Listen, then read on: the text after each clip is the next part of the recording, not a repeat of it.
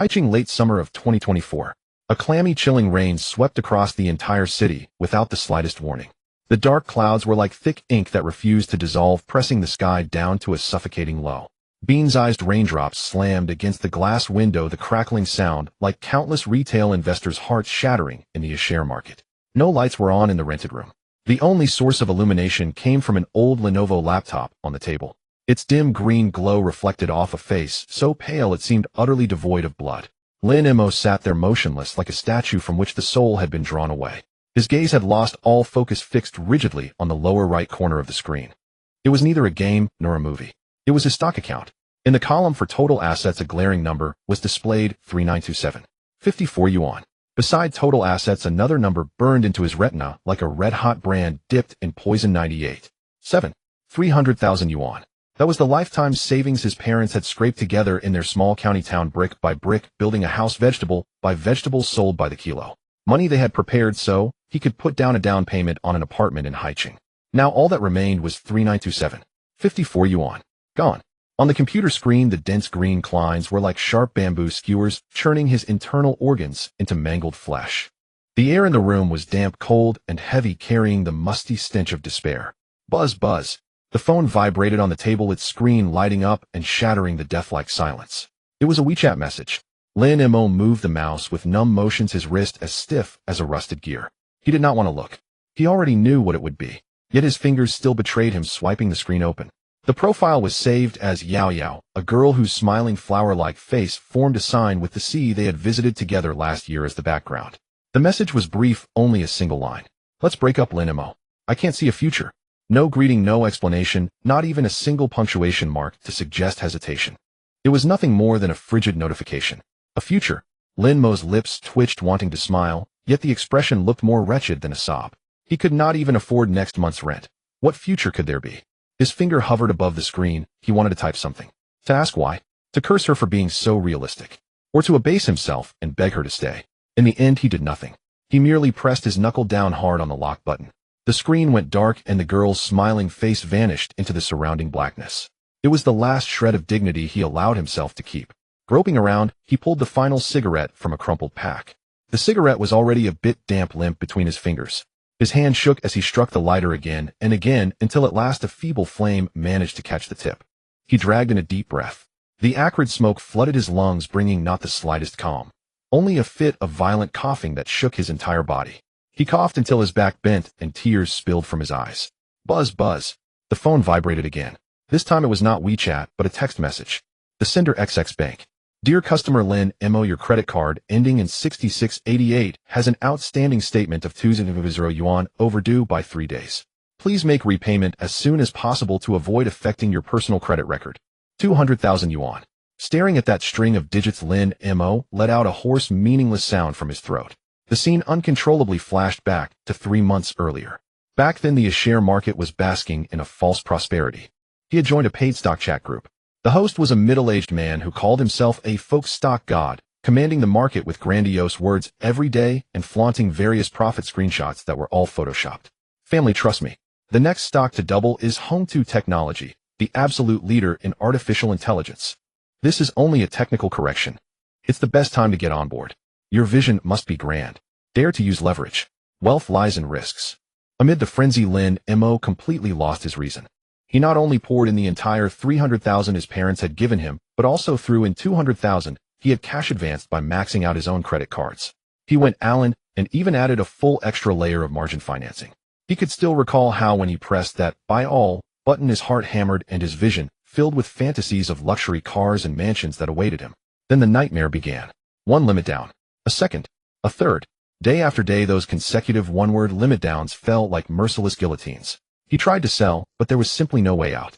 Every opening bell to sell queue was smothered under hundreds of thousands of locked orders at the limit down price, like a mountain he could never climb over. Accelerated by leverage, his assets shrank at a mad rate of 20% per day. Until when his margin fell below the liquidation line, a frigid call came from the brokerage informing him of forced liquidation. He had lost every last cent. On top of that, he still owed the brokerage several thousand yuan in interest. Lin Mo slowly exhaled a ring of smoke. In the drifting haze, he seemed to see his parents' eyes brimming with hope. It was the look his mother had given him when she had pressed that bank card with 300,000 yuan into his hand before he left for Haicheng. Her hands were rough, covered in calluses and cracks left by years of farm work. Son, don't you dare skimp on yourself out there. If you're short on money, just tell us at home. His father had stood off to the side, not good with words, merely slapping his shoulder hard, and after a long struggle saying one line. Work hard. Work hard. Lin Mo buried his face deep in his hands, his shoulders convulsing violently. A colossal sense of guilt surged over him like icy seawater from every direction, drowning him in an instant, leaving him unable to breathe. He felt he was no longer a person. He was a beast. Thud, thud, thud. Urgent knocking at the door cut through his breakdown. Shaolin, are you there? The rent is due. It was the landlady, a plump, middle-aged woman whose shrill voice sliced easily through walls. Lin Mo's whole body jerked. He quickly wiped his tears away, roughly scrubbed his face, inhaled deeply, and forced his voice to sound as normal as he could. He pulled the door open, squeezing out a smile uglier than a cry. Annie Wong, I'm here. Tomorrow I'll transfer the rent to you, tomorrow for sure. The landlady scrutinized him up and down with a skeptical look, taking in the bloodshot eyes and haggard face, then curling her lips. It better be tomorrow. This place is in high demand now. If you don't rent it, plenty of people are lining up for it. With that, she twisted her bulky frame away, her slippers clapping down the corridor. Bang! Lin Mo shut the door. All strength seemed to drain from his body as he slumped against the door panel and slowly slid down onto the cold floor. He glanced again at the bank card with just over 3,000 yuan left. That was his final shred of dignity. But he knew that even this would not be enough to cover a single month's rent, let alone the 200,000 yuan mountain of credit card debt. A wave of vertigo washed over him. He struggled back to the computer and, as if possessed, opened that cleared out stock again. Home to technology. On the screen, the massive dark candlestick that had triggered his margin call loomed like a ferocious tombstone in the Klein chart. The dense green bars stretched downward as though extending into the depths of hell. Each one represented a chunk of his real, hard-earned money. Each one was like a steel pin driven into his heart. Lin Mo stared fixedly at the screen, his eyes so wide they seemed on the verge of tearing his fingernails, digging deep into the tabletop. Regret, unwillingness, rage, despair. All his emotions in that instant fused into a raw primal agony that battered and exploded inside his chest. It felt as if a wad of cotton soaked in icy water had been rammed into his chest cavity. A sudden mouthful of rebellious blood surged up his throat, only to be forced back down by sheer will. A metallic sweetness spread through his mouth. Lin Mo braced himself against the table, gulping for air. Every breath was like working in old broken bellows, laborious and searingly painful. He did not know when he had blacked out, nor when he had come to. Outside the window, the rain had already ceased, and the sky was turning a dim gray. His head throbbed, with a splitting hangover-like pain accompanied by a chill that seeped into his very bones. Like a walking corpse, he washed up, changed into the checkered shirt he had worn for 3 years, and left the rented room. The city had already awakened. The morning rush-hour subway was crammed with expressionless office workers, each like a pre-programmed robot, surging and being squeezed, then spat back out. Wedged in the middle of the crowd, smelling the cheap perfume and the scent of breakfast buns clinging to the people around him, Lin Mo felt his stomach churn violently. Leaning against the cold carriage wall, he watched the city's silhouette race backward outside the window, feeling like a speck of dust abandoned by the world. No one paid him any mind, and no one knew what kind of collapse this young man in a checkered shirt had just endured. As he stepped out of the subway entrance, a cold wind poured down the back of his neck, making him shiver involuntarily. He looked up at the office building where his company was located. Under the leaden sky, it loomed like a silent steel behemoth. Once he too had come here full of dreams, hoping to plant roots in this city through his own effort. Now to him this place was more like a vast public execution ground. Drawing in a deep breath, he dragged his heavy steps inside. The moment he entered the office, Lin Mo keenly sensed the strange tension in the air. An indescribable mix of excitement and schadenfreude seemed to hang in the air. Colleagues who usually kept their heads down over their work were for once all looking up in unison, their gazes drifting toward him, like onlookers watching a rooster about to be beaten in the ring. He had barely reached his workstation when a mocking sing-song voice drifted over from the diagonal opposite side. Well, the stock god is here. The speaker was Zhang Wei, the company's most notorious gossip. He lounged there with one leg crossed over the other, a blatant sneer plastered across his face. Lin Mo's steps faltered, his fists unconsciously clenching at his sides. Zhang Wei's voice was neither too loud nor too soft-pitched, just right for the entire office to hear. Another colleague immediately caught on and chimed in, stock god. More like king of the chumps. I heard someone blew not just the bride price for his future mother-in-law, oh no, the entire down payment. Gone just like that. Laughter burst out across the office, a wave of barely suppressed snickers. Their gazes were like needles dipped in poison, jabbing into him without restraint.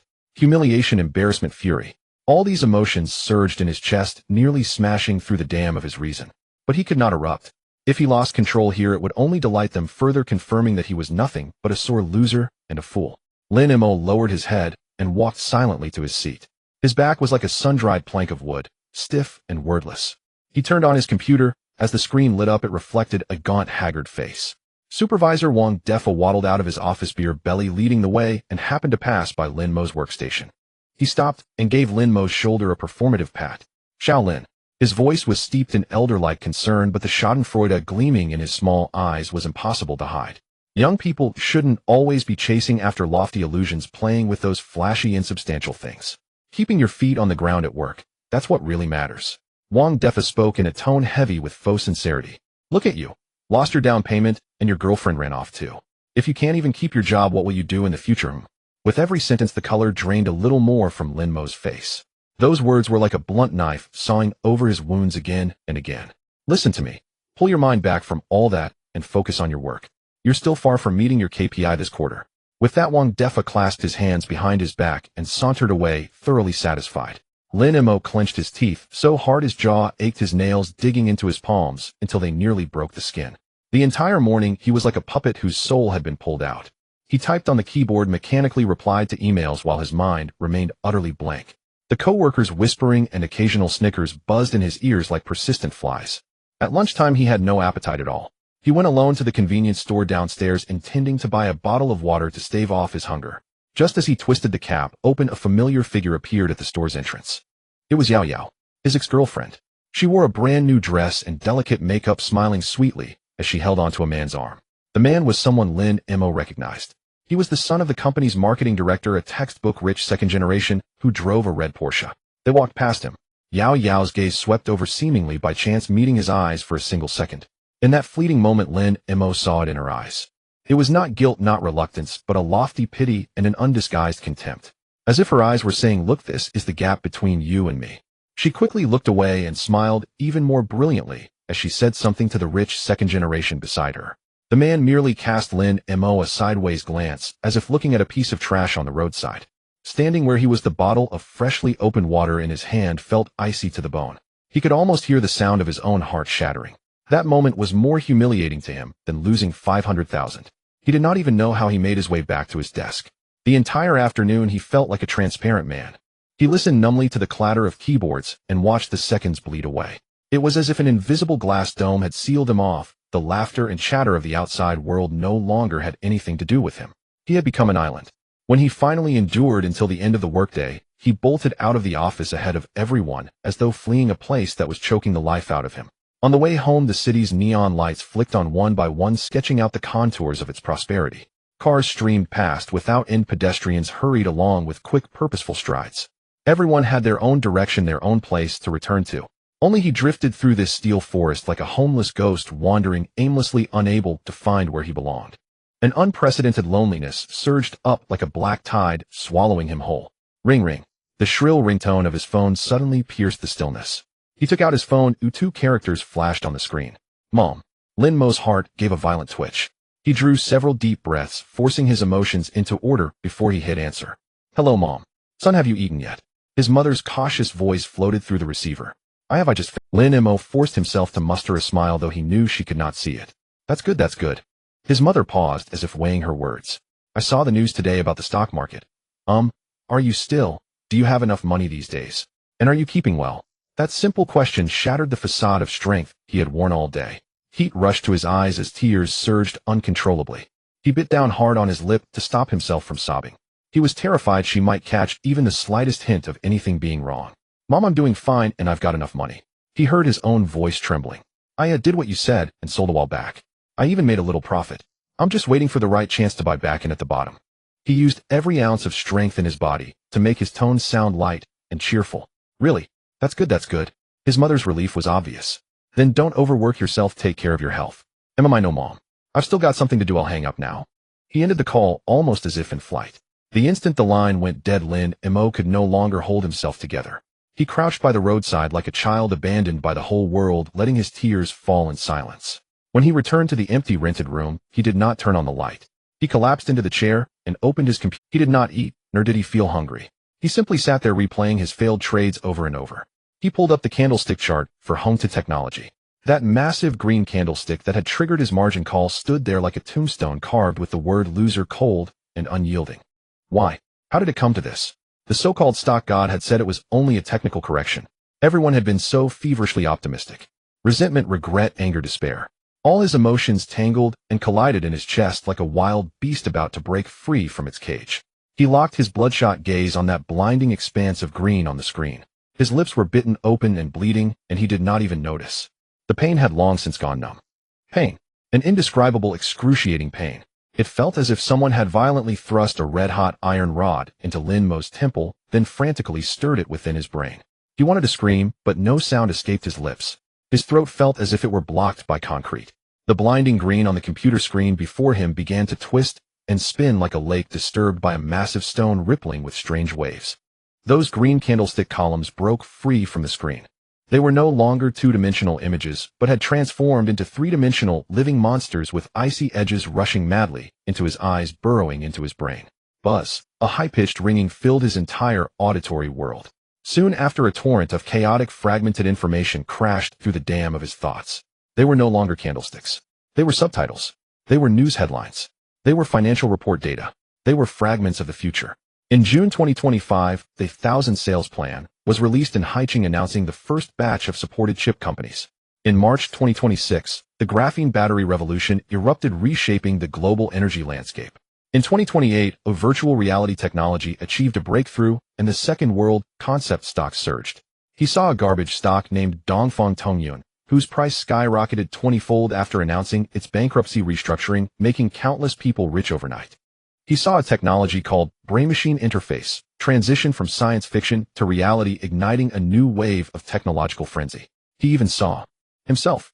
He saw himself graying at the temples, standing on the top floor of a skyscraper overlooking the city below. The images were too many, too fast, too chaotic.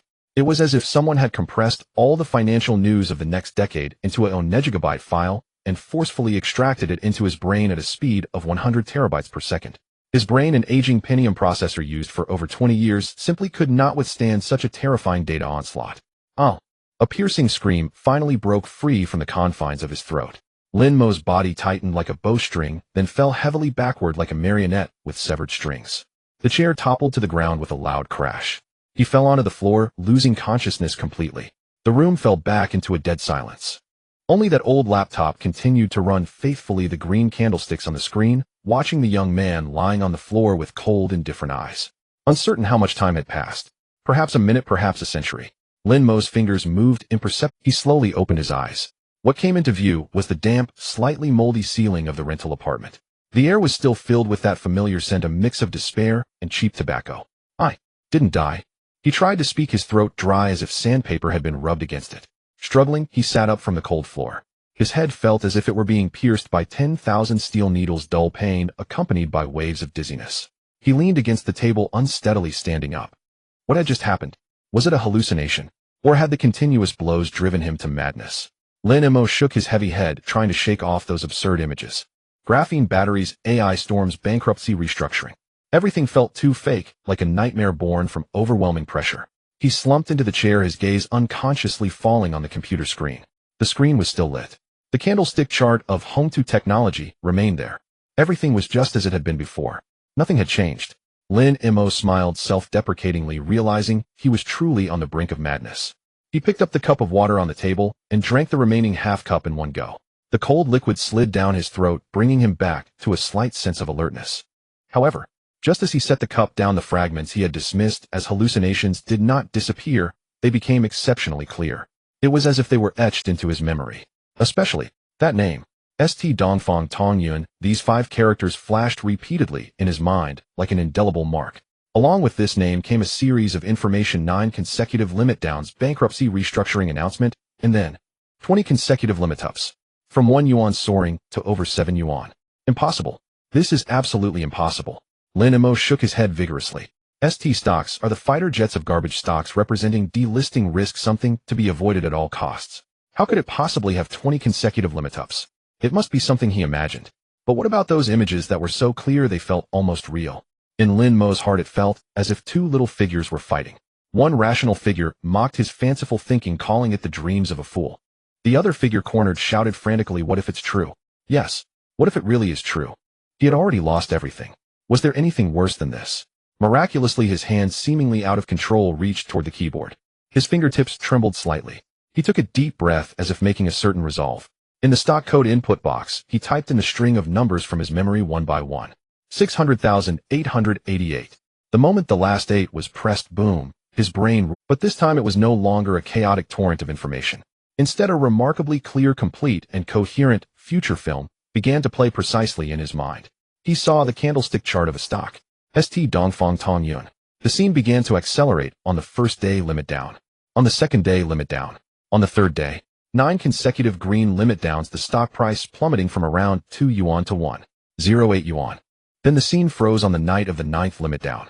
To be precise, it was the late night of October 28th. A red-headed document announcement on the court's acceptance of the company's bankruptcy restructuring application quietly appeared on the exchange's website. Then the next day at the opening, during the collective bidding phase, billions of buy orders surged like a tide, sealing the stock firmly at the limit up. The first limit up, the second limit up, the third. 20 consecutive limit ups. Bright red candlesticks representing skyrocketing prices shot up, forming an incredibly spectacular, nearly vertical steep peak. The stock price soared from 1.08 yuan to over 7 yuan. The entire film lasted less than 10 seconds. Yet every detail, every candlestick, even the time of the announcement, was shockingly clear. When Lin Mo came back to his senses from the stunning scene, he was drenched in cold sweat. He gasped for breath, his heart racing as if it wanted to leap out of his throat. He was not dreaming. This was not an illusion. This is a form of existence that transcends common sense. A golden finger. He trembled as he moved the mouse, bringing up the candlestick chart for St. Dongfang Tong Yun. On the screen, the recent trend of this stock was clearly displayed. It was identical to the first half of the earlier, massive green columns, 1, 2, 3. He counted carefully. A total of 7. St. Dongfang Tong Yun had already experienced 7 consecutive limit downs. Today marks the 7th day, and the future he saw begins to reverse from the 9th limit down. This means there are still 2 limit downs to go. This is the final darkness. The last chance to board. Lin Mo stared blankly at the screen. In the dark rental room, the dim light of the computer screen flickered on his face. An unprecedented ecstasy erupted from deep within his chest, like a volcanic eruption, instantly dispersing all the gloom, pain, and despair accumulated over the past few days. He laughed. It started as a silent grin, then turned into low chuckles, and finally erupted into uncontrollable, nearly mad laughter. Ha ha, ha ha ha. As he laughed, tears streamed uncontrollably down his face. They were tears of joy at finding hope in despair. Tears of joy when glimpsing the dawn of heaven in the midst of hell. 500,000 in debt. A breakup with his girlfriend. The ridicule of his colleagues. The worries of his parents. All the mountains that had pressed down on him, making it hard for him to breathe, seemed so insignificant at this moment. He clenched his fists tightly, his nails digging deep into his palms, not noticing the blood flowing. In his eyes, once dimmed by despair, a fire reignited. No, that was not an ordinary flame. It was the most insane, most obsessive, most terrifying light that burst forth when a drowning person grasps a life-saving straw. This is all mine. He looked at the candlestick chart that led to hell, yet connected to heaven on the screen, his voice hoarse, each word deliberate. Everything I lost I will reclaim with my own hands, double. The frenzied joy, like the retreating tide, comes swiftly and departs just as quickly. As Lin Mo calmed down from the near-maniacal laughter, an incredibly realistic and piercing question felt like a cold dagger pressed against his throat. Money. He had no money. Like a beggar who had obtained a legendary treasure map, but could not even scrape together enough to buy a shovel. What a profound irony. On the computer screen, the soaring Klein chart of St. Dongfang Tong Yun seemed to mock his predicament in silent derision.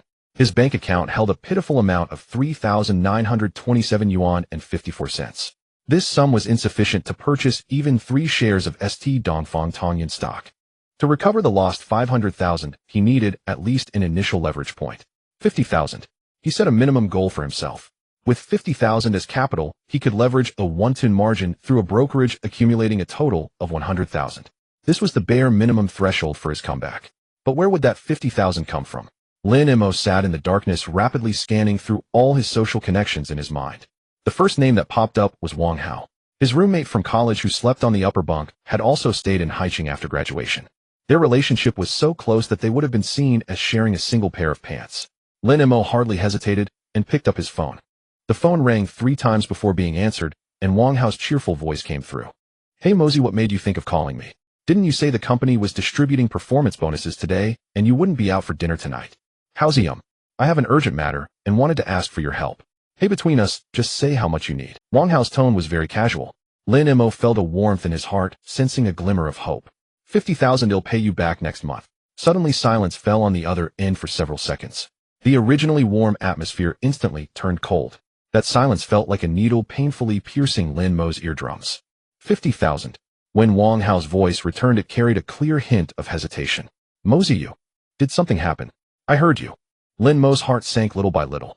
I'm fine. He interrupted the other person. It's just that I've been tight on cash lately. Just let me know if it's convenient. Sigh. Wang Hao sighed heavily. It's not that I don't want to help you as a buddy, it's just, I bought a car last month, you know, that little Passat. Not only did the down payment wipe me out, but the monthly car loan is suffocating me. And you know my girlfriend's family is pressuring us. I also need to save money for a house. Lin Mo listened. He didn't believe a single word of these excuses, but he said nothing. How about this, Mosey? Wang Hao seemed a bit apologetic and added, I still have over 2,000 in pocket money. If you don't mind, I can transfer it to you for emergency use. 2,000. A cynical smile appeared at the corners of Lin Mo's mouth. He had once given Wang Hao all the remaining 10,000 yuan in his salary when Wang Hao was in urgent need. Now it was his turn. What he received was a mere 2,000 yuan of charity. No need. Lin Mo's voice was calm, devoid of any waves. They'll think of another way. After saying this, he directly hung up the phone, leaving no room for the other party to speak. He leaned back in his chair, staring at the ceiling, feeling a chill rise from his feet to the crown of his head. Human sentiment in the face of cold hard cash turned out to be as thin as a cicada's wings. He refused to give up. He opened WeChat again, looking for a few colleagues he usually dined and drank with who called each other brothers. He set aside all his pride and sent messages one by one. Is it convenient to borrow some money for a while? The results were just as he had anticipated. Some people simply ignored him, reading the message but not replying. Others replied quickly, but their content was near, "Oh good, what a coincidence. My wife is strict and my salary card has been surrendered. Lin Mo, I've been looking at houses lately. Every penny has to be pinched. I'm really sorry." Some even sent him screenshots of their boss scolding him in the office, then feigned concern by asking, "Are you planning to gamble again? Take my advice, stop while you're ahead." Looking at these hypocritical replies, Lin Mo felt a wave of nausea. He closed WeChat. In the span of an afternoon, he experienced what it meant to face the harshness of the world and the chill of human relationships. The sky gradually darkened. Lin Mo knew that the conventional routes had become impassable. He thought of a person. His third uncle, a small leader working in a government office back in his hometown. His third uncle had the closest relationship with his family among relatives and had cared for him fondly in his childhood. He gritted his teeth, clutching at the last shred of hope, and dialed his third uncle's number. This time, he didn't directly ask to borrow money, but concocted a reason, saying he needed to invest a bit of money for business expansion. On the other end of the line, his third uncle fell silent for a long time after hearing his words, then began a lecture that lasted half an hour. From the importance of being down to earth to the dangers of aiming too high. From the need for young people to be humble to the significant risks of investment and finance. With saliva flying and citing classics. Lin Mo held the hot phone, saying nothing like a student who had erred, quietly listening to the elder's admonitions. After half an hour, his third uncle finally said he was tired, cleared his throat, and summarized, "Xiao Mo, you've just graduated for 2 years. The most important thing is stability. I have money, but I can't lend it to you for these messy things." Lin Mo's heart sank completely. However, his third uncle changed his tone. "It's not easy being out there alone. So we'll transfer you 500 yuan via Alipay for some good food. Don't think too much, okay?" After saying this, without waiting for Lin Mo to refuse, he hung up the phone. A few seconds later, his phone chimed. "You have received a transfer of 500 yuan from..." Lin Mo stared at that string of numbers, feeling a burning pain on his cheeks. That was not a loan, nor was it help. It was charity. It was a condescending pity for a failure. Expressionless, he clicked on the payment.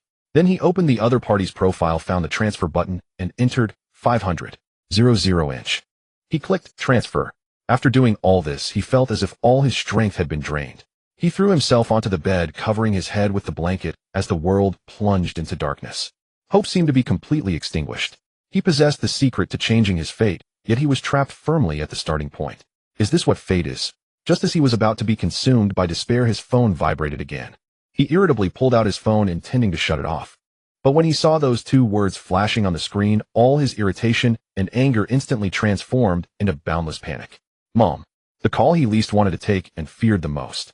He knew his third uncle's big mouth must have spilled the beans to his parents. He took a deep breath, struggling to calm his emotions, adjusting the tone of his voice, and pressed the answer button. Son. On the other end of the line, his mother's voice came through, cautiously, trembling slightly. I've heard from your third uncle that you borrowed money from him. Are you in some kind of trouble? Lin Mo's heart twisted painfully. He fell silent, not knowing how to respond. What could he say? That he had lost all of his parents' life savings. That he owed the bank $200,000 in debts. That he had been dumped by his girlfriend, mocked by colleagues, and betrayed by friends. Son, if you're tight on cash, his mother's voice choked. Mom, I still have some money saved up for groceries, though it's not much. He'll go to the bank tomorrow and send it to you. You're out there alone. Please don't make things hard on yourself. One sentence instantly shattered Lin Mo's carefully constructed psychological defenses. In his mind, the image of his mother's hands filled with calluses and cracks surfaced, along with his father's hunched back from years of hard work. Grocery money. He knew that it was his mother who had saved every bit, 1 yuan at a time, pinching pennies from her own mouth. He bit down hard on his hand to prevent himself from crying out. His knuckles turned pale from the pressure, with deep imprints of his teeth bleeding, yet he felt no pain at all. He was afraid. He was afraid that the moment he opened his mouth, he would break into uncontrollable sobs. After a long time, he finally gathered all his strength and managed to squeeze out a sound that seemed somewhat normal. Mom, you misunderstood. I wasn't borrowing money. I was asking my third uncle for advice on investment. He misunderstood. He heard his voice echoing in the empty room, hypocritical, yet resolute. I've already found a way. I'm partnering with friends to do a small business, and I've gathered the startup capital, so you don't need to worry. Really? That's great, that's great. His mother seemed to breathe a sigh of relief. Just don't overwork yourself, and take care of your health. I got it, Mom. I'm still busy, so I'll hang up now. He ended the call almost like a fleeing person. The phone slipped from his hand and fell to the ground. In the dark rental room, the suppressed low sobs could no longer be contained, slowly rising. Lin Mo curled up on the bed like a wounded beast, covering his mouth with his hand, letting the scalding tears soak the pillow. Those were tears of regret, tears of humiliation, and even more tears of gratitude. The whole world had abandoned him, yet his parents still used their meager strength to clumsily love him. He silently vowed. This would be the last time he cried over money. This would also be the last time his parents shit. The next day, Lin Mo did not go to work. He sent a text message to his supervisor, Wang Defa, informing him that he had a severe cold and needed to take a day off. Wang Defa only replied with a cold, curt "hm." Lin Mo knew that the other party did not care whether he was truly ill or not. In the political landscape of his office, an employee who had lost their utility and was about to be marginalized had no right to even ask one more question. This suited him just fine. He locked his room, drew the curtains, and the rental unit instantly transformed into a secluded chamber cut off from the outside world. There was no regret, no fear.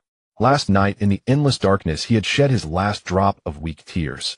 At this moment, Lin Mo was as calm as a piece of ancient cold ice. He opened his computer, not looking at the damned candlestick chart, but instead bringing up an Excel spreadsheet listing all the resources he could mobilize. Credit card, A limit 5000, overdrawn 4000. Credit card B limit 3000, overdrawn 3000. Credit card C limit 2000, available limit 2000. Credit card D limit 1000, available limit 1000. He picked up his phone, took a deep breath, and began dialing the customer service numbers for the banks one by one. Hello, I would like to apply for a cash installment service. His voice was calm, devoid of any emotion. The entire morning, he was in this chamber, engaging in a tug-of-war with different customer service representatives. Some denied him instantly due to a recent record of overdue payments. Others, after tedious verification and questioning, offered him a ridiculously low amount. Ultimately, he painstakingly managed to scrape together 3,000 yuan in cash from 3 different credits. The sound of incoming text messages rang out continuously, with each deposit feeling like a shot of adrenaline, causing his already cold heart to regain a faint rhythm. 30,000. Still short by 20,000. Lin Mo stared at the numbers on the computer screen, once again falling into despair. He had nothing left to pledge as collateral. At that moment, a forgotten image carrying the scent of cheap plastic and inferior air freshener surfaced from the depths of his memory. In the men's restroom on the 3rd floor of the company, on the door of the last stall, someone had scrawled a line with a marker. Need money urgently. Find me. No collateral, fast loan. Below it was a phone number. When he first saw it, he thought it was both ridiculous and sad. Little did he expect that today this thing he had dismissed as a joke would become his last lifeline. Without any hesitation, he dialed that number using an old backup phone. The phone rang for a long time before being answered by a mumbling male voice. Hello. Who is it? I saw the ad. I want to borrow money. Lin Mo got straight to the point. The other party seemed to perk up immediately. Oh, how much do you want to borrow? We have the lowest interest rates online, and our loan speed will definitely satisfy you. Suppressing his inner disgust, Lin Mo stated a number. I need 20000. Nope. The other party readily agreed. Add me on WeChat. I'll send you an app. Fill out your information, and once approved, the money will be in your account right away. After hanging up, Lin Mo added the person on WeChat using the backup phone. A loan app that looked somewhat legitimate was sent over. Download, install. The moment he opened the app, a series of authorization requests popped up. Allow XX Loan to access your contacts. Allow XX Loan to access your photo album. Allow XX Loan to access your call history. Lin Mo expressionlessly clicked allow one by one. Each click felt like handing over a part of his soul to the devil. Following the prompts, he filled in his identity information, uploaded a photo of his ID card, and even provided his parents' contact information. As he entered his mother's phone number, his finger trembled uncontrollably for a moment. A wave of intense shame surged within him. But he quickly suppressed that emotion. When a person has stayed too long in the abyss, they no longer fear the darkness. After submitting the information, the app redirected him to the loan contract page. Lin Mo's gaze was fixed on a line of small print. Loan amount 200 yuan, service fee, interest 200 yuan, actual amount, received 100 yuan, loan period 7 days, total repayment amount, 200 yuan. 7 days. The principal of 200 yuan within a week required a repayment of 2200. Lin Mo's breath caught suddenly. He knew online loans were predatory, but he never expected it to be this extreme. This was no longer high-interest lending. This was outright robbery. Within 7 days, if St. Dongfang Tongyun did not surge as he remembered, if he could not repay the principal and interest, he dared not imagine the consequences. The collection calls would bombard his parents' phones. Various debt collection images featuring his profile would spread to every friend and family member in his contact list. He would be utterly disgraced. His hand hovered over the agree and borrow button, hesitating to press it. Sweat trickled down his forehead, sliding down his cheeks. Should he give up? It was still not too late to abandon this now. As long as he deleted the app, his maximum loss would be the 300 yuan in cash from his credit cards. But, in his mind, the 20 vivid red candlesticks representing violent surges of St. Dongfang Tongyun reappeared clearly. The nearly vertical steep peak resembled a ladder leading to heaven. He could almost hear the mocking laughter of his colleagues ringing in his ears. Before him, the scornful gaze of his ex-girlfriend and his parents' worried eyes floated back into view. No, he could not give up. He had no way out. I'm all in. Lin Mo shouted, as if exhausting all his strength. He closed his eyes and pressed down hard on the button that would determine his fate. Your loan application has been submitted and is under review. Time seemed to stretch infinitely at that moment. Every second felt like an agony. A minute later, ding, a crisp text message alert shattered the dead silence of the room. Your savings account ending in 6688 transferred 180 yuan on XX month XX day at 1425. Lin Mo's eyes snapped open. It worked. A mix of ecstasy and fear swirled within him He wasted no time and immediately opened his mobile banking app. He transferred the 300 yuan scraped together from his credit cards, the 1.8 million yuan from the online loan, and the remaining few thousand from his account into his dedicated stock trading bank card. Available balance 500,000. When the screen displayed that bright red, neatly summed up 500,000. Lin Mo slowly exhaled a breath of stale air. This 500 yuan was the only fulcrum he could leverage to change his fate. His total debt had now surged from the previous 200 to 25000. Among them was also the ticking time bomb that would explode a week later. He gazed at the string of numbers on the phone screen, his eyes now devoid of any trace of fear or hesitation. Only a near-mad, door-die determination remained. This was not hope. This was the last ticket he borrowed from the abyss leading to either heaven or a deeper hell. And he, already clutching this ticket, stood at the crossroads of fate. The day after gathering 50,000 yuan in principal, Lin Mo surprisingly woke up early. He did not toss and turn in bed as usual until the alarm clock shouted at him. Instead, he took a hot shower, carefully shaved off the stubble on his chin, and changed into a clean shirt and jeans. The person in the mirror, aside from the lingering scarlet in his eyes, looked no different from the ordinary office worker, but he knew he was no longer the same. He took a taxi directly to the largest brokerage in Haicheng. As soon as he stepped through the heavy glass door, a familiar wave of heat mixed with excitement and anxiety hit. On the massive electronic screen, red and green numbers danced wildly, like an unceasing electrocardiogram recording the greed and fear of countless individuals. The retail investor hall was bustling with voices. An elderly man with graying hair wearing reading glasses stared intently at the screen, murmuring to himself. Fashionably dressed women gathered together, animatedly sharing insider information they had heard from who knows. Let me tell you, Fatian technology is going to reorganize. My third uncle's neighbor works there, and the news is absolutely reliable. Really? Then we should quickly dive in tomorrow. Lin Mo walked past them expressionlessly. He used to be, now looking at them felt like observing a group of innocent lambs about to be sent to the slaughterhouse. He did not linger in the hall and walked straight to the customer manager area on the second floor. He found the customer manager who had once helped him open an account and witnessed his margin call, a man in his 30s, slightly chubby, always wearing a professional smile. Manager Wang, affectionately known as Wang Fatty. He was passionately explaining the great prospects of stock trading to a new client when he caught sight of Lin Mo, and the smile on his face noticeably stiffened. Lin. Shaolin.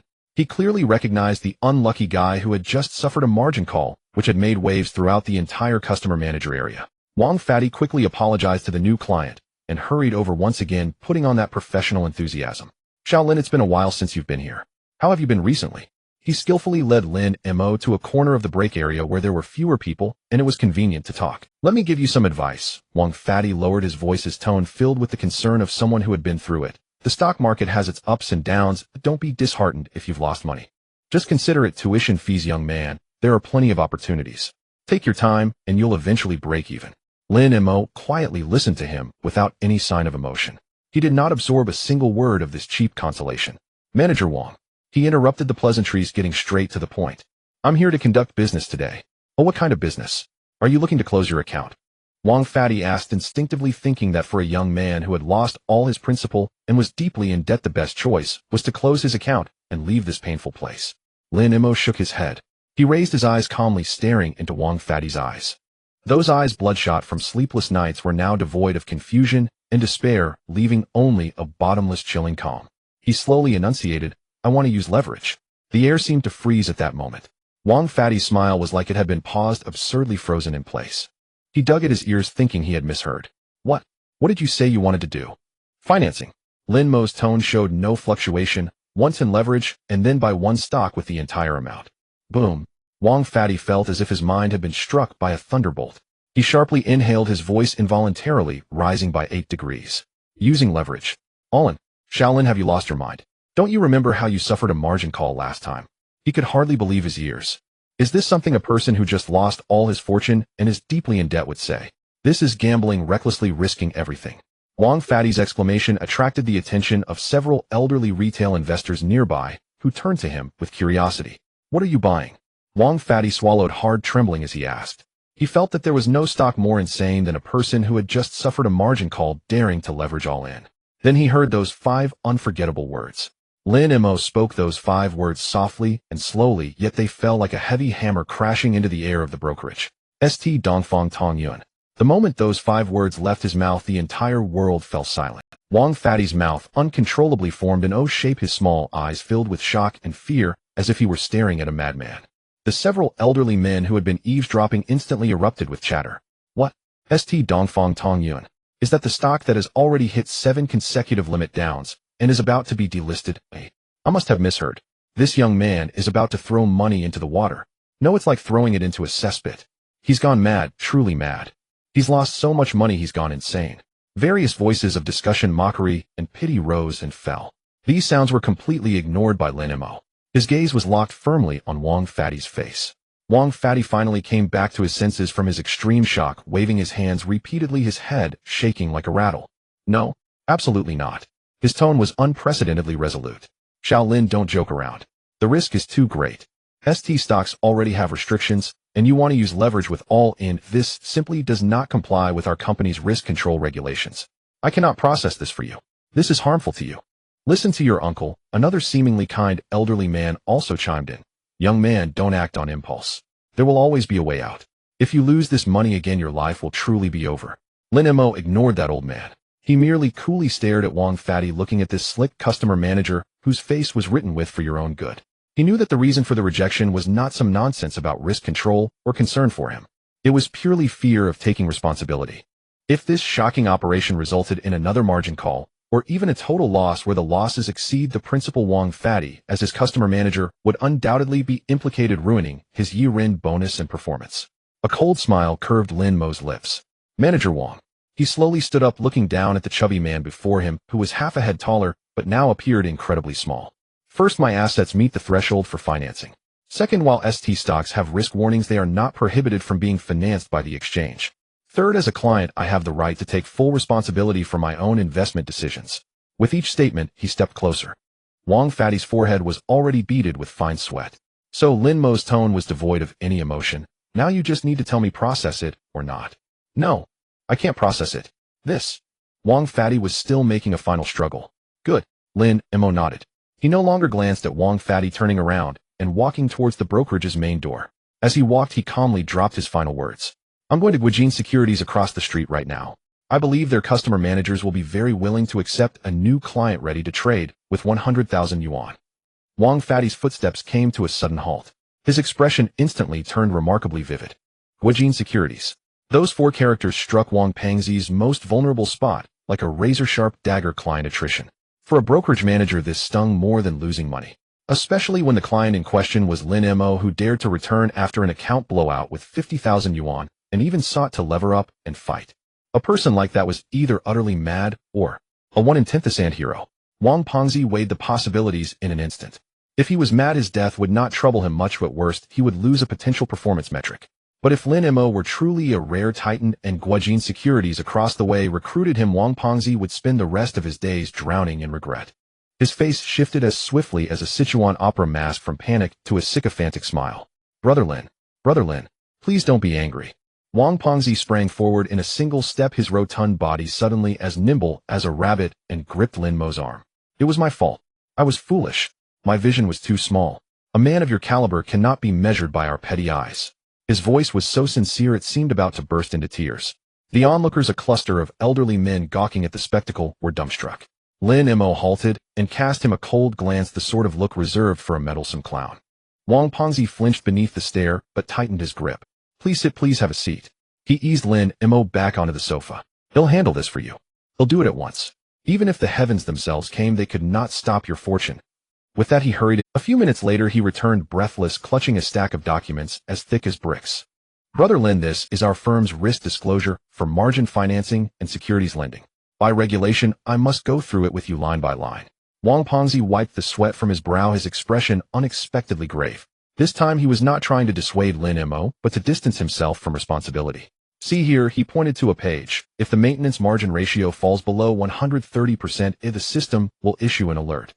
Here, if it falls below 115%, our company reserves the right to forcibly liquidate your positions without notifying you. And here, if violent market swings make selling impossible and cause your account to go negative, you will assume the debt to our firm. We reserve all legal recourse. He read each of the most terrifying clauses in the coldest tone. Oh, every word sounded like the proclamation of a death sentence. Wang Pangzi expected that after hearing this recital, the young man before him would show some sign of hesitation. But Lin Mo's face remained utterly impassive. He listened calmly, as if the words were nothing more than a weather report. Finished? Lin Mo asked coolly. Finished. Pen. Lin Mo extended his hand. Wang Pangzi, trembling, produced a signing pen from his jacket and handed it over. Then everyone in the branch witnessed a scene they would not forget for a lifetime. The gaunt young man took the pen. There was not a trace of hesitation. He turned page after page of the dozens of sheets, each rife with the words warning, risk, forced liquidation. On every line that required a signature, he inscribed his name in bold flowing strokes. Lin Mo.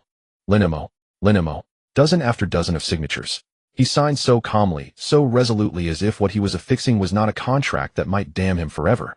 Rather, it felt like a pact in which he bartered his soul with the devil. Having finished the final stroke, he pushed the documents and the pen back to Wang Pangzi. Wang Pangzi stared at the dozen ink-stained signatures, his hands trembling. Madman. An absolute madman. That was his only thought. The paperwork was completed swiftly. Wang Pangzi personally led Lin Mo to a VIP client turn. Lin the deity, please proceed. Unconsciously, his form of address had escalated from Brother Lin to Lin the divine. Lin Mo sat down, deftly inserted the bank card's shield, and logged into the trading software. The familiar interface popped up. His fingers flew across the keyboard. Bankto Securities transfer bank to broker amount 50,000. 00 confirm. Step 1 principal credited. Then he opened the margin financing interface. On that screen, heavy with temptation and an aura of ruin, he clicked margin buy. Available margin 50,000. 00. Maximum financing limit 50,000. 00. His heart finally skipped into an accelerated beat. He moved the mouse, typed 50,000 into the financing amount box, and clicked apply. Almost in the same second, the string of numbers representing available funds in the bottom corner of the platform underwent a staggering change. It leapt from a vivid 50,000, 00 to 100,000, 00 in an instant. 100,000. Lin Mo watched that sequence of digits and exhaled a heavy breath. This was everything: his assets, his life, his future, and his dignity. Without the slightest hesitation, he entered the stock code, the sequence carved into his bones. Into the screen refreshed. The trading interface of Dongfang Tongyun popped up, just like yesterday. On the screen was a scene of despair, a dead silence, and a ghastly green. The stock price was firmly nailed to the limit down price of 120 yuan, with the intraday chart appearing as a lifeless straight line. At the sell 1 position, there were tens of thousands of hands of locked orders resembling an insurmountable snow mountain blocking the escape routes for all those wanting to flee. The transaction volume column displayed an eye-catching 0. Seeing this, Lin Mo hesitated again. Today marked the 7th limit down he had witnessed in the future, and according to the information he saw, there were 2 more limit downs to follow. Only after the 9th limit down would Dongfang Tongyun issue a restructuring announcement. However, he was unsure whether the information from his golden finger was accurate. If Dongfang Tongyun released the restructuring announcement early, he would miss an opportunity for a turnaround. Thinking of this, Lin Mo couldn't help but tug at his hair, appearing quite conflicted. After a long while, he seemed to have made a certain resolution. His finger precisely landed on the F1 key of the keyboard. This was the shortcut key for buying. In the pop-up dialog box, the cursor was blinking. Buy price 120 by quantity. Without hesitation, he pressed down on maximum buy. Just a moment away, he was about to spend a full 100,000. All eyes were focused on him. Wang Pengzi held. A few bold elders gathered around, staring intently at the screen. They were all waiting to witness this madman complete his final and most astonishing gamble. Lin Mo's right hand gripped the mouse. His index finger slowly descended onto the left button. The red button labeled confirm seemed like a switch connecting heaven and hell. He pressed it down. It was either a leap to greatness or shattering into pieces. At that moment, the entire world seemed to fall silent. All he could hear was the rhythmic pounding of his heart like a drum. Thud, thud, thud. He closed. In his mind flashed images of his parents' white hair, the scornful gaze of his ex-girlfriend, and the mocking faces of his colleagues. When he opened his eyes again, the last trace of hesitation had faded away. Only a cold, resolute gleam remained. Click. With a soft sound, he gently pressed down on them. A soft prompt sounded from the computer speakers. Your order has been submitted. These words stood like a cold tombstone on Lin Mo's trading interface. Buy in 833 lots at a price of 120 yuan, fully leveraged. He had completed the biggest and most reckless gamble of his life. Behind him, Wang Pengzi and the onlooking elderly men appeared to have their souls sucked away, standing there pale and dazed. The looks they cast at Lin Mo were no longer of a madman, but rather that of a corpse who had actively reserved a grave for himself. Lin Mo ignored them. He slowly stood up, stretched his stiff neck, and calmly walked out of the VIP room. He knew he had done everything he could. The rest could only be left to time and that golden finger from the future which he both revered and relied upon. Just moments ago, he calculated his funds and the closing line, arriving at a conclusion. That is, even if he bought in now and hit 2 limit downs, as long as there was news of a restructuring after the 9th limit down, there would be no issue with closing the position. Moreover, he didn't have to worry about missing an opportunity to turn things around. So he chose to go all in today. Upon returning home, Lin Mo did not watch the market or think about stocks. He took out the unfinished reminiscences of a stock operator, brewed a cup of tea, and forced himself to immerse in the legendary, yet tragic life of Livermore. That night, he slept exceptionally soundly, like the brief and eerie calm before a storm. The morning sunlight streamed through the gaps in the curtains, illuminating the rented room. Lin Mo opened his eyes. No alarm clock, no lingering in bed. His biological clock was as precise as a Swiss watch at that moment. He glanced at his phone. It was 8:30 a.m. There was still an hour until the market opened. He did not rush to his computer as he usually did. Instead, he leisurely made himself 2 fried eggs and warmed a cup of milk. He ate slowly and seriously, as if performing some sacred ritual. He needed energy, because he knew that today would be the hardest day of his life. After breakfast, he washed up. At exactly 9:00 a.m., Lin Mo took a deep breath and sat down at the computer.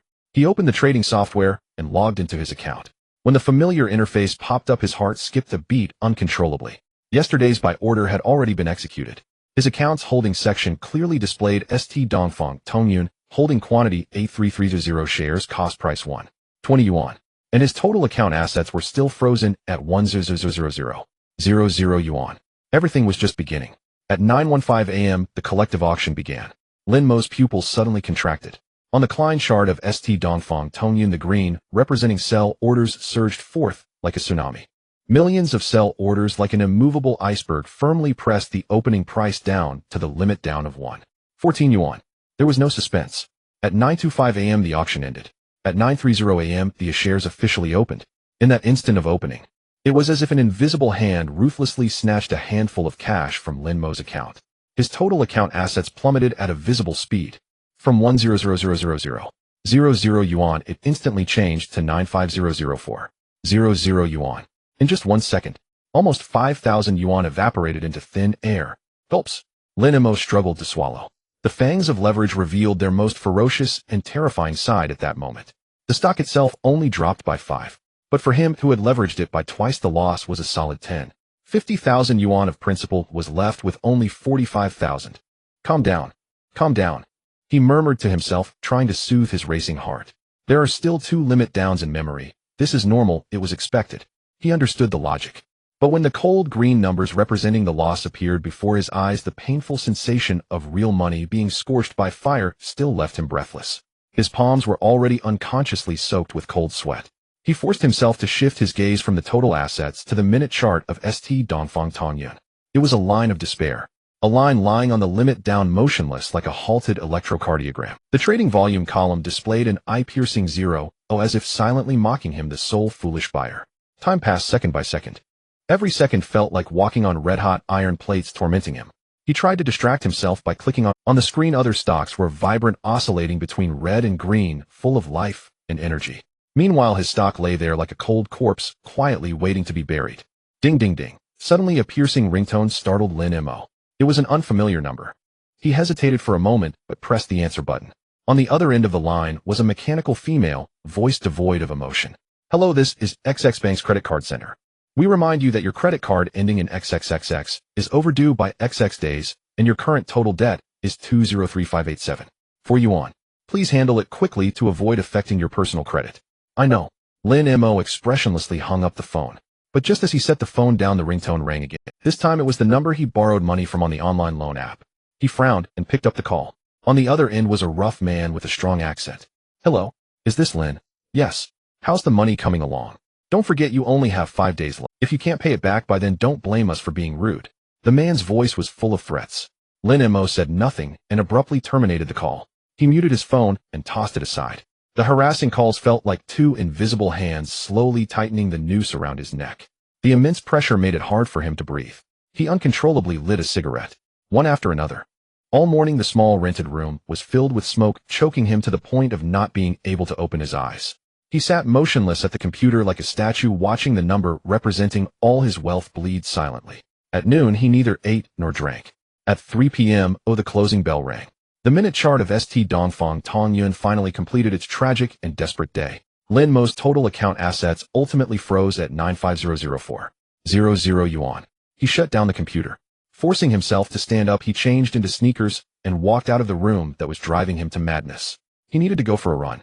He needed to combat the extreme mental torment that was nearly tearing him apart with the most primitive exhaustion of his body.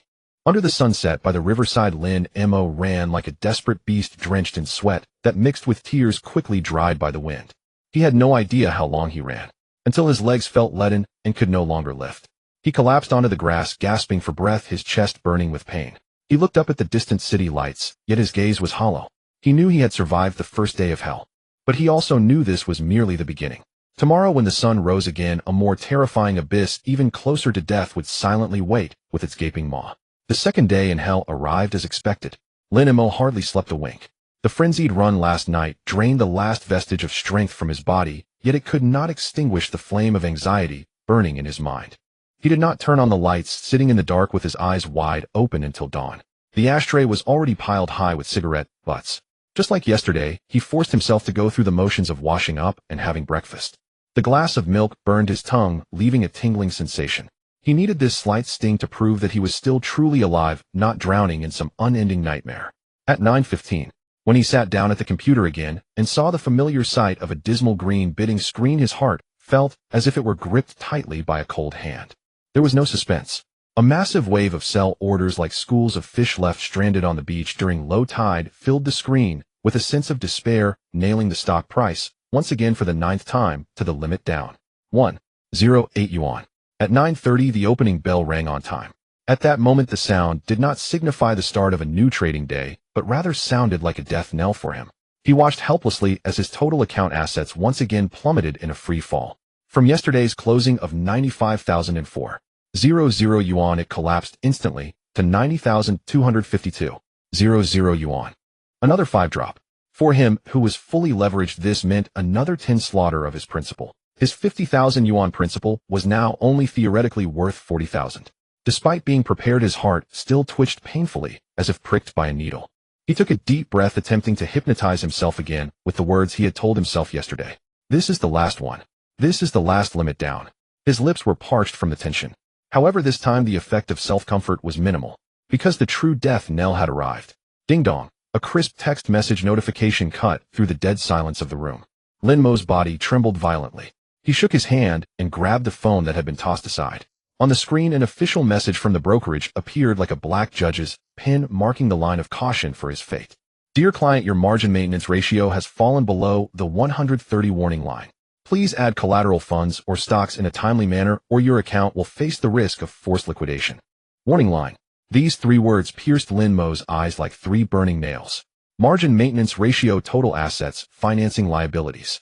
Now his total assets were only 900 yuan, while the financing liabilities weighed heavily upon him. He had finally touched that red line. Cold sweat instantly broke out on his forehead and back, soaking through his shirt. He had not yet recovered from the shock of this text message. The phone buzzed like a bomb that had just exploded. The name flashing on the screen was the one he least wanted to see at this moment, Wang Pengzi. Lin Mo stared at the name, which rang for over 10 seconds before he seemed to muster all his strength to press the answer button. As soon as the call connected, Wang Pengzi's pig-like wail burst through the earpiece, smashing into Lin Mo's. Shaolin. No. Lin Gu. My dear brother. Did you see the text? We hit the warning line. The warning line. Wang Pengzi's voice was filled with extreme panic and anxiety, as if he were the one losing money. Lin Mo closed his eyes, pulled the phone away slightly, and hoarsely squeezed out 3 words. I saw it. You saw it, and you're still so calm. Wang Pengzi was nearly jumping with anxiety on the other end. You need to think of a way. Do you have any money? Even if you can scrape together another 10 or 20,000 to make up the margin, just bring the ratio back to over 130. Money. Lin Mo's lips curled into a silent, bitter smile. Right now, he couldn't even scrape together enough to buy a pack of cigarettes. Or you can sell some stocks. Wang Pengzi continued to frantically offer suggestions. As long as you sell part of them and reduce the liabilities, the ratio can go up. But Wang Pengzi quickly negated this foolish proposal, howling in despair. But right now we can't sell it all. There are no buyers on this damned limit down. It's all sell orders. What do we do? What do we do? Listening to Wang Pengzi's incoherent wailing on the other end, Lin Mo strangely felt a sense of calm. He had already run out of options. When a person stands at the edge of a cliff with no way back, they no longer Manager Wang. He took a deep breath, interrupting the other person's breakdown. I understand. Do I have a handle on this? You have a handle on what? Wang Pengzi exploded, completely forgetting even to use polite language. Do you know what will happen if there's another limit down tomorrow? He nearly screamed out the most terrifying outcome. If tomorrow's opening price drops by another cent, your margin ratio will immediately plunge below the 115 liquidation line. At that point, no one will notify you anymore. Our company's risk control system will automatically sell all your stocks at market price. It will be a cost-agnostic sale. Do you know what that means? It means that not only will your 50,000 principal vanish into thin air, you might even end up in debt. You would owe us a large sum of money. Your life would be utterly over. It's over. Wang Pengzi's last over dragged on with a long, desperate tone, like a hammer smashing down on Lin Mo's heart. Lin Mo listened silently, saying nothing further. He directly hung up the phone. He walked to the window and drew back the curtains. Outside the window was a gray sky so gloomy it seemed ready to collapse at any moment, oppressive enough to make one gasp for breath. Everything was just as Wang Pengzi had said. In fact, it was even worse than what he had described. He calculated that if there were another 5 limit down tomorrow, his total account assets would drop to over 8500 yuan. The margin ratio would be 85,739, 50,171. He stood by the window, watching the hurried passers-by below struggling for their lives. He felt that he was now separated from them by a world. He repeatedly recalled in his mind that future memory which had given him hope, yet now pushed him into the abyss. 9 limit downs. Today is the 9th. The announcement, the bankruptcy reorganization announcement, is due tonight. His brain was frantically and obsessively repeating this belief. But a voice like a devil's whisper quietly arose in his heart. What if he had triggered some unpredictable butterfly effect? What if that announcement was delayed for some reason he did not know? Even if it was just delayed by a day. No, he could not wait even a day. If there was no announcement tonight, tomorrow at the opening, he would be mercilessly slaughtered by the system. Shattered to pieces, irretrievable. Lin Mo dared not think any further. He slowly crouched down, burying his head deep into his knees. At that moment, he felt an unprecedented bone-deep loneliness and fear. He felt as if he were walking on a tightrope spanning an abyss the entire world believed he would fall, and his only support was to trust in that non-existent elusive map in his hands. To become a deity or a ghost, hope or destruction. All the answers would be revealed in the next several hours. The cold night enveloped Lin Mo's small rented apartment like an unyielding layer of thick ink. He did not turn on the lights. In the darkness, all his fears and vulnerabilities were concealed. Wang Fatty's last few desperate wails still lingered in his ears like a flock of crows that refused to be shooed away, irritating him endlessly. He knew every word Wang Fatty spoke was true. Technically, according to the rules, and by all the logic of this market's operation, he was already dead. An invisible countdown hung over his head. Tomorrow at 10 in the morning was the time of execution. In this dead silence of darkness, the phone screen abruptly lit up again. It was another unknown number. Lin Mo furrowed his brow, instinctively thinking it was Wang Fatty calling again with a new number. He impatiently slid to answer the call, his voice hoarse and weary. "What is it?" There was a 2-second silence on the other end before a man's voice came through, dripping with sarcasm and a heavy accent. "Oh, quite the tone, Mr. Lin." This voice. Lin Mo's pupils constricted sharply. It was from that online loan company. He straightened his body, his grip on the phone tightening unconsciously. "What, don't remember me? I remember you. You have 4 days left. Don't forget how much you owe." The man's voice was filled with mockery and threats. "I will repay it at maturity." "Repay? Ha ha ha." The man on the other end burst into a harsh and derisive laughter. "What will you use to repay? Are you planning to pay back with the underpants you lost in stock trading?" Lin Mo's heart sank. "Did they find out? Don't you dare play dumb with me." The man's tone turned fierce. "I've looked into you. You threw our company's money into the stock market and lost it all. You even bought that garbage St. Dongfang Tong Yuan. You really are something. Let me tell you, we've already found your address. It's at XX Road, XX Community Unit 3, Room 502A. The man's words were like a cold chisel, slowly breaking through Lin Mo's last psychological defense. "And your parents' phone numbers, your girlfriend's?" "Oh, I mean your ex-girlfriend's number and those of your colleagues." "Tisk, your contact list is quite lively. Be smart and find a way to gather the money quickly. Otherwise, don't blame us for sending your glorious deeds along with some amusing photos to every friend and family member in your contact list." The threat was blatant and unadorned. Lin Mo could even imagine his avatar photoshopped onto various disgraceful images accompanied by debt collection messages. He felt neither anger nor fear. 2 days of hellish torment had left him somewhat numb. He coldly replied within the next week, principal and interest every penny. After saying this, without waiting for the other party to respond, he hung up the phone and turned it off. However, turning off the phone did not extinguish the icy chill rising from the depths of his heart. Disaster came in waves. Surrounded by enemies. These 4 words had never been etched so profoundly in his mind. Just as he took a breath, the ringtone of his backup phone stubbornly rang again. It was the home landline. Seeing this number, Lin Mo's heart tightened even more than when he received the debt collection. He forced himself to take a deep breath, squeezing out a smile that was uglier than crying, adjusting his tone before, "Mom, son, are you okay?" On the other end of the line came his mother's familiar and worried voice. Just this one greeting almost made Lin Mo's entire facade crumble. He bit his lip hard, using the pain to suppress the lump in his throat. "I'm fine. What's wrong, Mom?" He tried hard to make his voice sound as relaxed as usual.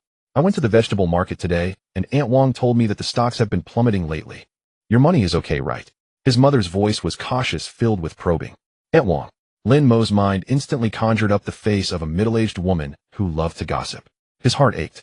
"Mom, don't worry." He laughed a few times, a laugh that even he felt was fake. "Didn't I tell you I sold it a long time ago? I made some money a while back and ran away. I'm just watching from the sidelines now." "Really?" His mother's tone cleared. "Of course it's true." To reassure his mother, he even started to fabricate lies. "Not only is there no problem, I've made enough for a car. I'll drive back to see you and Dad in a couple of days." That's good, that's good." His mother seemed to have put down a heavy stone in her heart, chattering away. "You're out there alone. Remember to eat on time. Don't stay up late. Making money is secondary. Your health is the most important."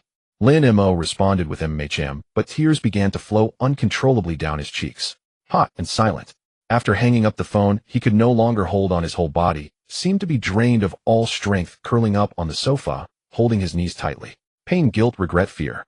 All negative emotions washed over him like a tide, completely drowning him. Alone, facing the pressure of the entire world. Lying to everyone. Pressing all the storms deep down in his heart. This feeling was about to crush him. He didn't know how long it had been slowly standing up, dragging his leaden legs into the bathroom. He raised his head and looked at himself in the mirror. In the mirror was a man he found immensely unfamiliar. His eyes were bloodshot from sleepless nights, the eye sockets deeply sunken. His chin was covered in dark stubble, giving off a disheveled and haggard appearance. His lips were cracked, covered with a layer of white skin. He had lost a significant amount of weight compared to half a month ago. In those eyes that once held a hint of youthful bravado, now only remained silence and a near manic stubbornness driven to the brink. "Can you still hold on?" he murmured to himself in the mirror. The only response was silence.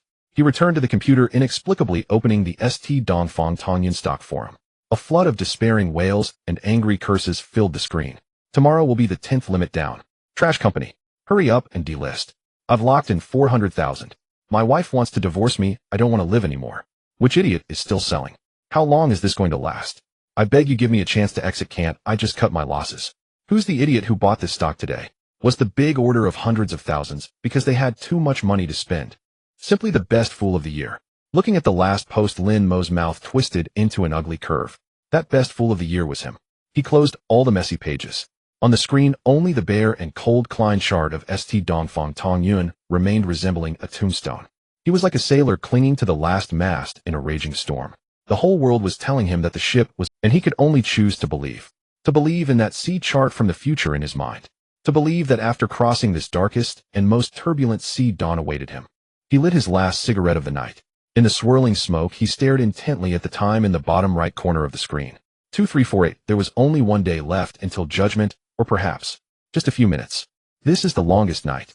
Lin Mo couldn't sleep, nor did he want to. He sat there in front of the computer like a soulless statue, utterly motionless. The room was dark, illuminated only by the pale glow of the computer screen, casting a stark light on his gaunt, almost unrecognizable face. The ashtray was overflowing, and the air was thick with a choking scent of tar and despair. He had stopped because he was afraid that even the brief numbness brought by nicotine would erode the last shred of his waning will. Time was his only enemy at this moment, and also his only savior. In the lower right corner of the screen, a string of red numbers appeared like a countdown from death, with each tick hammering a nail into his heart. 00 midnight had arrived. Lin Mo's heart sank to the depths. He stared intently at the F10 page for St. Donfong Tongyun, his fingers mechanically pressing the F5 refresh key over and over. No new announcements available. Each time he refreshed, the cold, emotionless 6 words popped up. Wang Pengzi's pig-like wails still echoed in his mind. Tomorrow at 10 o'clock. If the guarantee ratio doesn't reach 115 or more, it will certainly be forcefully liquidated. He understood better than Wang Pengzi what this meant. He had calculated it countless times. Based on tomorrow's opening price, which was certain to hit a new low, his total assets would evaporate to around 85000 yuan. Maintaining the guarantee ratio, total assets 85739 yuan, financing liabilities 500 171 yuan. But so what? As long as there are no announcements tonight, the market will assume all bad news has been priced in and continue to vote with their feet. After tomorrow, there would be the 11th and 12th consecutive drops. He couldn't hold out until then. Any panic sell-off tomorrow, even if it dropped just a penny, could instantly touch that deadly red line in his account. Once forcibly liquidated by the system, he dared not think further.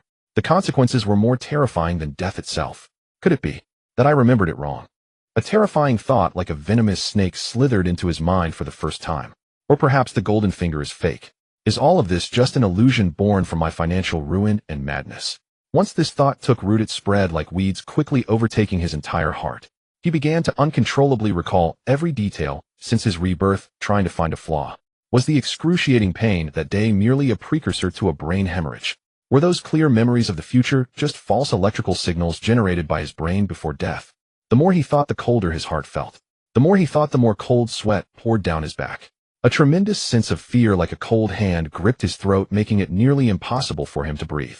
He suddenly stood up, dashed to the window, and forcefully pushed it open. The cold wind of the early morning, mixed with humidity, sliced against his face like a knife. He needed this sting to confirm that he was still alive, that he truly existed in this world. Outside the window, the entire city was asleep. Thousands of lights flickered, but none shone for him. He felt like a forsaken soul standing alone on the edge of a cliff leading to hell, waiting for the final judgment to arrive. He even began to imagine What should he do tomorrow at 10 o'clock after being forcibly liquidated by the system? What kind of work would that furious online loan collector create using his photo, sending it to everyone in his contact? What expressions would his parents have when they received those contemptuous, yet sympathetic calls from relatives and friends? Would they shed tears of despair once again for their unfilial child? Thinking of his parents' aged faces, Lin Mo's heart ached as if it were being torn apart. No, absolutely not.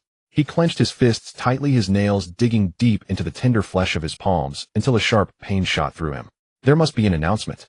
The announcement will definitely come. He turned around and stumbled back to the computer. His bloodshot eyes lost all fear and hesitation, leaving only a nearly insane gambler-like obsession. He had to wait. Even if he had to wait until the last second before the market opened tomorrow, he would continue to wait. Time, like sand in an hourglass, cruelly slipped away. Lin Mo's eyelids had become as heavy as if they were weighted with lead. Days of mental strain and severe insomnia had pushed his body to its limits. His consciousness began to blur. Just as his head started to droop on the verge of uncontrollably falling asleep, a faint yet extremely crisp notification sound suddenly came from the computer speakers. This was the notification sound he had specifically set for the keyword St. Dongfang Tong Yun in his brokerage software. Lin Mo's body jolted as if electrocuted. He sat up instantly, completely awake, his heart nearly leaping out of his throat. He stared intently at the lower right corner of the screen. A narrow pop-up window stood quietly there. Every word on it seemed to be gilded in golden light in Lin St. Dongfang Tanjian's announcement regarding the court's acceptance of the company's bankruptcy reorganization application. Announcement. Lin Mo's pupils instantly constricted to the extreme. He stood frozen, as if spellbound. It took him a full 5 seconds to regain control of his body. He trembled as he moved the mouse, the cursor swaying back and forth over that line of title, yet he couldn't click it no matter what. He was afraid. He feared this was an illusion. He was afraid that if he clicked it, it would vanish like a bubble. It's real. It's real. He murmured to himself as if trying to encourage himself. Finally, he took a deep breath, mustered all his strength, and clicked the left mouse button. The webpage opened. A red-headed document from the official stock exchange website clearly and completely unfolded before him. Company name, stock code, announcement content. He read each word greedily. This company received a notice from the Intermediate People's Court of XX City today, ruling that it formally accepts the company's application for bankruptcy reorganization. Every word, every sentence, perfectly overlapped with the dusty memories of the future in his mind. Not a single detail was off. It's real. Everything is real.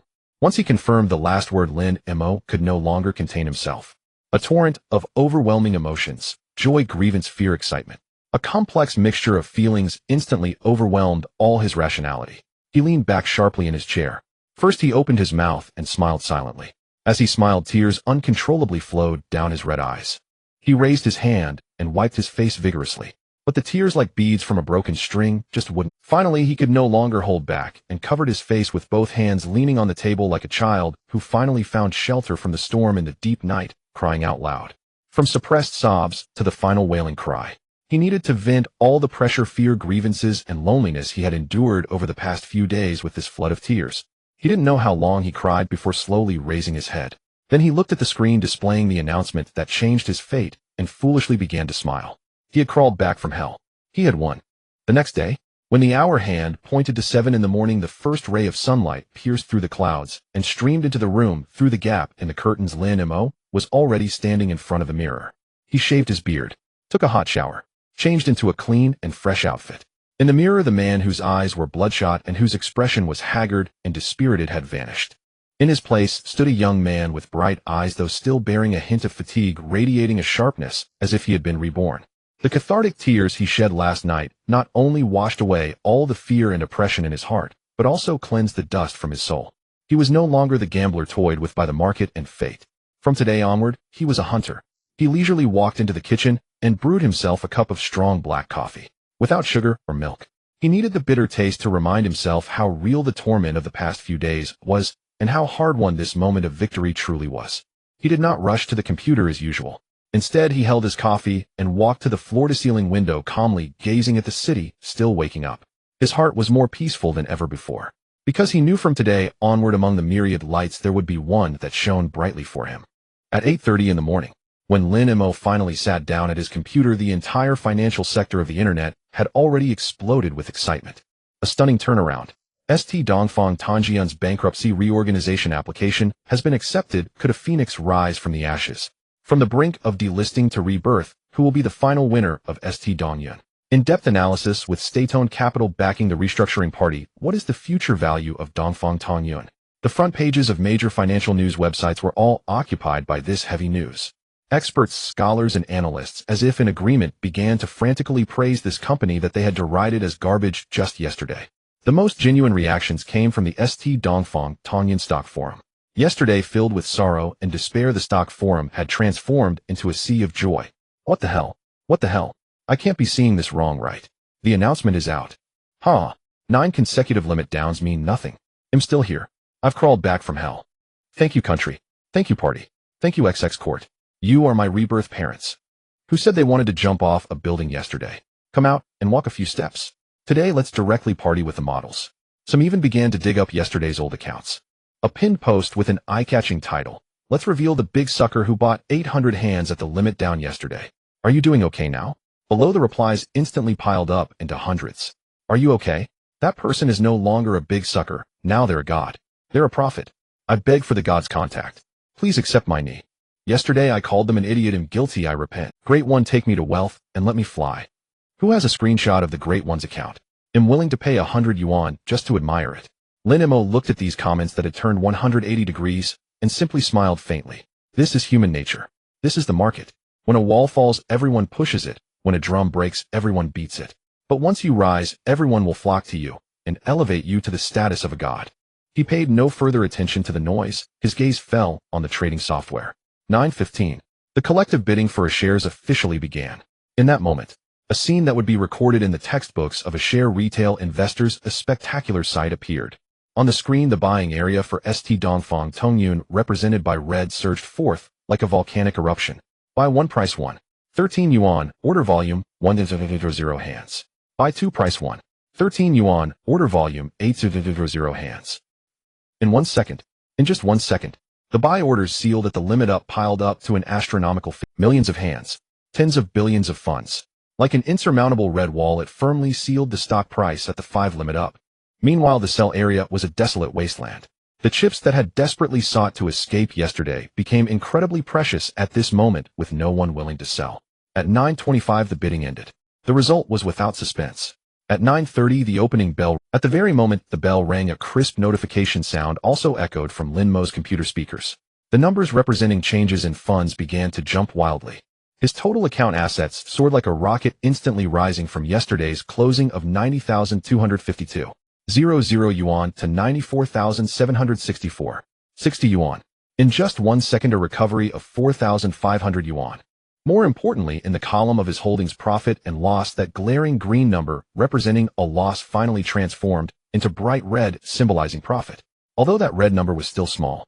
Although he had not truly begun to make money, he had merely managed to offset the losses of the last day.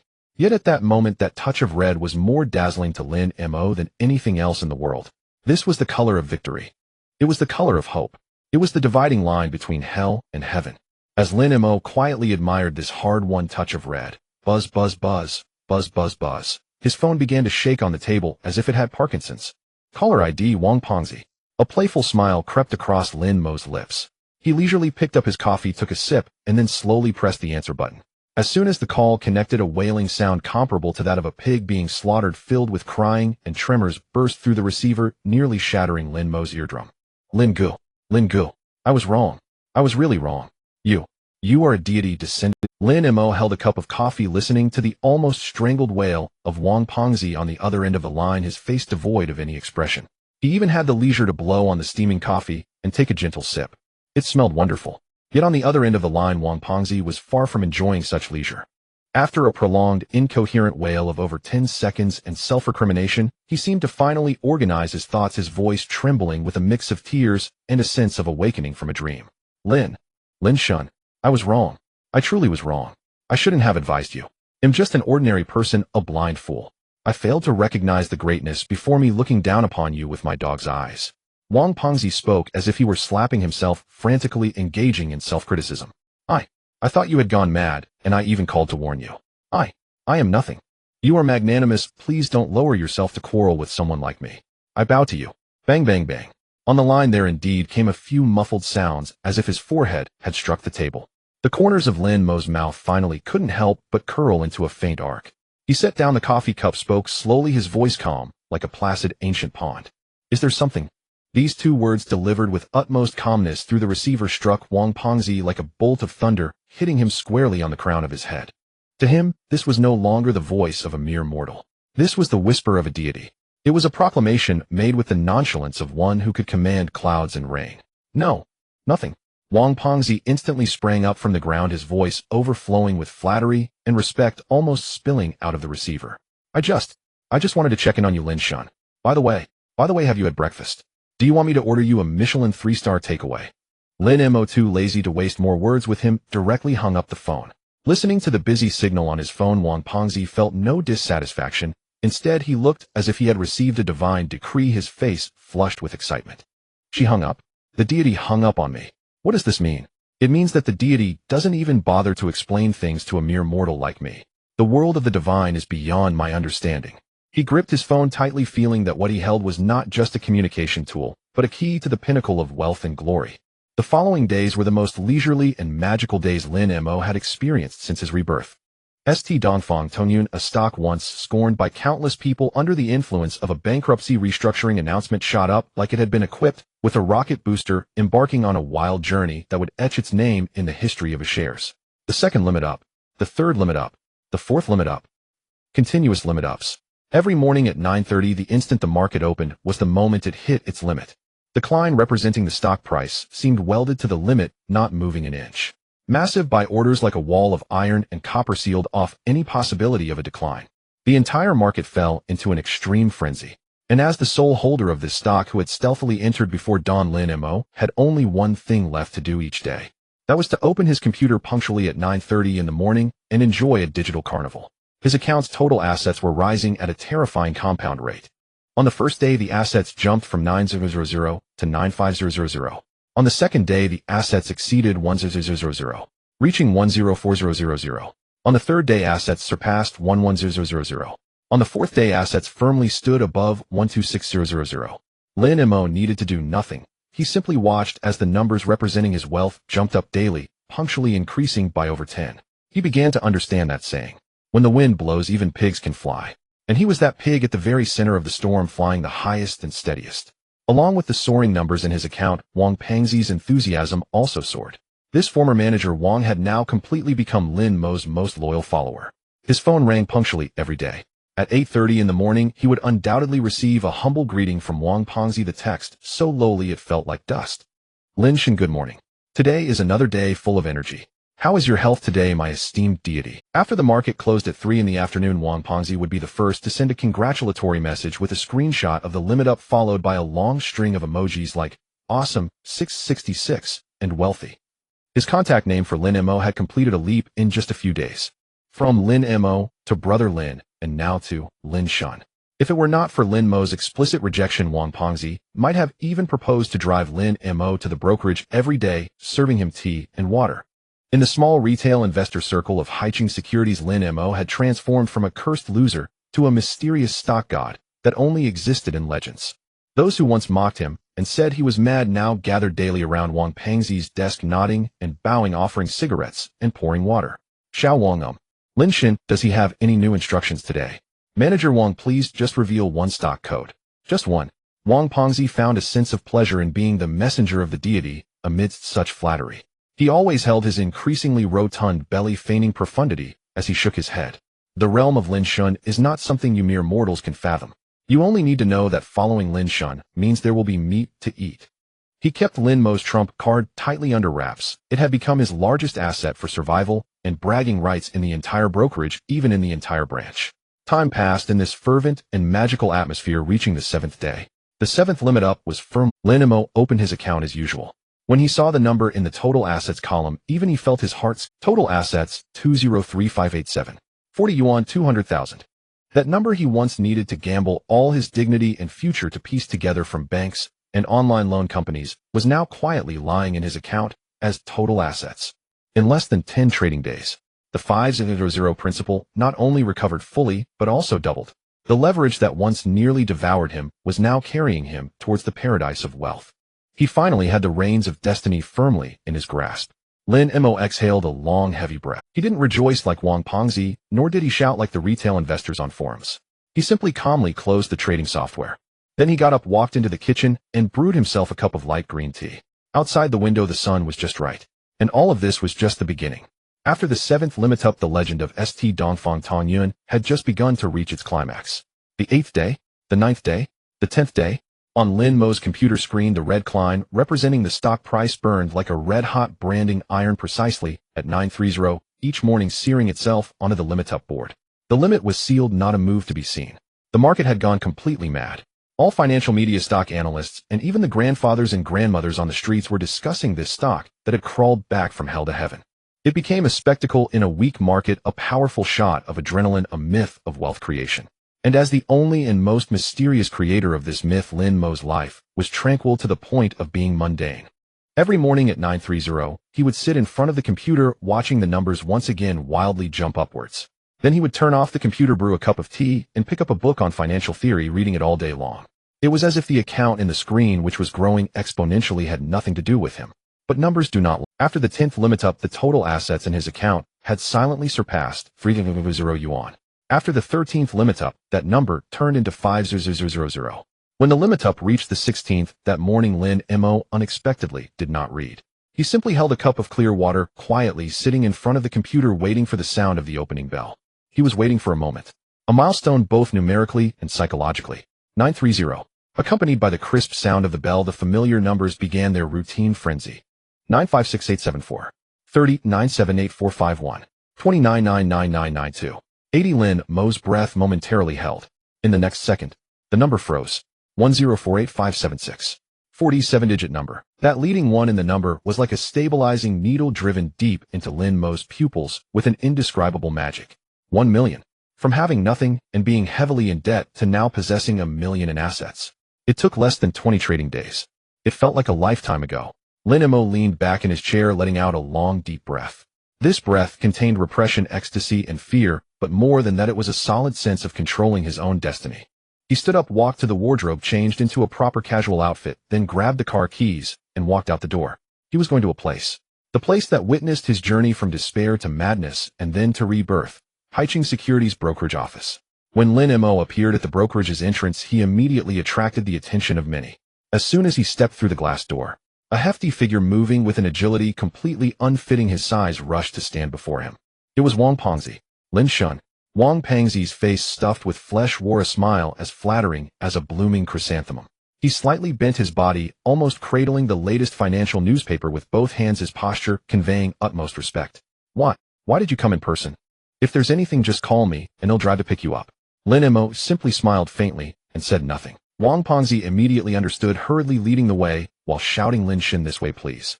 The VIP room has been prepared for you. The Longjing tea from 82 just arrived this morning.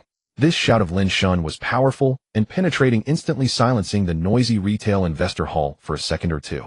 Immediately after, swish, hundreds of gazes like searchlights all focused on Lin Mo. Within those gazes, emotions were intensely complex. There was awe, envy, jealousy, but more than anything, a frenzied greed. It was him, the living myth, who turned a 5,000 yuan principal into over 1 million in 2 weeks by fully leveraging ST stocks. Those who once mocked him for being insane, calling him the king of chives, now stretched their necks like the faithful, watching him pass before them, afraid to even breathe. They had witnessed the birth of a miracle, and the protagonist of that miracle was right in front of them.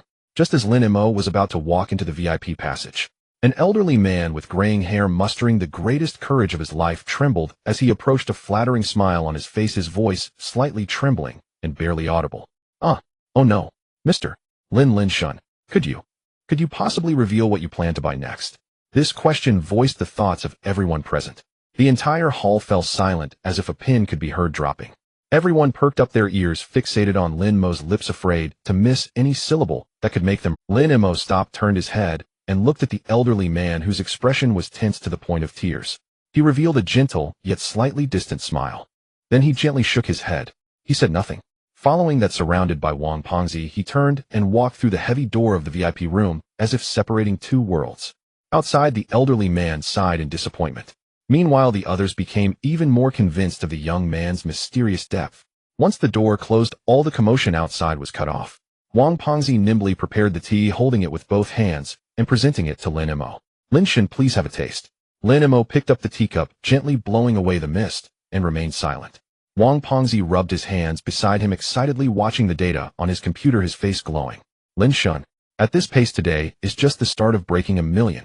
I foresee 20 limitups as a baseline. Reaching 2 million is just a matter of time. Wang Pengzi had completely fallen into a fervent worship of the numbers. He seemed to envision Lin Mo's assets surpassing 2 million, 3 million, even 5 million in the future. However, Lin Mo merely took a gentle sip of tea. Then, in a casual tone, as if discussing the weather, he said one sentence. Soon. Wang Pengzi froze. Huh? Are you saying it will reach 2 million? Lin Mo set down the teacup, raised his eyes, and calmly looked at Wang Pengzi, his gaze profound enough to make his heart skip a beat. What I mean is, this feast is about to end. Within these 2 days. Wang Pengzi could not fathom the meaning of Lin Mo's words. It's over. He stared at Lin Mo as if he were an alien. His chubby face was written over with bewilderment. This unimaginable fortune, the luxury of earning money while lying down. This was only the beginning. How could it be ending? Lin Mo offered no further explanation. He merely smiled, faintly rose, and left the brokerage, leaving Wang Pengzi alone in the VIP room, staring baffled at the glaring red limitup board on the computer screen. Over the next 2 days, Wang Pengzi nearly convinced himself that Lin Mo had lost his mind. St. Dongfang Tanjian's trend did not end, it grew ever more frenzied. 17th limitup. 18th limitup. When Wednesday arrived, the 18th trading day after the bankruptcy reorganization announcement, this once junk stock's price had surged from around 1 yuan to a staggering 7.92 yuan. Market sentiment had been utterly ignited. Countless retail investors brandished cash, desperate to rush into this feast of capital, yet they could not even sip a drop.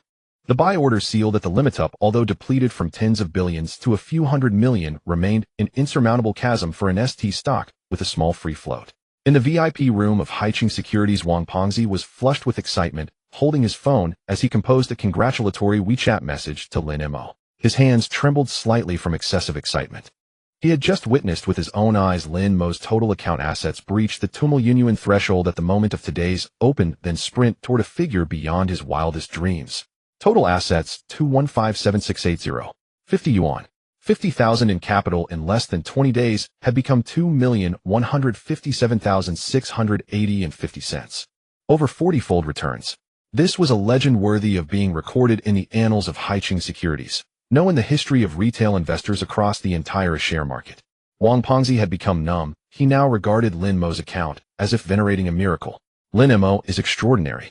Another effortless limitup today. Assets have broken through to 15 million. He typed with trembling hands into WeChat, appended a string of adoring stickers, and hit send. This time in Lin Mo's apartment, he did not shut down his computer or brew tea and read as usual. He sat quietly before the screen, his gaze as piercing as a torch fixed on the market data for St. Dongfang Tanyan. There was no joy in his eyes, only the ice-cold focus of a hunter awaiting prey. He glanced at Wang Pengzi's WeChat and casually swiped it away. He had noticed subtle changes quietly emerging. On the order book, the buy orders sealing the limitup were being eaten away bit by bit at a visible pace.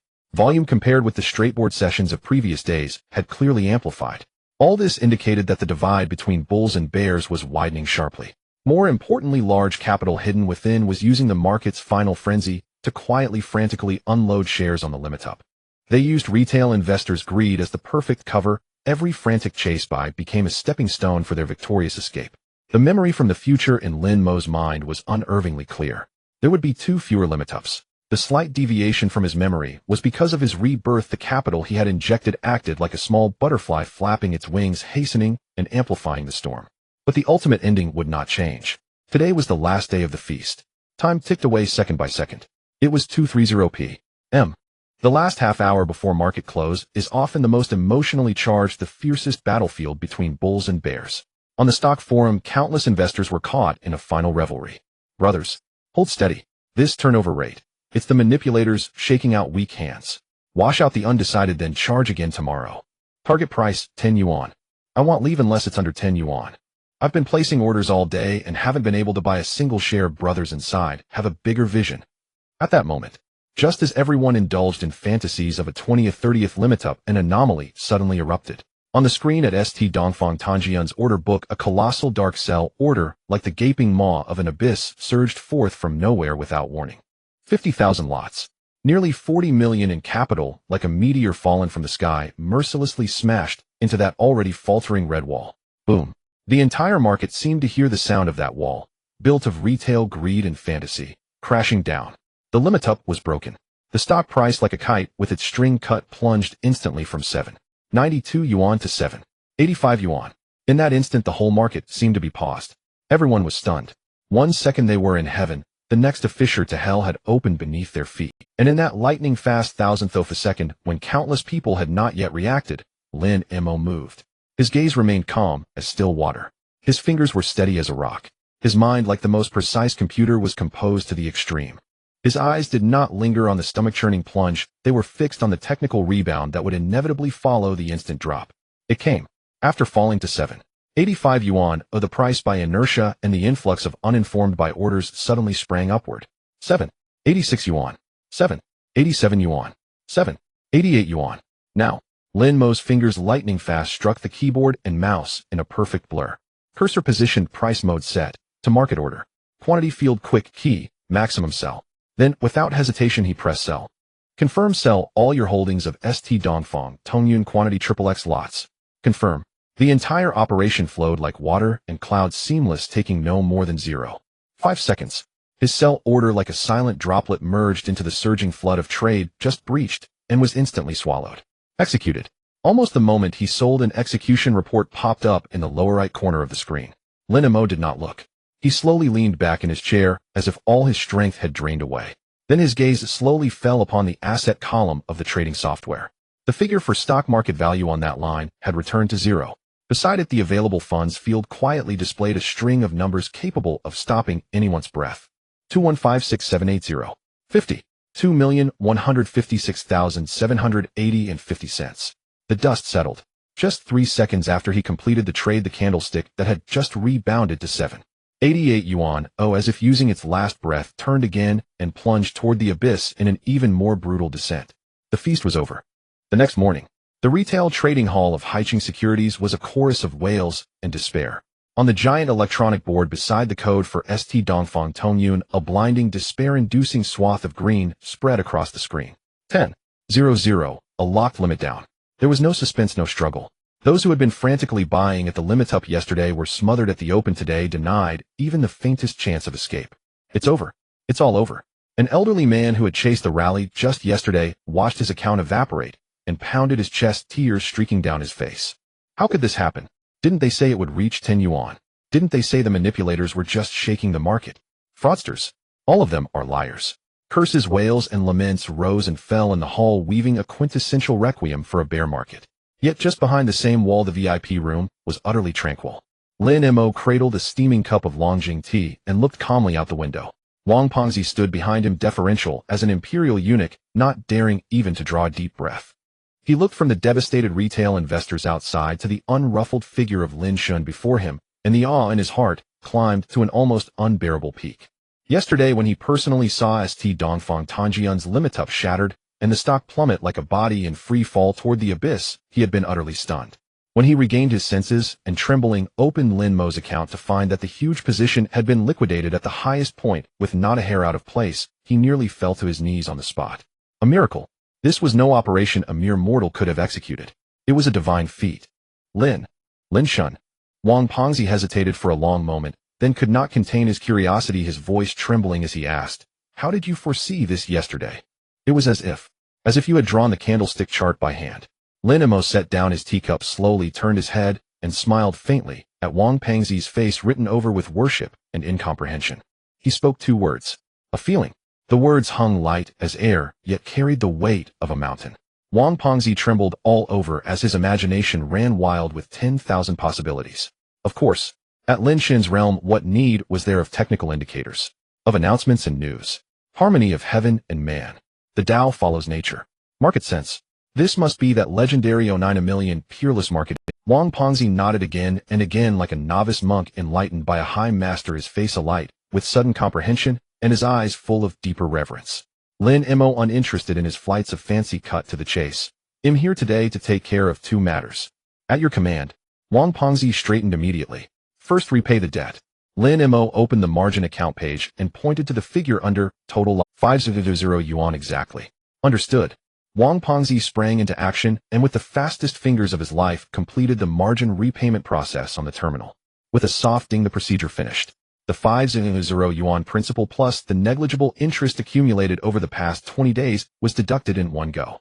Lin Mo's total liability field immediately returned to zero. From that moment on, he owed the brokerage not a single yuan. Lin Shin, there is one more thing to report. Wang Pengzi wiped the sweat from his brow and sidled forward obsequious. Your asset tier has reached our highest VIP level. From today, I have adjusted your trading commission to the company's lowest rate 1/10 a santh. If you ever need anything, any service, command me at any time. I am on call 24 hours. Lin Mo gave a non-committal nod. This is the world of capital. When you have no money, you are nothing. But once you possess sufficient power, all rules bend aside for you. Second, Lin Mo indicated the long string labeled available funds on the screen. Transfer all of it to my bank card.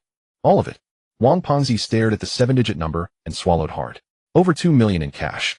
He could not believe Lin Mo casually intended to withdraw it all. Lin Shin, this amount is too large. It exceeds our system's $1 daily transfer limit. Wang Pengzi fretted, rubbing his hands anxiously. Fix it. Lin Mo's tone remained flat. Yes. He'll apply to the back office and risk control for a temporary limit increase right now. Wang Pengzi did not dare delay. He snatched up the phone and rushed out of the VIP room, practically begging the person on the other end of the line in the corridor. Yes, this is our branch's most important client. Highest asset tier. Yes, it's the Mr. Lin who traded St. Tong Yun. We need to transfer over 2 million out immediately. What? The process? Let me tell you, if you delay anything concerning Lin Shun, and the boss blames us, none of you can afford that responsibility. He raised his voice to its loudest pitch, anxious that Lin Mo in the VIP room might not hear how fervently he was urging them on. Lin Mo reclined on the sofa and sipped his tea in silence, as if Wang Pengzi's flustered exertions outside were of no concern to him at all. More than 10 minutes later, Wang Pengzi returned, panting, a look of triumph on his face. It's done. Lin Shin, your limit has been raised to 3 million. You can operate at any time. Lin Mo nodded and walked to the computer. He did not act immediately. Instead, he glanced once more at the St. Dongfang Tongyun quote. That green limit-down candlestick seemed to wordlessly testify to the cruelty of the capital market. Only days before, he had stood at the very center of that storm, any moment likely to grind him to dust. It felt like a different world. He withdrew his gaze, opened the bank securities transfer page, and initiated the transfer. For the amount, he typed in the box the precise figure left after all fees. 2106780.50. He entered his password and clicked confirm. A small notification appeared on the screen, transfer successful. Having completed this, Lin Mo did not look at the computer again. He picked up his coat, turned, and walked toward the door. Wang Pengzi respectfully accompanied him to the elevator, bowing at a 90-degree angle until the doors closed. Outside the securities building, the noon sun was harsh. Lin Mo squinted slightly and took his phone from his pocket, swiping the screen. At the instant he unlocked the screen, a clear, pleasant message tone rang out on cue. A text from the bank's official number sat at the top of the screen. He tapped it open. Dear customer, your savings card ending XXXX received an incoming transfer of RMB 2106780.50 at 1035 on XXXX. Your current balance is RMB 2108820.50. That long line of numbers, precise to 2 decimal places, gleamed as if each character were catching the sunlight and sparkling. Lin Mo stood at the entrance of the securities building, basking in the warm midday sun. The beam of light, which usually felt somewhat piercing today, enveloped him in an unprecedented warmth, as if it penetrated deep into his soul, dispelling all the gloom that had lingered in his heart for days. He glanced down at his phone screen. The message from the bank still rested quietly at the top. That cold string of Arabic numbers, 2108820. 50 yuan, now appeared to him hotter than gold and more dazzling than diamonds. This was not merely a sum of money. It was his confidence. It was his medal for defying fate. It was the dignity he had personally reclaimed from the depths of despair. He did not immediately take a taxi home to celebrate this hard-won victory, nor did he recklessly rush into a luxury store like a newly rich person. He simply took a step forward, leisurely walking along the sidewalk. He saw hurried white-collar workers, leisurely strolling elders, and children playing and laughing by the roadside. The entire world seemed to come alive. This was an experience he had never had before. In the past, during those days chased by debt and despair, his world had been gray, his senses numb, and in his eyes there was only the alarming green line of the K-chart and his dwindling account. But now he finally had the qualification and the mood to appreciate the fleeting joys of life. After walking for about 10 minutes, he entered a delicately decorated and seemingly quiet cafe. A month ago, he wouldn't have dared to even glance at the entrance of such a place. A cup of coffee costing dozens of yuan had seemed a luxury, even a sin to him.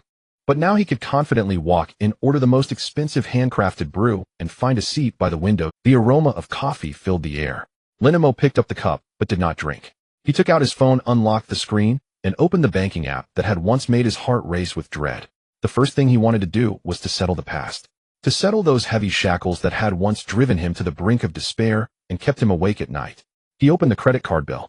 In the current debt column, a glaring red number with a negative sign pierced his 200,000 yuan. 200,000. This number had once weighed down on his chest like a mountain, suffocating him. He had imagined countless times how many years he would have to work, how long he would need to save to fill this hole. He simply calmly found the full repayment button. Then he entered the payment password and clicked confirm. The entire process took less than 10 seconds. When the screen popped up with the message "payment successful," Lin Mo distinctly felt the mountain crushing his heart collapse with a thunderous crash. Returning to the bill page, the current debt column had transformed into an incredibly refreshing and pleasing 00 yuan. Lin Mo let out a long breath as if to expel all the accumulated negativity from the past few months. He felt light and unburdened. But that wasn't enough.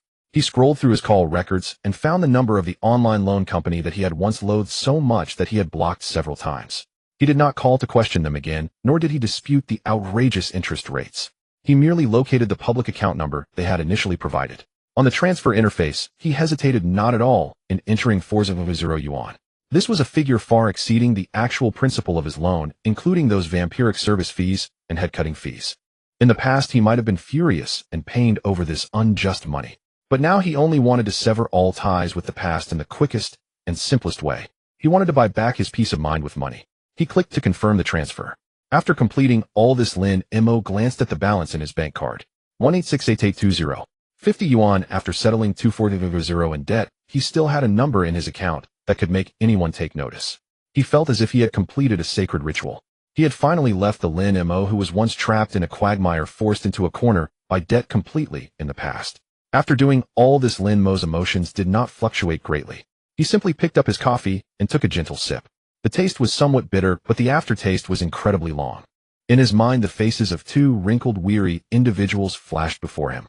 They were the ones he loved most, and the ones he owed the most. He took out his phone, scrolled through his contacts, and finally paused at the words "mother." His finger hovered over the screen for a few seconds. Scenes from the past flashed through his mind. He remembered his mother cautiously asking him over the phone if he had enough money. He recalled the trusting and hopeful gaze of his father when he handed over a lifetime's savings to him. He thought of the deep despair and guilt he felt when he had once lost their hard-earned money. Lin Mo's eyes slightly reddened. He took a deep breath and dialed the number. The phone was answered almost immediately. "Hello. Son, what's wrong? Are you out of money for food? I just sent the pension yesterday. Oh, I'll transfer you some money in a bit." His mother's familiar and caring voice came through the receiver. Lin Mo felt a sharp tug at his heart. He interrupted his mother, his voice sounding hoarse from restraint, but exceptionally firm. "Mom, I transferred 50000 into your card. You and Dad use it for now. Buy whatever you want, don't hold back." After saying this, without waiting for his mother on the other end to react from the shock and bombard him with questions, Lin Mo decisively hung up the phone. He knew he could not explain the source of this money right now, but he had to make amends for the mistakes he had made in the most direct way, healing the wounds he had brought upon this family. He immediately opened the transfer interface. He found his mother's bank card number. In the amount field, he carefully entered 500. He confirmed the transfer. Watching the screen pop up with the message "transfer successful," Lin Mo felt the last and heaviest shackle on him completely loosen. The balance on his phone changed again. 1368820. 50 yuan. Looking at this number, Lin Mo leaned back against the soft sofa in the cafe. He did not feel the ecstatic joy he had imagined, nor was he excited enough to jump up. All he felt was an immense calm and peace after a burden had been lifted. He knew that from this moment on his life had completely changed. The afternoon hours at the cafe are quiet and pleasant. Lin Mo took the last sip of warm coffee, leaned back on the sofa, and contentedly closed his eyes. He felt utterly relaxed. A sense of ease like never before, one that resonated deep within his soul. He spent an entire afternoon using the numbers sent by the bank to settle all of his past debts, humiliations, and shackles, shattering them into pieces. Credit cards, online loans, and the heavy guilt towards his parents. After completing all of this, he felt as though he had truly come back to life. From this day forth, the sky is high and the sea is vast. After a brief respite, Lin Mo did not linger too long in this fleeting sense of emptiness. He still had some trivial aftermatters to deal with. For example, canceling those credit cards he had applied for to cash out, which were now of no use. He took out his phone, initially intending to call the bank's customer service directly, but after a moment's thought he got up and decided to visit that place again, the Haicheng Securities branch. Some matters are better resolved face-to-face. Moreover, he found himself rather nostalgic for Wang Pengzi's amusingly obsequious demeanor. When Lin Mo arrived at the entrance of Haicheng Securities, the security guard had already donned an exceedingly warm smile. "Mr. Lin, welcome back." Lin Mo smiled and nodded, casually handing over an unopened pack of cigarettes. This was a form of social interaction he had never dared to imagine before. Money is the hardest pass in the world of adults. As soon as he stepped through that familiar glass door, he hadn't even had the chance to discern whether the atmosphere in the retail investor hall was red or green when a stout figure flashed out from the VIP passage with the speed of a 100-meter dash. "Lin God." Wang Pengzi's voice carried a heartfelt, almost sycophantic excitement. He hurried to Lin Mo's side, bending slightly at the waist, his chubby face blooming into a smile, like a sunflower in full bloom, nearly hugging Lin Mo's thigh while calling him Dad. You came personally. If there's anything, just give me a call, and I'll handle it. I'm on standby 24 hours a day, ready at your beck and call." Lin Mo merely smiled faintly, saying nothing. "This way, please. The VIP room has long been prepared for you. Today I brewed a special grade de Hong Pao, just for you." As Wang Pengzi led the way, he introduced with great enthusiasm, as if he wished to lay a red carpet on the floor. As they passed through the bustling retail investor hall, all the clamor briefly hushed in Lin Mo's presence. Countless gazes filled with envy, jealousy, or greed focused on him. The legend of transforming 50,000 into 2 million had spread throughout this small branch for 2 whole days, growing more fantastical with each retelling. Lin Mo had become an unreachable living legend in the eyes of all retail investors here. He remained oblivious to their stares, following Wang Pengzi into the heavy VIP room door, which seemed to separate 2 worlds. It was still that familiar room, but this time Wang Pengzi's service was exceedingly attentive. He personally brewed tea, served it at Lin Mo's side, and thoughtfully presented a plate of exquisite fruits and snacks. "Lin God, what brings you here today?" Wang Pengzi asked cautiously. "To cancel a few cards." Lin Mo replied succinctly. "Understood. They'll take care of this little matter for you right away," Wang Pengzi assured, thumping his chest. Just then the heavy wooden door of the VIP room was gently pushed open with a click from outside. A cool, slender figure walked in. Lin Mo instinctively raised his gaze. Just one look and his eyes slightly narrowed. It was a woman who could be deemed perfect even under the most discerning gaze. She wore a well-tailored black suit that accentuated her tall and curvaceous figure. Her long, glossy black hair was neatly pinned up, revealing a smooth, full forehead and a swan-like. Her features were exquisitely sculpted, as if crafted by a master artist, with fair skin and eyes that resembled a painting. Yet all this beauty was overshadowed by the cold aura emanating from her, which seemed to repel others. Her stunning face bore no expression, her gaze icy like 2 unfathomable cold springs, devoid of any emotion when looking at others. Behind her was a young female assistant wearing glasses who appeared somewhat timid, clutching a laptop tightly and not daring to breathe. A name suddenly flashed in Lin Mo's mind. Su Wanqing, the founder and chief fund manager of Tianyu. He had seen this woman, known as the Ice Queen of the financial circle, on the cover of a financial magazine. After Su Wanqing entered, her gaze barely lingered on Lin Mo and Wang Pengzi for more than half a second. It was as if she completely ignored everyone else in the room, walking straight to the larger main sofa on the other side and elegantly crossing her long legs. Then she raised her eyes to look at Wang Pengzi, her voice as cold and crisp as her demeanor, devoid of any warmth. "Manager Wang, our product's position adjustment can be processed now." "Oh, certainly. Just a moment, miss." "Su. Right away. Right away." Wang Pengzi's smile instantly transformed. If he had been obsequious toward Lin Mo, with Su Wanqing he was purely in awe, like a subordinate facing a superior. He was like a top-spinning toy, flustered as he hurried to the operation desk beside Su Wanqing, preparing to hand. In the brief moment of waiting for the data to load, Wang Pengzi, eager to break the somewhat awkward silence, and to please this true god of wealth, also wanted to boast about his branch's achievements. He put on a smile again, pointed to Lin Mo, who was leisurely sipping tea, and said in a tone of offering a treasure, "Miss Su, allow me to introduce you. This is Mr. Lin, our branch's recently emerged stock god." He spoke animatedly with saliva. With a capital of 50,000 entering the market in just a few weeks, he turned that St. Dongfang Tong Yun into over 2 million. Isn't that amazing? Wang Pengzi's eyes sparkled with anticipation, imagining the look of astonishment and approval that would grace the face of this queen of finance upon hearing such astonishing results. However, he was disappointed. When Su Wanqing heard the keywords St. Dongfang Tong Yun and over 2 million, her calm eyes finally turned toward Lin Mo for the first time. Her gaze lingered on Lin Mo's slightly youthful face for less than 2 seconds. There was no surprise in her eyes, not a hint of approval, nor any curiosity whatsoever. All that remained was a faint, almost imperceptible disdain, as if examining a lifeless object. That gaze seemed to carry a tangible chill. Lin Mo could even feel that the warmth once radiating from the top-grade Dahongpo tea in the VIP room was instantly drained away after that gaze swept past, leaving only a bone-deep cold. Contempt. Unconcealed, condescending contempt. Like a lofty queen scrutinizing an ant that had the audacity to climb onto her dining table. The smile on Wang Pengzi's face froze completely the moment it met that gaze. The flesh on his face twitched, and a thin layer of cold sweat broke out on his forehead. He had intended to show off, to display the extraordinary achievements of his department, but unexpectedly his flattery had struck a sore spot, and it seemed he had offended this true god of wealth. Su. Manager Su. Wang Pengzi stammered, momentarily unsure how to smooth the situation over. Su Wanqing did not look at him again, her eyes as cold as a frigid pond remained locked on Lin Mo as she slowly spoke. Her voice was not loud, yet it carried an undeniable penetrating force, with each word seeming to be struck from a block of ice. Manager Wang, when did your Haiching Securities fall so low as to rely on promoting gamblers to attract clients? Gambler. These two words pierced Lin Mo like a red-hot steel needle. Wang Pengzi, terrified, shuddered and waved his hands, repeatedly, beads of sweat nearly dripping from his face. No. Manager Su, you misunderstood. Mr. Lin. His operations are indeed quite unique.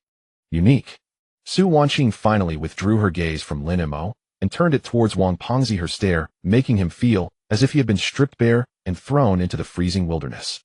She interrupted Wang Pengzi's pale explanation and turned her gaze back to Lin Mo, this time with a hint of uncompromising judgment in her eyes. Packaging a stroke of luck and probability as a replicable investment ability is the most inferior kind of deceit. She paused, her tone growing colder. The money made by luck will eventually be returned to the market in double measure, because speculation and investment are two entirely different worlds. And you evidently regard the former as scripture. Survivorship bias. This was Su Wanqing's final definition of Lin Mo. In her eyes, Lin Mo was merely a survivor in a gamble built upon the bones of countless retail investors, one who happened to make the right bet and survive by sheer luck. She had seen too many people like him in the financial circle. They inflated themselves due to a chance success, believing they had unlocked the secrets of wealth, only to lose everything in the next gamble and be irretrievably ruined. Lin Mo's expression gradually darkened. He despised this feeling. This sensation of being looked down upon, negated entirely by a self-righteous theoretical framework. A month ago, faced with such a powerful aura and cutting words, he might have felt ashamed and unable to lift his, but now he had been infused with an unyielding confidence earned through over 2 million in hard cash. He slowly set down the teacup in his hand, the bottom clinking against the table, producing a crisp sound. In this suffocatingly silent VIP room, that sound seemed particularly jarring. He raised his head, meeting Su Wanqing's icy gaze with no hint of retreat. Then he smiled. Miss Su is absolutely right, the theory is splendid. His tone was calm, but beneath that calmness lay a hidden sharpness. However, I adhere to a simpler principle. Whether it's a black cat or a white cat, the one that catches mice. On the poker table, those who analyze the situation perfectly with a flawless theory, but end up losing everything, are called experts. Whereas those who know nothing but manage to make money are called winners. Miss Su. Lin Mo leaned slightly forward, a playful curve forming at the corners of his mouth. Who do you think the market will favor more, experts or winners? This statement, simple and crude, even carried a hint of the cunning of the common folk. Yet it was like a sharp dagger, accurately piercing through Su Wanqing's perfect and proud facade built on elite theories. Su Wanqing's pupils subtly constricted. She clearly did not expect this seemingly unremarkable, even somewhat rustic young man to deliver such a sharp counterattack. Wang Pengzi, standing nearby, was already dumbfounded, mouth agape, feeling as if his brain had completely shut down. My goodness, how dared he? How dared he speak to Su Wanqing like that? Did he not know who this woman before him was? Tianyu Private Equity, the financial queen managing billions of funds, a top-tier figure in the entire Haiching financial circle. On Su Wanqing's eternally icy face, a trace of extremely subtle change in expression finally appeared. It was a mix of surprise, astonishment, and a deeper chill after being offended. She scoffed, her voice filled with mockery. Winner, Mr. Lin, your so-called win is merely riding on the coattails of a speculative trend. Such a level of operation is even unworthy of entering my review cases. She paused, her gaze becoming as sharp as a blade. I can clearly tell you that your success is not replicable. Your theory has no foundation. The 2 million you made from St. Tongyun today will be returned to the market in the form of 4 million tomorrow on another stock. This is the fate of a gambler. Their conversation was like two invisible swords clashing violently in the air, sparking fierce and sizzling sparks. The atmosphere in the entire VIP room had reached an extreme level of oppression. Wang Pengzi stood to the side, feeling as if even breathing had become difficult, wishing he could immediately find a crack in the ground to hide in. However, Lin Mo smiled once more. This time his smile contained no playfulness, only a sense of calm and confidence. He stood up, looking down at Su Wanqing, who was seated on the sofa like a queen. What my theory is does not require your understanding. How my future will unfold is even less something you need to predict. He adjusted his collar, his tone calm, yet resonating with strength. Because the facts will prove everything. Between you and me, who is the one truly capable of steadily making money from this market? Having said that, he no longer looked at Su Wanqing's increasingly icy face. Turning away, he addressed the already petrified Wang Pengzi. Manager Wang, have I completed my business? Oh, it's done. Godlin. All done. Wang Pengzi, as if awakening from a dream, nodded and bowed eagerly. All right. Lin Mo nodded, showing no sign of lingering, and walked straight towards the door. As his hand rested on the doorknob, Su Wanqing's cold voice rang out once more from behind him. Mr. Lin. Lin Mo stopped, but did not turn back. He only heard Su Wanqing in a tone almost like a pronouncement say lightly, I wish you good luck. I hope your luck can last longer than your theory. A subtle curve appeared at the corner of Lin Mo's mouth. He opened the door without looking back and stepped out of that suffocating VIP room. As the heavy wooden door slowly closed, it completely severed the icy world behind him. Lin Mo stood in the warm corridor, exhaling a long breath. His gaze no longer held the sharpness from before, replaced instead by a deeper, more resolute light. Su Wanqing. This woman was like an iceberg representing the very pinnacle of this industry, the elite and the most arrogant of people. She might be right in everything she said. From a normal logical perspective, he was indeed just a gambler who had stumbled upon horse manure luck. But in the eyes of those so-called professionals, what did the invaluable memories from the future in his mind count for? Lin Mo clenched his fists. For the first time, he realized clearly. Merely earning money was far from enough. What he needed to do was to stand at the peak of this cold and cruel world dominated by elites and rules using methods they could never understand. He intended to shatter that seemingly indestructible iceberg with his own hands. He wanted Su Wanqing and everyone who looked down upon him to see for themselves. He was not a gambler, nor a mere survivor of bias. He was the only god in this market. Stepping out of the cold VIP room, Lin Mo exhaled deeply. The confrontation with Su Wanqing was like a sudden hailstorm. While it did not injure his bones, it made him acutely aware that in this capitalist world, mere wealth is insufficient. One must possess a corresponding, or even surpassing level of understanding and perspective. He did not head home immediately. There were still some mundane and trifling matters that he had to settle with his own hand. Hailing a cab, he went straight back to the place he once knew well, but now felt utterly foreign. Downstairs from the company he used to work for.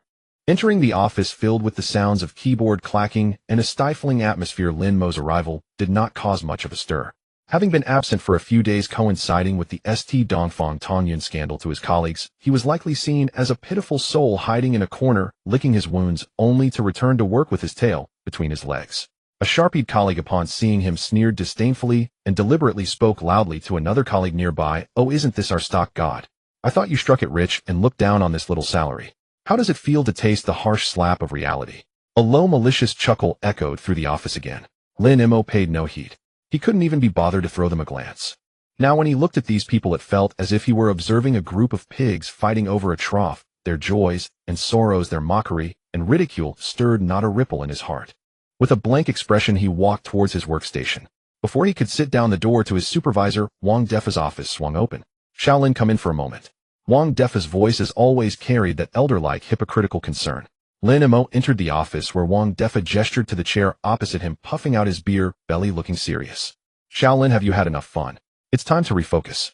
He took a sip of tea. "I heard you took leave to play with that ST stock, right? Young people always think they can reach the sky in one step. This world doesn't work that way. The stock market isn't for ordinary people like us. Look at you losing your down payment your girlfriend left you. If you don't work hard now, what will you do in the future?" Every word from Wang Defa felt calculated, seemingly caring, but in reality, he reveled in the superiority of lecturing someone beneath him. He expected to see Lin Mo bow his head in shame, perhaps even weeping. However, Lin Mo merely listened quietly. There was not a trace of remorse or embarrassment on his face. He appeared calm, as if listening to a broadcast unrelated to him. When Wang Defa finally paused to drink tea, having spoken until his throat was dry, Lin Mo slowly took something out of his pocket. A neatly folded A4 sheet of paper. He gently placed it on Wang Defa's precious wooden desk, a resignation letter. These three characters struck Wang Defa's face like three silent slaps, causing his smile to freeze instantly. In disbelief, he picked up the paper, opened it, took a glance, then abruptly looked up at Lin Mo, his voice involuntarily rising an octave. Resign. You want to resign? Wang Defa's expression shifted from shock to anger, finally morphing into an offended disdain. Shaolin, have you lost your mind? Do you think you're something special? Just because you got lucky and made a little money, you forget your surname. Let me tell you, leaving this company with your skills, you won't even be able to pay next month's rent. Naive. So naive. You will regret today's impulsiveness sooner or later. In the face of his outburst, Lin Mo merely smiled. He stood up, looking down at this man who was still reveling in his meager salary and power, and calmly said, "You need not worry about my future." After saying that, he turned without looking back and walked out of the office, leaving Wang Defa behind, his face dark with rage, cursing loudly. Back at his workstation, amidst the astonished, suspicious, and gloating gazes of his colleagues, Lin Mo began to pack his personal belongings leisurely. A keyboard, a mouse, a water cup, and a few professional books. Not much. A small cardboard box sufficed. While packing, Zhang Wei approached him with a sarcastic tone. "Oh, is this because you can't stay any longer? Getting ready to roll up your bedding and leave? I said long ago one must accept their fate." Lin Mo ignored him, picked up the cardboard box, and headed straight for the company door. Standing outside the company with the cardboard box in hand, breathing in the free air, his phone vibrated. It was a text message. "Mr. Lin, the BMW 530i you ordered has arrived downstairs at your company. Please check it." A faint smile curved Lin Mo's lips. Almost at the same moment, a deep and melodious engine roar approached from afar. A brand new BMW 5 Series, gleaming with metallic estoril blue, glided like an elegant gentleman, smoothly and precisely, coming to a halt in the most conspicuous spot at the company entrance. Under the sunlight, the blue paint shimmered. The iconic kidney grille and angel eyes of BMW exuded an irresistible charm. This sudden scene instantly captivated the attention of everyone at the company's entrance. The windows of the office areas on the second and third floors quickly filled with heads. "Wow, who's so impressive? Just got a BMW 5 Series.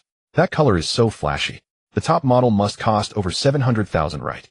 Zhang Wei, who had just mocked Lin Mo, was now crouched by the window, eyes filled with envy and jealousy. "Damn, I wonder which department's leader changed their car."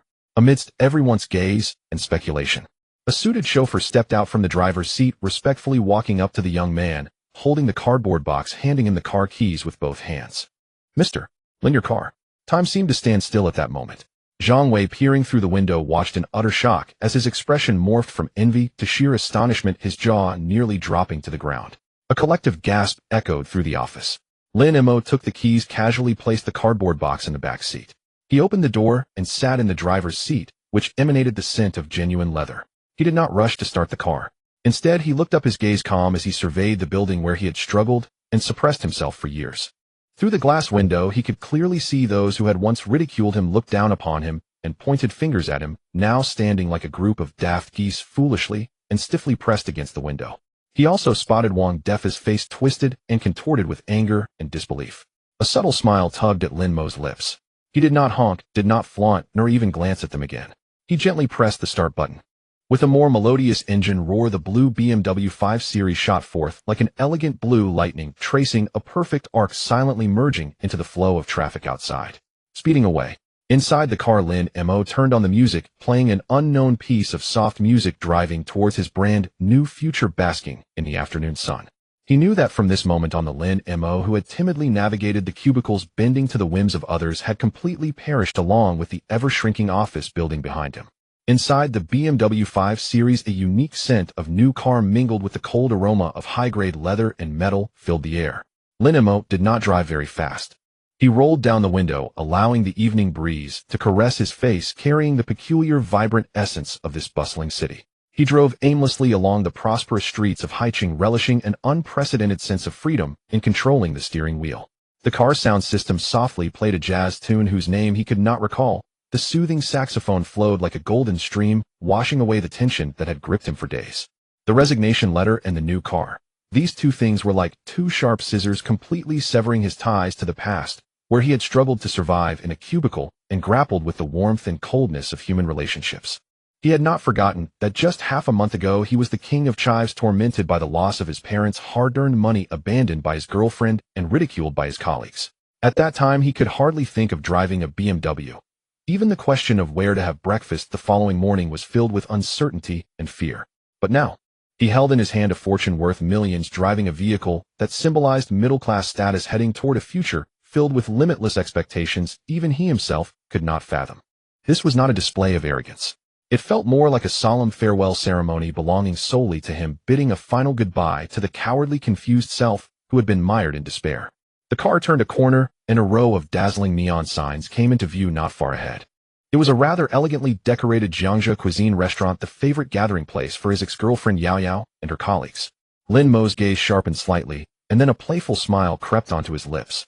Farewells always needed witnesses, and they were undoubtedly the best audience for this ceremony. He calmly slowed down the car, and the brand-new Estoril blue BMW glided silently, like an elegant blue leopard, into a temporary parking space across from the restaurant. He did not turn off the engine, but simply lowered the window, directing his gaze toward the brightly lit restaurant. Meanwhile, at the entrance of the Jiangzhou restaurant, a group of well-dressed young men and women surrounded a couple, chatting and laughing as they emerged.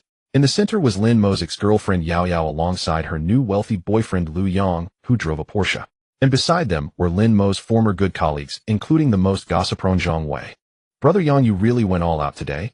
The dragon-well shrimp at this place is absolutely delicious." Zhang Wei, with his slightly protruding belly, wore a face full of sycophantic smiles, almost ready to offer Lu Yang a cigarette. Yes, Yao Yao, you are really fortunate to have found such a great boyfriend in Brother Yang. Unlike some people who are worthless, yet still wish to soar high only to end up with nothing. As another female colleague spoke, she shot a meaningful glance at Yao Yao, her eyes filled with insinuations. It was clear who the some people they referred to were. Though Yao Yao wore a modest smile, a barely perceptible glint of triumph flashed in her eyes as she listened to the flattery. She affectionately linked her arm with Lu Yang's and said sweetly, "You guys shouldn't say that, Lin Mo. Actually, he is quite pitiful."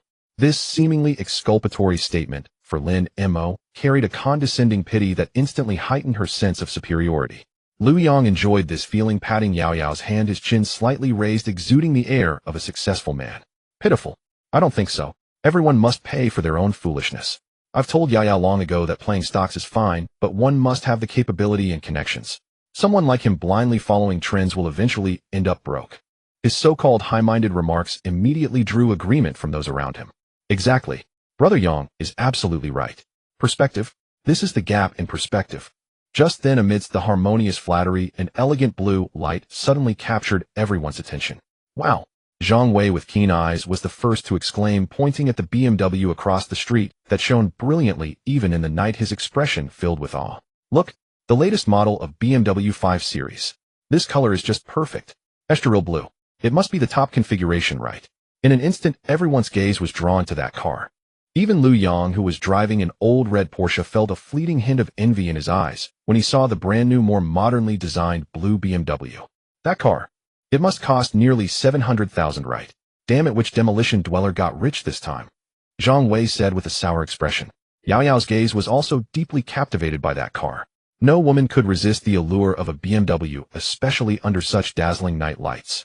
She instinctively imagined how magnificent it would be if she sat in the passenger seat of that car. Just as everyone was pointing and speculating about the owner's identity, the window of the blue BMW slowly descended. A familiar face wearing a faint smile appeared then the owner of that face slightly turned his head, calmly looking across the street. "Lin Mo?" Time seemed to pause at that moment. The entire world, all sounds, instantly vanished. The smile on Yao Yao's face froze, then faded at a visible pace, replaced by sheer unbelievable shock. Her eyes widened suddenly, her pupils constricting violently, and the hand that clutched Lu Yang's arm instinctively loosened. Impossible. This was absolutely impossible. The waste who had lost the down payment and was about to be unable to pay rent, the failure she had ruthlessly discarded just days ago. How could he? How could he be driving the latest BMW 5 Series? Zhang Wei and the others were equally petrified, as if struck by a thunderbolt, each one frozen in place. Their mouths uncontrollably formed an O shape, their expressions resembling a group of gophers witnessing the end of the world. The very person they had just been mocking and ridiculing had suddenly appeared before them in a manner they could never dream of achieving. This intense, tearing visual impact shattered their worldviews in that instant.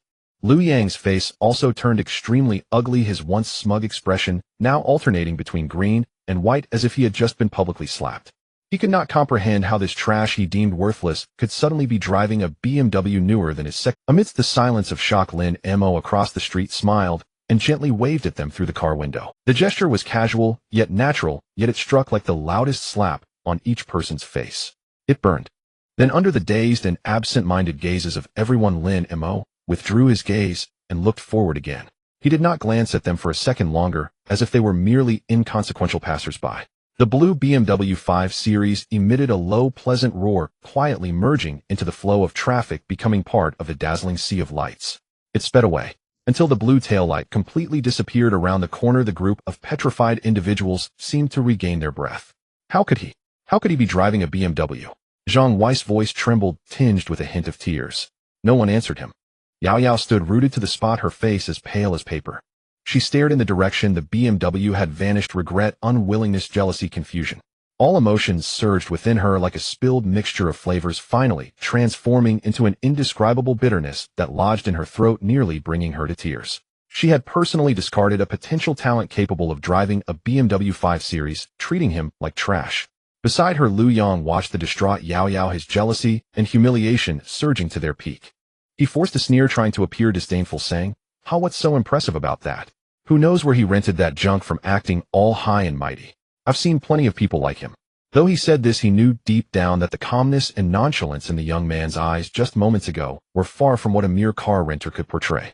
Inside the car, Lin Mo glanced at the group, still frozen in place in the rearview mirror, a faint smile curling at the corners of his mouth. This moment was already enough. His dignity, his stature, everything he had lost in the past had been returned to him tenfold in that brief moment. He was not trying to show off, nor was he seeking revenge.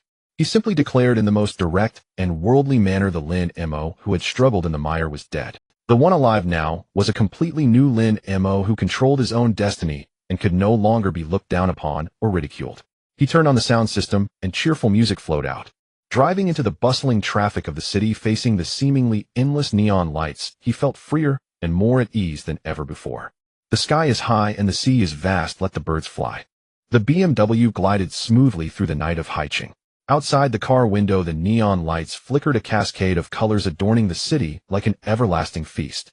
However, Lin Mo's heart had already detached itself from the brief and deliberate slap in the face of the previous. The shallow pleasure derived from humiliating his ex-girlfriend and intimidating former colleagues was fleeting, akin to a stone thrown into a lake, creating ripples that quickly settled back into calmness. What truly settled within him was a heavier and more urgent sense of responsibility. He recalled the careful voice of his mother on the phone asking if he had enough money to spend. He remembered the 300,000 he had once lost, a sum painstakingly earned by his parents brick by brick in the dusty construction site and the early morning market through their toil and sweat. That money had previously been the deepest thorn in his heart. Now he not only earned back the principal with interest, but had also accumulated wealth 100-fold beyond that. He knew that money could not fully atone for the mistakes he had made, nor could it soothe the worries that had caused sleepless nights for his parents. But he could create a shelter for them, a place no longer fearful of storms, free from the worries of making ends meet, where they could enjoy a secure and peaceful old age. And this shelter needed a tangible, visible, and touchable form, a house. A spacious, bright, and warm home that belonged to them. Once this thought rooted in his mind, it grew like rampant vines, instantly occupying all his thoughts. The next morning, Lin Mo drove the brand new BMW 5 Series back to the home he both knew well and felt indebted to. A dilapidated two-bedroom apartment rented by his parents in the suburbs. Son, what is this? When Lin's father and mother saw their son stepping out of a luxurious car they had only seen on television, their faces were filled with shock and unease. Dad, Mom, get in the car, I'm taking you somewhere. Lin Mo explained little, simply smiling as he opened the car door. Half an hour later, the BMW slowly pulled into the sales office of a high-end residential complex named Haiwei Huiding in Haicheng. The splendid hall, the mirror-like marble floor, and the faint fragrance in the air made Lin's father and mother, who had spent their lives saving, feel somewhat anxious, walking carefully, as if afraid of soiling the carpet. Hello, sir, how may I assist you? A saleswoman dressed in an exquisite suit and lightly made up approached with a professional smile. As her gaze swept over Lin Mo's clean, yet inexpensive casual attire, and the seemingly rustic couple behind him, the warmth in her eyes subtly cooled. Would like to see a house, a 3-bedroom, around 120 square meters. Lin Mo got straight to the point. The smile on the saleswoman's face became somewhat mechanical. She nodded and led them to a gigantic sand table model, while introducing it in a somewhat perfunctory tone. Lin's father and mother felt as though they were listening to a foreign language, nervously following their son, gazing at the opulence around them as if in a dream. This one is quite good. The saleswoman pointed to the model of the best located building, 120 square meters, south-north ventilation, with river views. It's our star model. How much does this cost? Lynn's mother finally couldn't hold back, cautiously asking. Andy, this unit is a gem in our complex. The price per square meter is slightly higher, totaling around $1,100,000. The saleswoman stated a number, her tone flat, yet it sounded like a thunderclap in the ears of the two elders. $1,100,000. To them, that number was astronomical, something they could never reach even if they spent their entire lives without eating or drinking. Too expensive. We won't look anymore. Lynn's mother's face instantly flushed bright red as she grabbed Lynn Mo's arm, as if wanting to flee from this place. Lynn's father also shook his head repeatedly, his dark face filled with unease. Mo, don't be ridiculous. This place is not for us. The saleswoman, seeing this, curled her lips into a barely perceptible smile, ready to say a few polite words to send them off. However, Lynn Mo's next action froze the smile on her face. He gently patted his mother's hand, reassuring her, Mom, don't worry. Then he turned to the saleswoman and calmly said, I'll take this one. Full payment. Any discounts? Full payment. The saleswoman's eyes widened, her professional smile freezing on her face. It took her a full 3 seconds to digest the meaning behind those two words. Then her face blossomed into an unprecedented, heartfelt, and radiant smile. Sir, are you serious? Her voice trembled with excitement. Let's swipe the card. Lynn Mo didn't waste any more words, directly pulling out the bank card that held all his savings from his pocket. Half an hour later, when the POS machine emitted a series of beeps, spitting out a long receipt, Lynn's parents still felt as if they were in a dream. They watched as their son signed his name on a paper filled with a string of zeros they couldn't even count. They saw the saleswoman, who had previously worn a hint of indifference, now bowing at a 90-degree angle, respectfully handing a thick stack of purchase contracts to their son, her voice sweet, as if dripping with honey. Mr. Lynn, congratulations on becoming the most distinguished owner of Haiwa. Here are your purchase contract and invoice. Please keep them safe. Only after leaving the opulent sales office and standing under the warm sunlight did Lynn's parents feel a bit. Lynn's mother's hand tightly clutched the thick purchase contract, still smelling of ink, which felt as heavy as 1,000 pounds despite its few thin pages. Her lips trembled as she tried to say something, but couldn't utter a word. Suddenly unable to restrain herself any longer, she crouched down, covering her face with the purchase contract, releasing a long-suppressed, muffled cry. In that cry there was no sadness, only release. It was the culmination of decades of hard work for survival for their son, of frugality, stretching every penny, all the grievances and bitterness released. It was the ultimate relief and pride of seeing their son finally succeed, no longer needing their worry, even having the ability to provide for them. Lynn's father, who had always held his back straight, carrying the weight of the family, had his eyes reddened. He looked up at the azure sky, trying not to let the tears fall, but the hot droplets still uncontrollably slid down the deep wrinkles on his cheeks. Lynn Mo stepped forward without saying a word. He simply reached out and embraced his crying mother like a child, and his seemingly strong father tightly. Dad, Mom. His voice carried a barely perceptible choke. It's all in the past. From now on, our good days are just beginning. Under the sunlight, the three of them embraced and wept. The burning tears washed away all past sufferings and anxieties, nurturing a brand new future named happiness. In stark contrast to the new home in the suburbs, filled with the warmth of smoke and the aroma of food, the meeting room at the top of the Tianyu private equity in the financial district of Haicheng was as cold as if it could freeze the very air. Outside, the enormous floor-to-ceiling windows stood towering skyscrapers with clouds flowing beneath, as if the entire city was bowing in submission to this place. Inside the meeting room, at a massive oval table that could seat 30, fewer than 10 people were present. Everyone was dressed in formal suits, sitting upright with serious expressions, each in front of a steaming cup of coffee, yet none dared to reach for it. All eyes were reverently, even fearfully, directed towards the woman seated at the head of the table. Su Wan. Today she wore a high-end custom suit in light beige, the sharp tailoring accentuating her tall and imposing figure, exuding a powerful aura. Her long hair was still meticulously styled at the back, and her flawless face bore no expression. She simply sat there quietly, her long fingers rhythmically tapping gently on the smooth surface of the table. Tap, tap, tap. This faint sound in the silent meeting room felt like a heavy hammer striking each person's heart. Next, finally, she spoke, her voice cold and devoid of any waves. A young researcher wearing gold-rimmed glasses and appearing to be just over 30 immediately stood up, nervously adjusting his glasses and turning on the projector behind him. Ms. Su, fellow colleagues, I will now review several major market highlights from recent times. He took a deep breath and began his meticulously prepared report. First, there is the St. Dongfang Tongyun, which recently exhibited a floor-to-ceiling trend. As these 5 characters appeared on the massive screen, Su Wonking's previously vacant gaze momentarily sharpened. The researcher did not notice this detail as he was immersed in his professional analysis, speaking confidently. This stock, after experiencing 9 consecutive limit downs, surged with 18 consecutive limit ups due to a bankruptcy restructuring announcement with a total increase of nearly 700. According to our data model analysis, this is a very typical case of speculation where multiple capital players collaborated to manipulate the market, taking advantage of information disparities to execute a violent rally. As he spoke passionately, Su Wonking's cold voice unexpectedly interrupted him. The individual we encountered last time at Haiching Securities, Mr. Lin, she paused as if recalling the name. Has there been any follow-up on his account? The air in the entire meeting room instantly froze.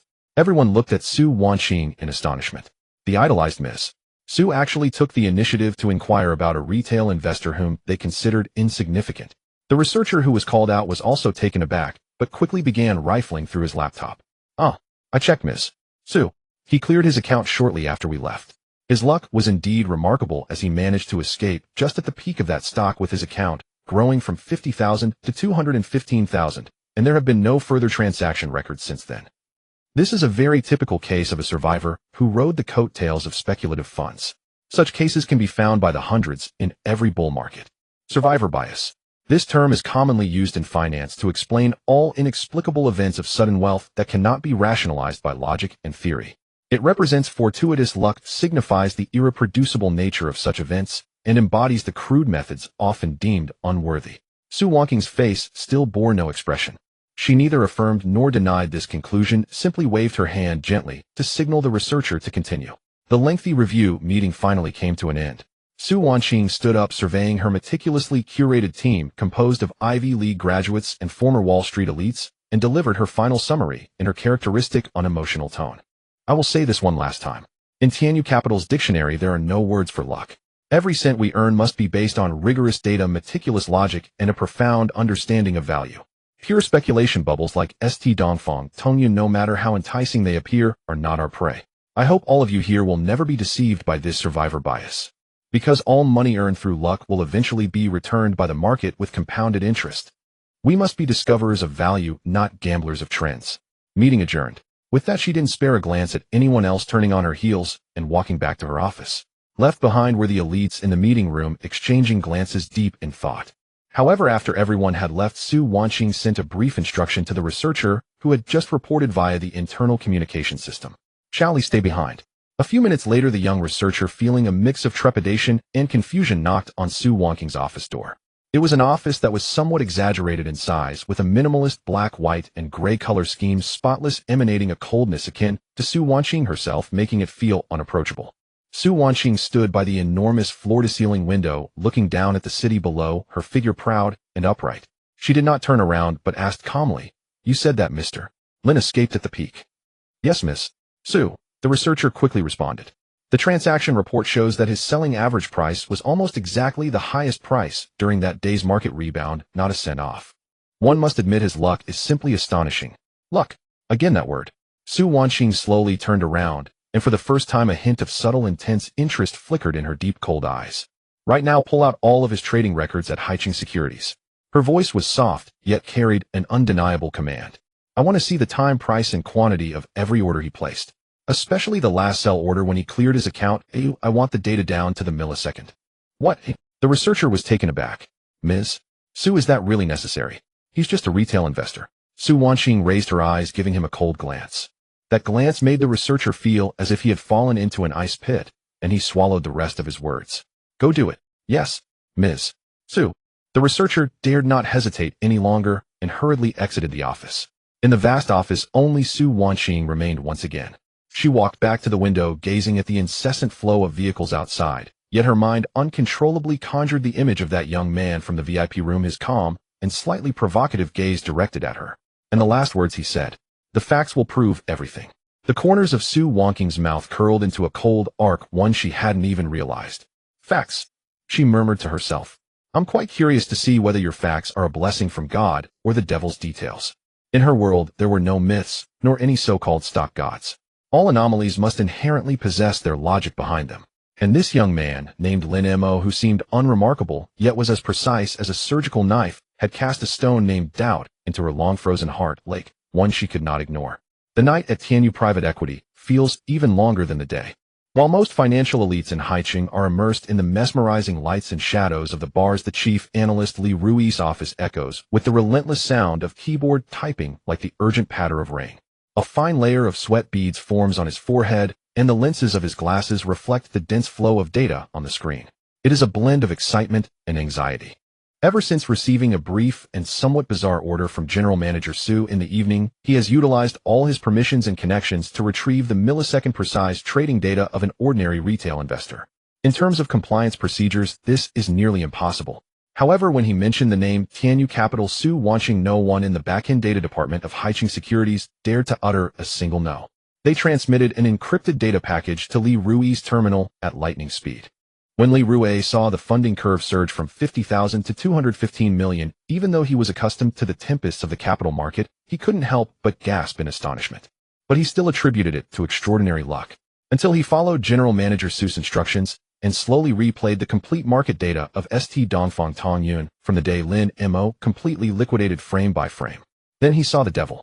General Manager Su, the data has come out. Li Rui knocked on the door of Su Wanqing's office with a pilgrim-like heart.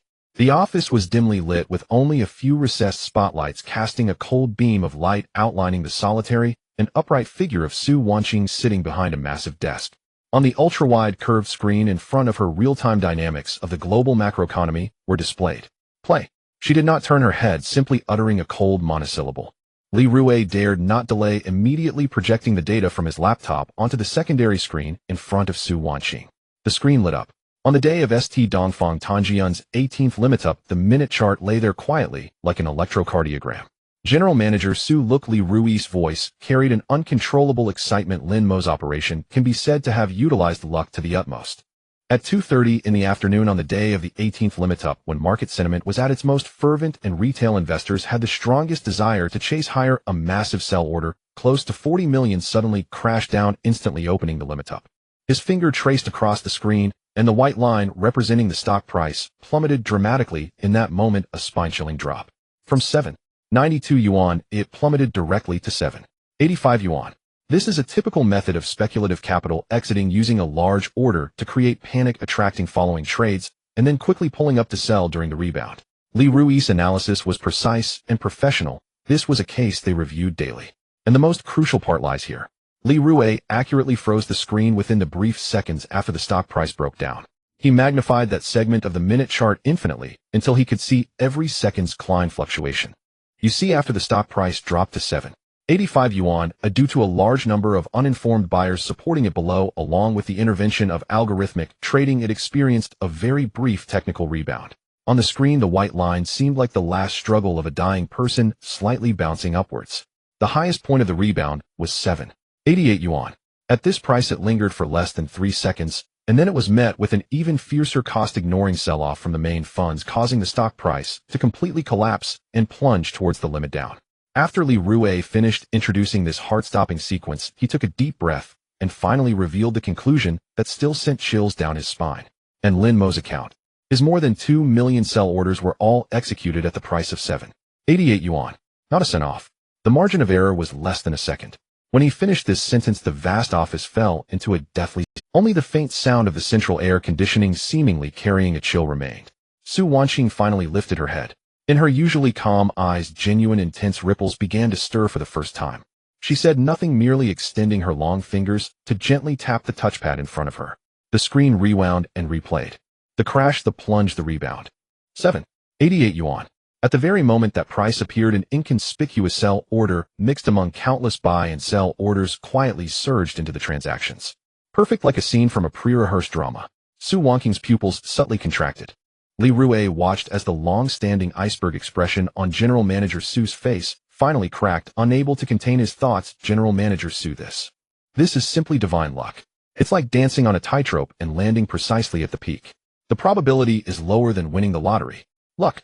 That word again. However, this time Su Wanqing did not tacitly agree as before.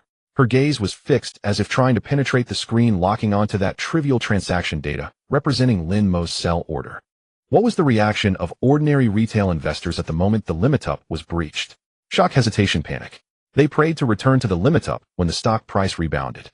It was only when the stock price turned down again that they awoke from their dreams, frantically placing orders to escape. By then the price had already plummeted to the bottom. No normal person could make the most precise judgment in the span of just 1 second and execute it in the most decisive manner, let alone sell at that fleeting textbook perfect peak.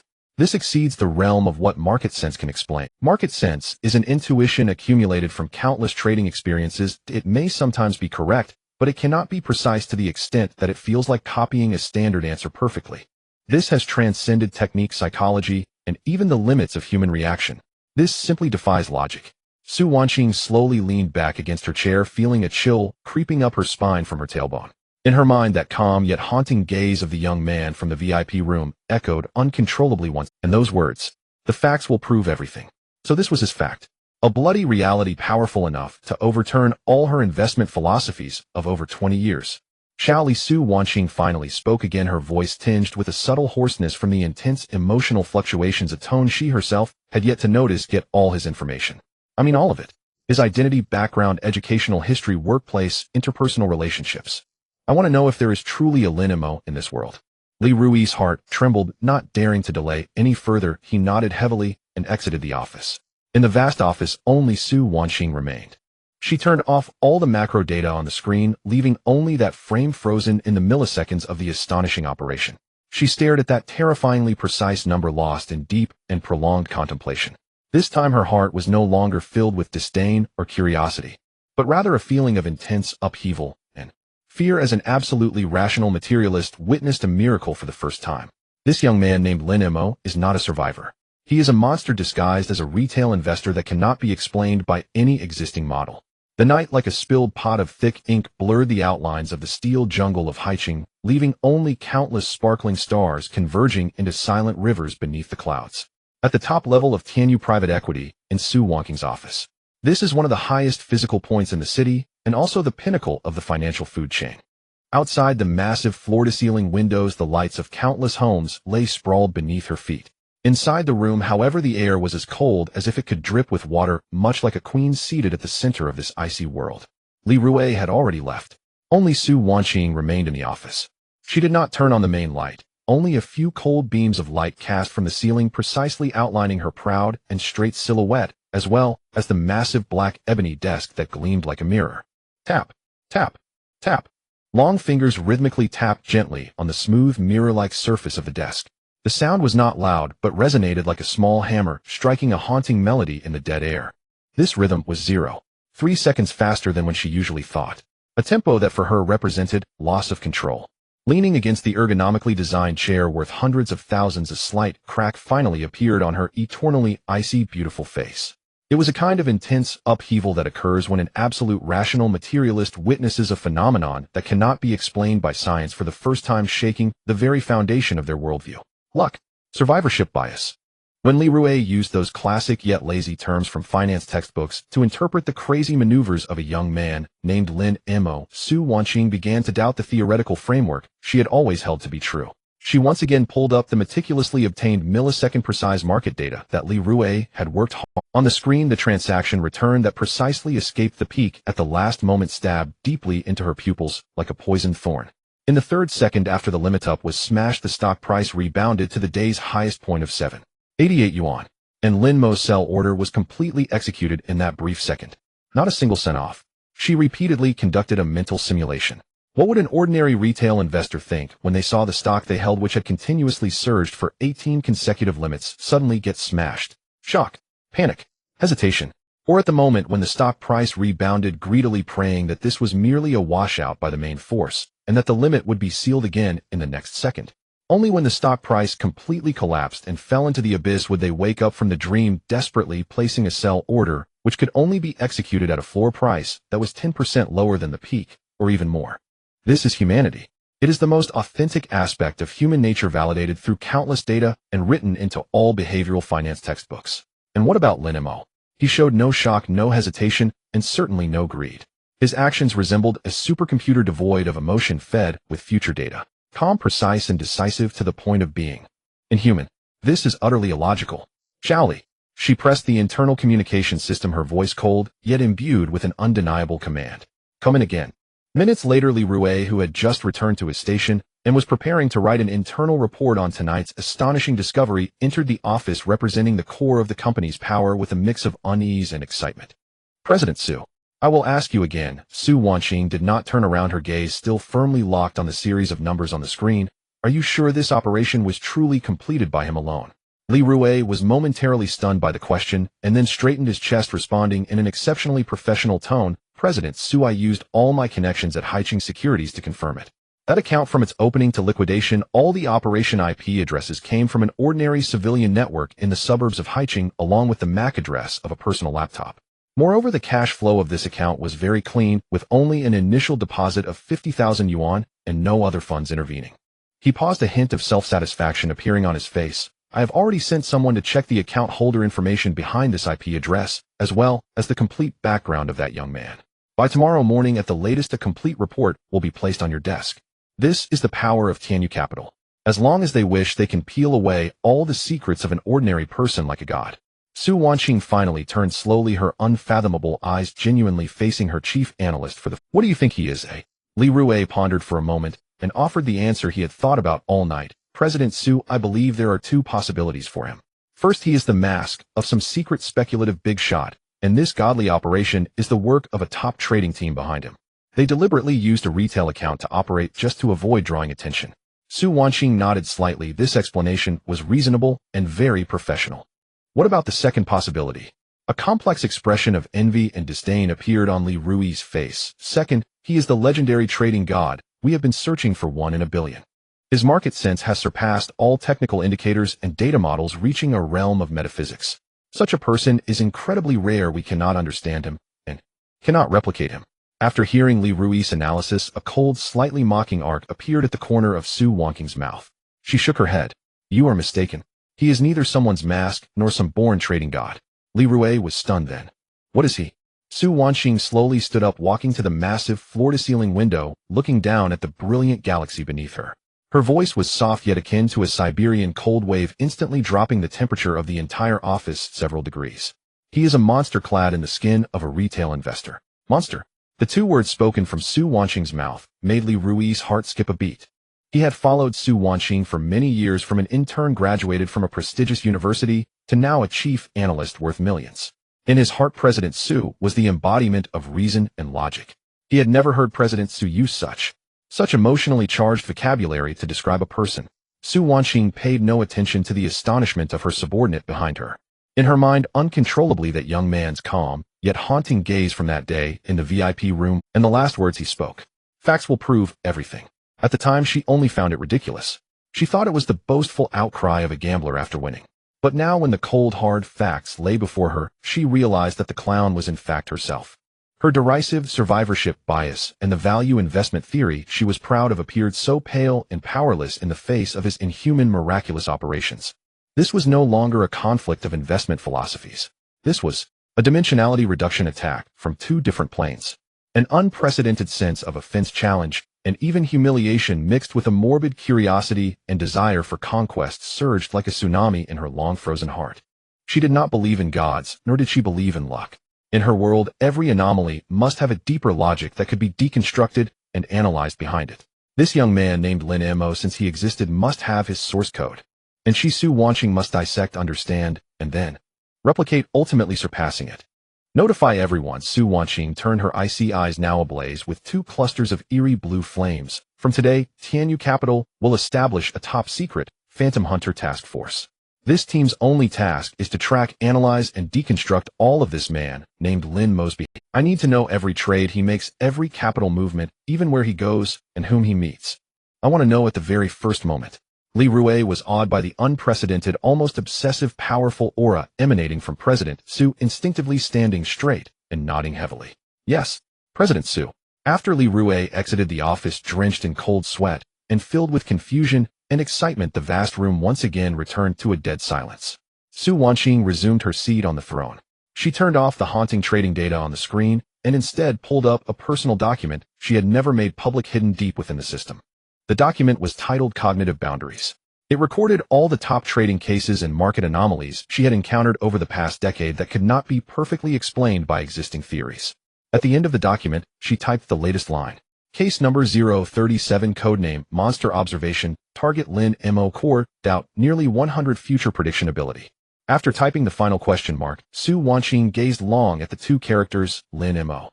To her, this name no longer represented an ordinary luck-imbued retail investor. It represented a colossal, dangerously enticing enigma. A living paradox that challenged all her cognition and shook the foundations of her beliefs.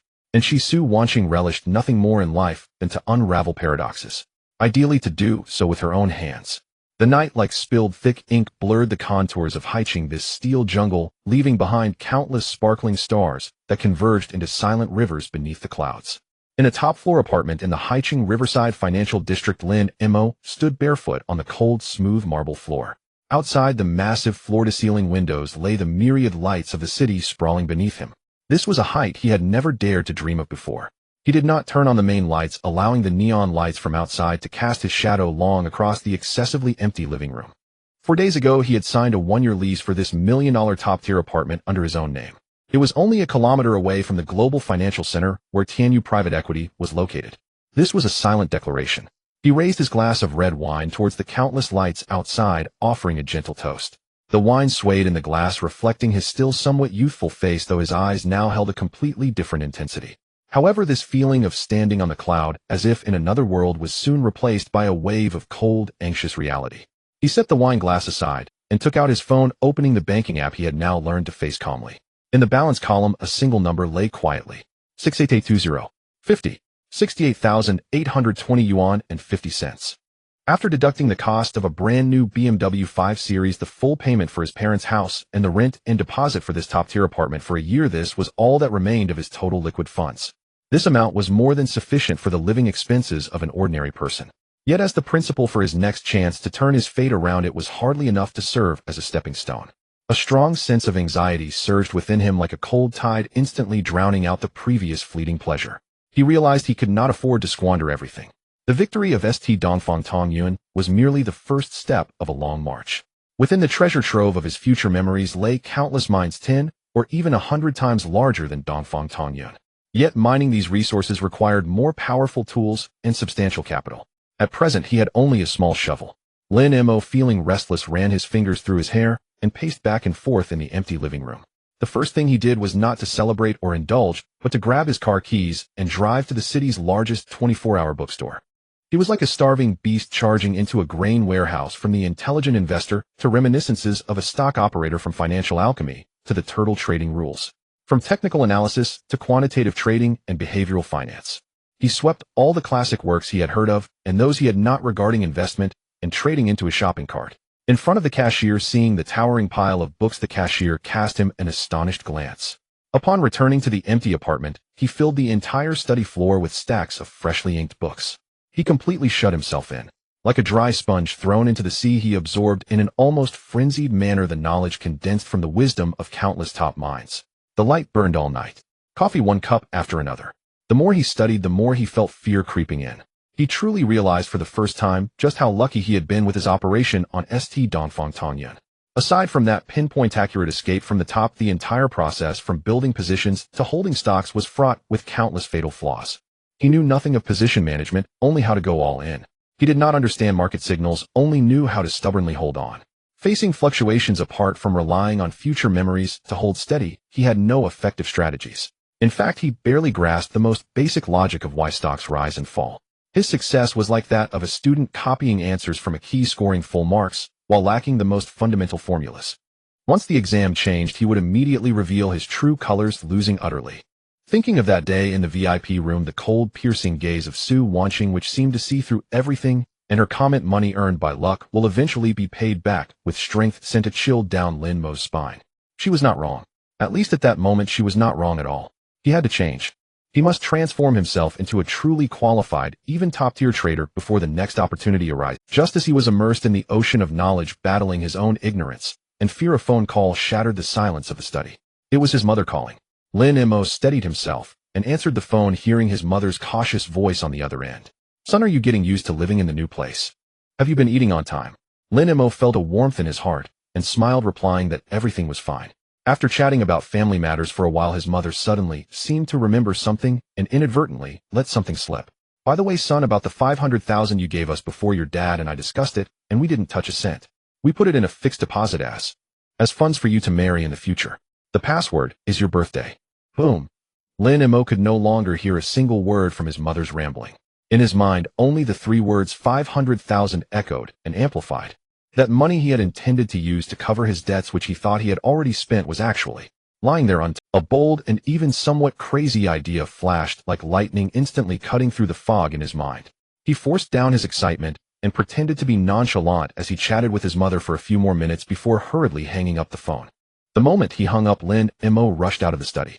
He dashed to the living room, took a marker, and forcefully wrote two large characters on the massive, empty white wall. Learn.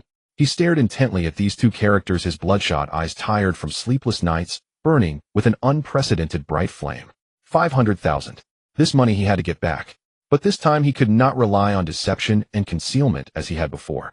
He would use strength, professionalism, and a foolproof plan that would convince his parents so that they could confidently hand over this fund representing the family's future to him. He picked up the pen again, and behind those two characters painstakingly wrote down another two characters, as if expending all his strength. Surpass. Surpass the ignorant version of himself from the past. Surpass Su Wanxing and her so-called elites. Surpass this market, all its rules and constraints. It's the weekend. A brand new Azure BMW 5 Series smoothly drove into the underground parking lot of Haiwei. Lin Mo returned to his parents' new home carrying fresh fruits bought from the supermarket downstairs. The house is not large, just 120 square meters, yet it represents a stability and dignity that this small family has never dared to dream of. On the coffee table in the living room, unfinished fruits from after the meal were still placed. On the television, a soap opera about family matters was being aired. Lin's mother, wearing an apron, was busy in the kitchen. The sounds of the spatula clashing against the iron wok mixed with the roar of the range hood formed a simple, yet moving symphony of human warmth. Lin's father sat on the sofa wearing reading glasses, engrossed in today's evening newspaper. This warm and peaceful scene stirred a wave of warmth in Lin Mo's heart as he just returned from the cold steel jungle of the financial world. This is the meaning of his struggle. However, this warmth would soon be shattered by his own hands. Dinner was a table filled with hearty home-cooked dishes. Sweet and sour ribs, braised crucian carp, stir-fried seasonal vegetables. Each dish exuded steaming heat, carrying the unconditional love of his mother. At the dining table, Lin's mother constantly served vegetables into her son's bowl, chattering on. Eat more, look at how thin you've become lately. Make sure to eat on time when you're living alone. Don't always order takeout, it's unhealthy. Lin's father said little, merely passing a bottle of beer to his son before pouring himself a glass. Lin Mo did not touch his chopsticks. He took a deep breath as if making a huge decision and gently placed the bowl and chopsticks down. Dad, Mom. His voice was calm, yet it caused the lively atmosphere at the table to freeze instantly. Lin's father and mother both looked up at him in surprise. I quit my job. For short words were like a deep water bomb dropped into a tranquil lake, instantly stirring up waves of shock. What did you say? Lin's father's eyes widened in disbelief, and the glass in his hand clattered heavily onto the table, spilling the liquid. His face, weathered by years, was instantly filled with shock and anger. You just quit a perfectly good job, just like that. Is there something wrong with your head? Lin's mother's chopsticks fell to the ground with a clatter. The color drained from her face at a visible speed, and her voice trembled. Son, don't scare your mother. Was it something unfair at work? In her view, only a colossal grievance could make her son give up this decent and stable job in the eyes of outsiders. Faced with their starkly different, yet equally worried reactions, Lin Mo did not argue. He simply looked at them calmly, and then word by word stated an even more shocking decision. I won't be going to work anymore. I plan to become a professional investor. Nonsense. Lin's father finally could not contain himself, slamming the table and standing up abruptly. He pointed at Lin Mo, his finger trembling slightly with excitement. Professional investor. That sounds nice. Isn't that just stock trading? How did you lose last time, wiping out all our life savings? Have you forgotten? Just as we were starting to live in peace, how could you entertain such foolish thoughts again? Can you eat that kind of thing? Is that reliable? You can earn today and lose tomorrow. That's gambling now. The roar of his father echoed throughout the not-so-large living room, each word like a hammer striking hard at Lin. Lin's mother's eyes were already red. She held her son's hand, her voice tinged with tears. Xiao Mo, listen to your mother. We don't ask for you to be rich, just to be safe and have a stable job. Stock trading is too frightening. My heart can't take any more of your turmoil. Faced with his father's fury and his mother's tears, Lin Mo's heart ached as if pricked by needles. He knew how much pain his past failures had brought to this family, but he could not back down. This time he wanted not just money but an unconditional trust from his parents regarding his future. He He did not rush to defend himself, but turned and walked back to his room, taking out something from the backpack he had brought, a thick stack of neatly bound A4 papers. On them, densely packed, were his handwritten study notes from the past few sleepless days. From macroeconomic analysis, to industry cycle judgment, to individual stock financial models. Each page was filled with various charts and data along with his thoughts and annotations. He gently placed this stack of notes thick enough to be used as a brick on the dining table. "Dad, Mom, I know what you're worried." His voice remained calm, but carried an unprecedented resolute power. "Last time, I admit, I was gambling, relying on luck. I couldn't even understand the Klein charts and blindly trusted others' nonsense throwing money in. That failure hurt me more than it did any of you." So he pointed to the thick notes on the table. "For the past half-month, I have isolated myself to turn what I once won by luck into something that truly belongs to me, my own strength." He did not use jargon that his parents wouldn't understand. He simply explained in the most straightforward and sincere language what value investing is and what the discipline of a professional trader entails. He told them that true investment is not about chasing elusive news, but about finding fertile land, planting seeds in spring, and patiently awaiting the harvest in autumn. Lynn's father and mother looked at their son's bloodshot, yet shining eyes, gazing at the stack of notes filled with symbols and words they could not comprehend, but could feel the weight of his effort. Their opposition began to waver. The father's anger gradually subsided, and he sat back down, falling into a long silence. The mother's tears also ceased. She simply looked at her son, who seemed to have grown up overnight with a mix of pain and complexity in her eyes. Lin Mo knew the moment had come. He solemnly stood up and looked at his parents. "Dad, Mom, I need some startup. Please lend me the 50,000 you gave me last time. This time I'm not going to gamble. I'm going to create my own career." He deeply bowed to his parents. "Please trust me." The living room fell into a prolonged, suffocating. Only the inconsequential sounds of the soap opera echoed in the empty room. After an unknown amount of time, the silent father slowly raised his head. He looked at the straight back of his son, at the unwavering determination in his eyes, while his own wrinkled eyes slightly reddened. He sighed, as if using up all the strength in his body. "All right, just one word." But it felt as heavy as 1,000 pounds. "We'll give you the money, but you have to promise us safety first." With the father's consent, Lynn's mother hesitated no longer.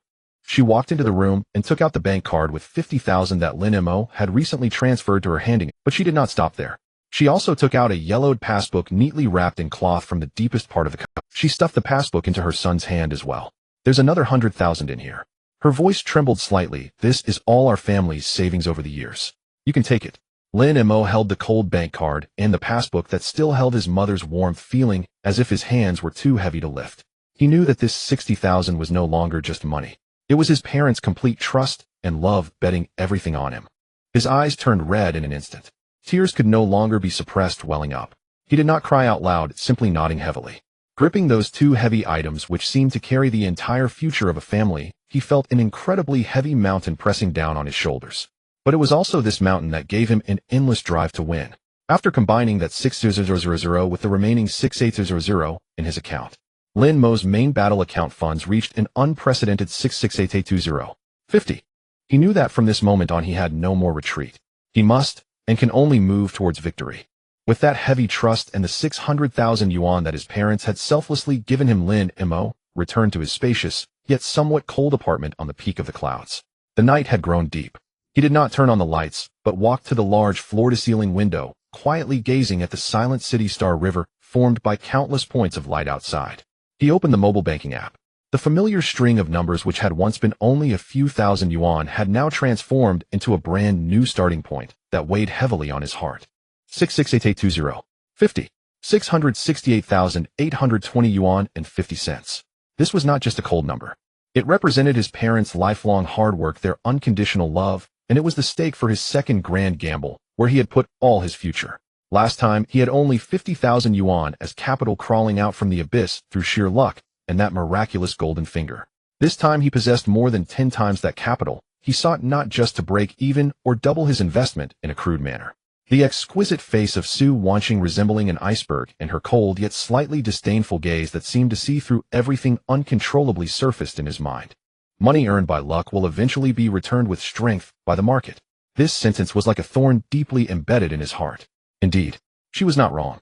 If he merely replicated the operations of St. Dongfang Tongyun, then Lin Mo would forever be an inconsequential gambler chosen by survivor bias.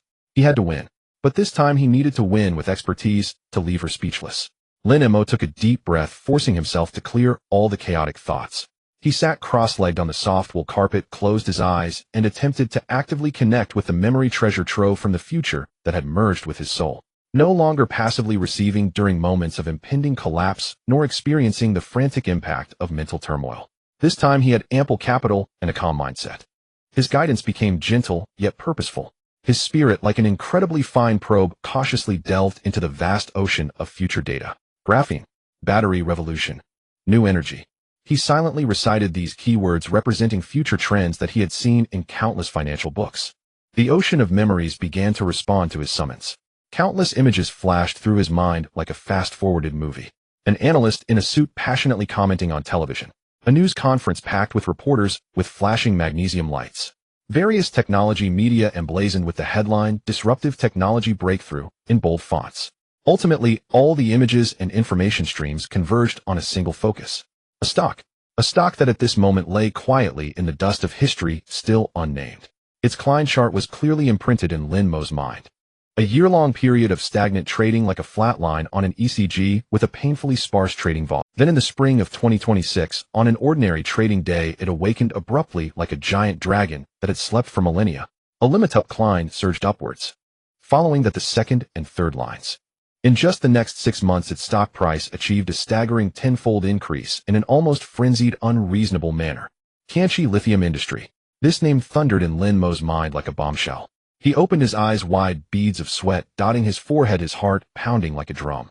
He barely had time to catch his breath before he scrambled to the computer in his study. Trembling hands opened the trading software, typing in the 4 words that made his blood race. Tianqi Lithium Industry. Enter. The Klein chart for this stock popped up on the screen. A stagnant pool. Its stock price was quietly resting at 5.21 yuan. In recent months, its trend resembled a nearly horizontal line, with daily trading volume even falling short of 10 million. A thoroughly forgotten zombie stock by the market. Lin Mo ignored the unappealing trend and immediately pressed F10 to bring up its company details. His gaze, like the most precise scanner, swiftly searched through the dense text. Company introduction, financial data lacking in substance. Just as he was about to feel disappointed, his gaze fixed on the section titled Company RD Projects. A line of unremarkable small text instantly captured all of his attention. Research on the application of new carbon-based composite materials in lithium battery cathodes. New carbon-based composite materials. Isn't this the most rigorous and academic term for graphene? It is it. From the future memory in his mind to the real data before his eyes. The clues perfectly closed the loop. Bang, bang, bang. Lin Mo could clearly hear the sound of his heart violently pounding against his chest. 10 times 66,000. That amounts to 660,000. An astronomical figure sufficient for him to achieve a class leap. A primal, almost uncontrollable impulse surged through his brain. All in. Now. Immediately. Right now. To pour all his funds into it. However, this thought lasted less than a second before he forcefully suppressed it. Su Wangqing's cold face and her disdainful word, gambler, reappeared in his mind like a spell. If he rushed in with all his capital now and lay there like a dead dog waiting for the draw 2 years later, what would be the difference from last time? What would be the meaning of his sleepless weeks of study? He would never be able to tear off the label of survivor. No. Lin Mo's gaze gradually shifted from fervor to an incomparably calm and sharp focus. This time he not only had to win, he also had to win like a true top-tier hunter.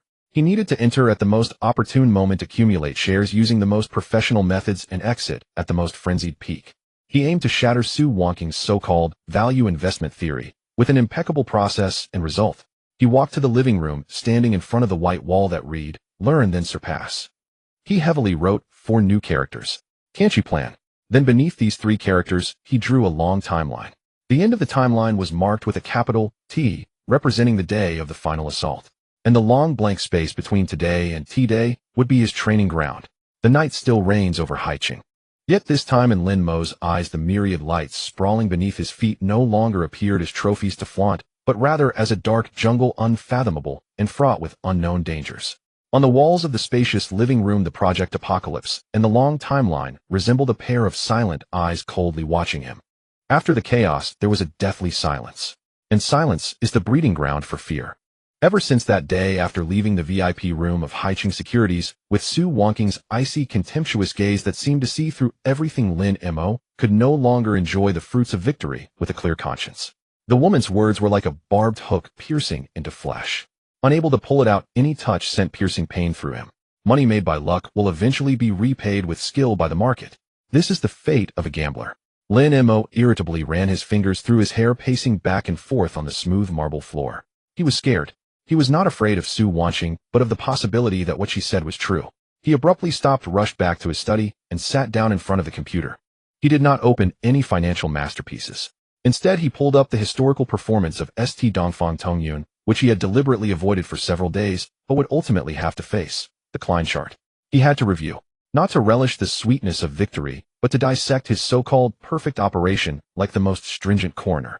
He replayed the Klein chart of those short 20 trading days again and again on the screen, starting from buying in fully leveraged at the 7th limit down, up to the miraculous perfect clearing at the peak of the intraday high after 18 consecutive limit ups. To outsiders, this was a textbook battle, a classic campaign to boast about for a lifetime. But in Lin Mo's eyes, what he saw was not an epic of a hero but a clown's solitary dance. He forced himself to recall every detail from that moment. When buying, his hands trembled, his heart raced. Aside from the faith brought by the golden finger, his mind was a blank. He had no idea why he was buying, only that he should buy. During the holding period, every limit down, every margin call warning made him feel like he was sitting on needles, suffering immensely. Aside from stubbornly holding on, he had no coping strategy and could not comprehend the subtle changes in the market. When selling, that few seconds of extreme operation appeared fluid, yet it was merely a passive response of the brain to future memories. He felt like a marionette executing commands perfectly, without understanding the logic behind them. His success was just an extraordinarily precise open book exam. The golden finger provided him with the correct answers, and he merely had to copy them down with his eyes closed. He stared at the magnificent, almost vertical-shaped reversal curve, cold sweat trickling down his back. What if at the moment of smashing through the limit up, the so-called butterfly effect caused the trend to deviate by a mere 1/10 of a second? What if in the future memory the final number of limit UPS was not 18, but 17? What would he do? The answer was he could do nothing. He would hold on to that stock, which had already begun to drop like a fool, until the losses expanded, until profits were eroded, until he fell back into that familiar, desperate abyss. The thought of this sent a bone-deep chill racing through his entire body. Tianqi Lithium Industries, that was a battlefield 10-fold, 100-fold larger than St. Dongfang Tongyun. Inside lurked not ordinary speculative funds, but true capital giants capable of turning the tide. If he charged in with his current idiotic state, even if he held a treasure map promising 10-fold returns, he would only be devoured to the bone by those experienced hunters halfway through. He finally understood the source of Su Wanqing's contempt. It was not arrogance. It was the heartfelt pity of a top-tier, battle-hardened professional hunter for a baby running naked in the forest with a gold nugget. No, absolutely not. Lin Mo suddenly stood up from his chair. He rushed into the living room, grabbed a marker, and on the wall that read Project Apocalypse before the T-Day, representing the distant future, he forcefully drew a brand new area. Gritting his teeth, he meticulously wrote down 3 words: training ground. He aimed to transform himself from a slacker who could only copy answers into a true study god, who could understand questions and even create them before the next great battle. He began to formulate a plan with unprecedented clarity. First, sensory training. Simply reading was not enough. He had to engage in hands-on combat. He would train his muscle memory and market instincts through the most brutal short-term trading under the T1 rule. He needed to learn to react correctly to market changes in mere 1/10 of a second rather than relying on the delayed reporting of memory. Second, logical reconstruction.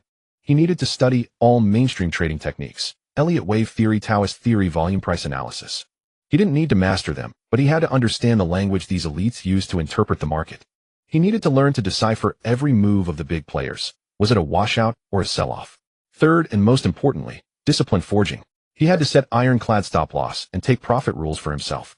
He had to overcome human greed and fear in every trade. He must learn to accept losses calmly in exchange for greater and more certain victories. When he filled an entire wall with all his training plans, he let out a long sigh of relief, feeling much of the anxiety and fear that had lingered in his heart dissipate. In its place was a sense of excitement and determination, ready to embark on the unknown journey. He returned to his computer and opened the securities account that had granted him financial freedom and allowed him to see himself clearly. Available funds 668820. 50 yuan. He stared at this string of numbers in silence for a long time. Then he made a decision that would leave Wang Pengzi utterly astounded. He logged into the online banking of another bank and transferred the 600 yuan his parents had given him, carrying all their trust and hope without a single cent missing.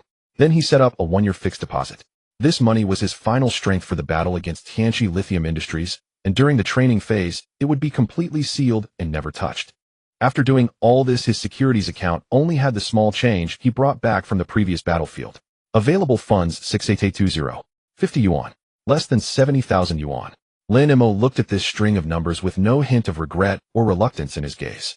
Calmly, he set graduation conditions for his upcoming devil training camp. Either he would use this less than 70,000 yuan to forge himself into a truly qualified cold-blooded trader with iron sinews and bones, or he would take this money as his tuition fee for entering the market, losing it all without a trace. He had no. In the silent study, Lin Mo's breathing was steady and prolonged. The large whiteboard on the wall had been divided into several sections using different colored markers filled with formulas, charts, and various trading rules and psychological principles that ordinary people could not comprehend. At the center, the three large characters "training ground" resembled a pair of silent and stern eyes constantly scrutinizing him. Without the fantasies about Tianqi lithium industry and the ecstatic thrill of sudden wealth, when Lin Mo once again opened the securities account that had less than 70,000 yuan left, his heart was unprecedentedly calm. The 68,000 yuan was his training fund, his testing stone, and the first stepping stone towards his future. He intended to use this money to tear off the label of gambler that Su Wanxing had stuck on him. It was Friday 2:50 in the afternoon. Only 10 minutes were left until the close of the shares. Lin Mo did not browse through the memories of big bull stocks that had been etched in his mind as he usually did. What he sought was not a 100% certain draw, but a textbook-like practical exercise that could fully test him. He closed his eyes, his mental strength acting like a delicate probe delving into the vast sea of future information, beginning a purposeful and rapid search in a small scope. This time the keywords he searched for were no longer grand narratives like graphene or new energy. Instead, they were next Monday merger positive announcement. Soon an inconspicuous piece of information was precisely captured from countless fragments of memory. A small-cap company named Huatai Construction would release a positive announcement regarding a merger and restructuring before the market opened next Monday. Stimulated by this news, the stock price would open high and rise, eventually showing a noticeable technical pullback due to profit-taking. Found it. Lin Mo suddenly opened his eyes, his gaze devoid of any joy, only the cold focus of a hunter locking onto his prey. He glanced at the time. There were 5 minutes left until the close. He opened the Klein chart and intraday chart for Huatai Construction, but did not buy immediately. He forced himself to analyze the current market using the knowledge he had learned over the past few days. The trading volume was stable, the orders were sparse, and the stock price fluctuated slightly around the moving average. Everything indicated that this was just an ordinary stock about to finish a day of trading. He observed the changes in buying and selling in the last few minutes of the trading session, quickly simulating the intentions of the main force in his mind. When the time reached 2:57 in the afternoon, as a tiny and nearly unnoticed drop appeared, he made his move. Buying price 8.52 yuan, buying quantity 8,000 shares. His fingers lightly tapped on the keyboard without a trace of tremor or hesitation. A buy order worth 68,160 yuan quietly merged into the calm trading flow. Capital change practice account 68820. 50 yuan, market value 68160. 00 yuan for Huatai Construction stock, remaining cash 660. 50 yuan. Operation completed. He turned off the computer. There was no excitement, no anticipation. Over the weekend, he completely forgot about this trade, immersing himself in the world of books and reviews. Until Monday morning at 9 o'clock. Lin Mo sat back down at the computer. As he recalled, a significant announcement about Huatai Construction planning a major asset restructuring was prominently displayed on the homepage of major financial websites. At 9:15, the collective bidding began. The stock price, without any surprise, opened significantly high at a 7% increase. At 9:30, the market officially opened. After a momentary surge, the stock price indeed began to weaken, and on the intraday chart, the white price line showed a noticeable stagnation pattern like the peak of a wave. Now is the time. This time Lin Mo did not greedily wait for the elusive highest point. What he wanted was to eat the juiciest and most assured part of the fish within the framework of rules and discipline. Selling price, market price, order, selling quantity, all confirm. In less than a second, the operation was complete. The stock remained in his account for only one trading day. When the crisp sound of the transaction report rang out, Lin Mo glanced at his account. His first drill had come to an end. Capital change, market value approximately 73800 yuan of stock, cash 74520. 50 yuan. In less than one trading day, the profit was nearly 10. In the past, Lin Mo might have jumped up in excitement, but now he simply looked calmly at the number, then took out a brand new notebook. On the first page, he solemnly wrote the title: Trading Review Log 001. Why did the stock price stagnate at that position? What were the main pressure orders at that time? What would happen if I sold 10 minutes later? What if I sold 10 minutes earlier?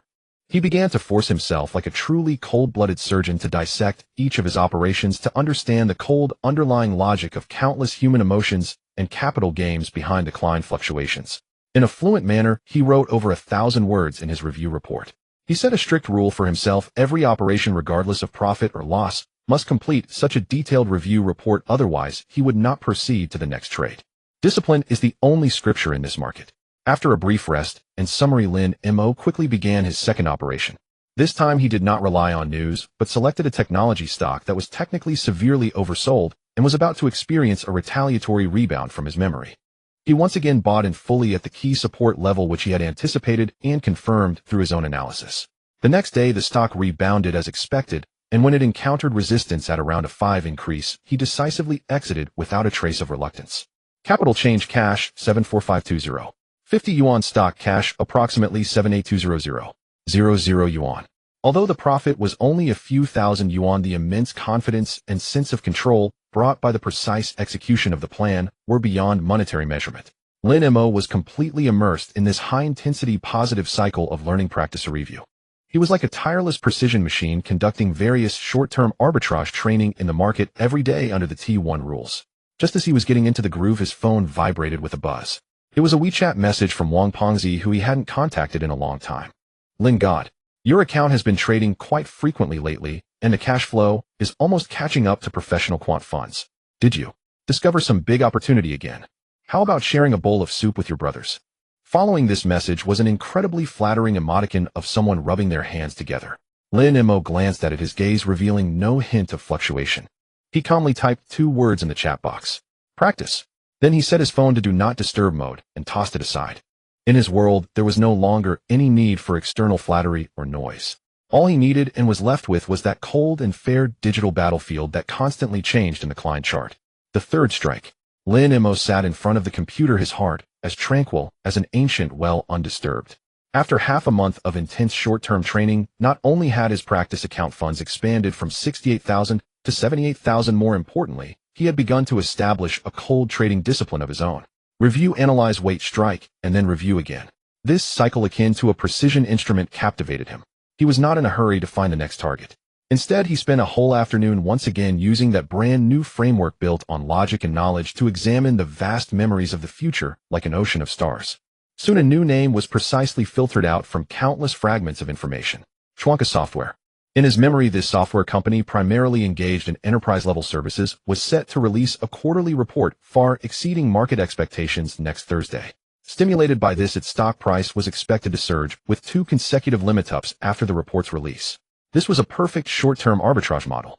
The timing was clear, the space ample, and the certainty high. On Tuesday, Lin Mo opened the client chart for Chuanka Software as usual.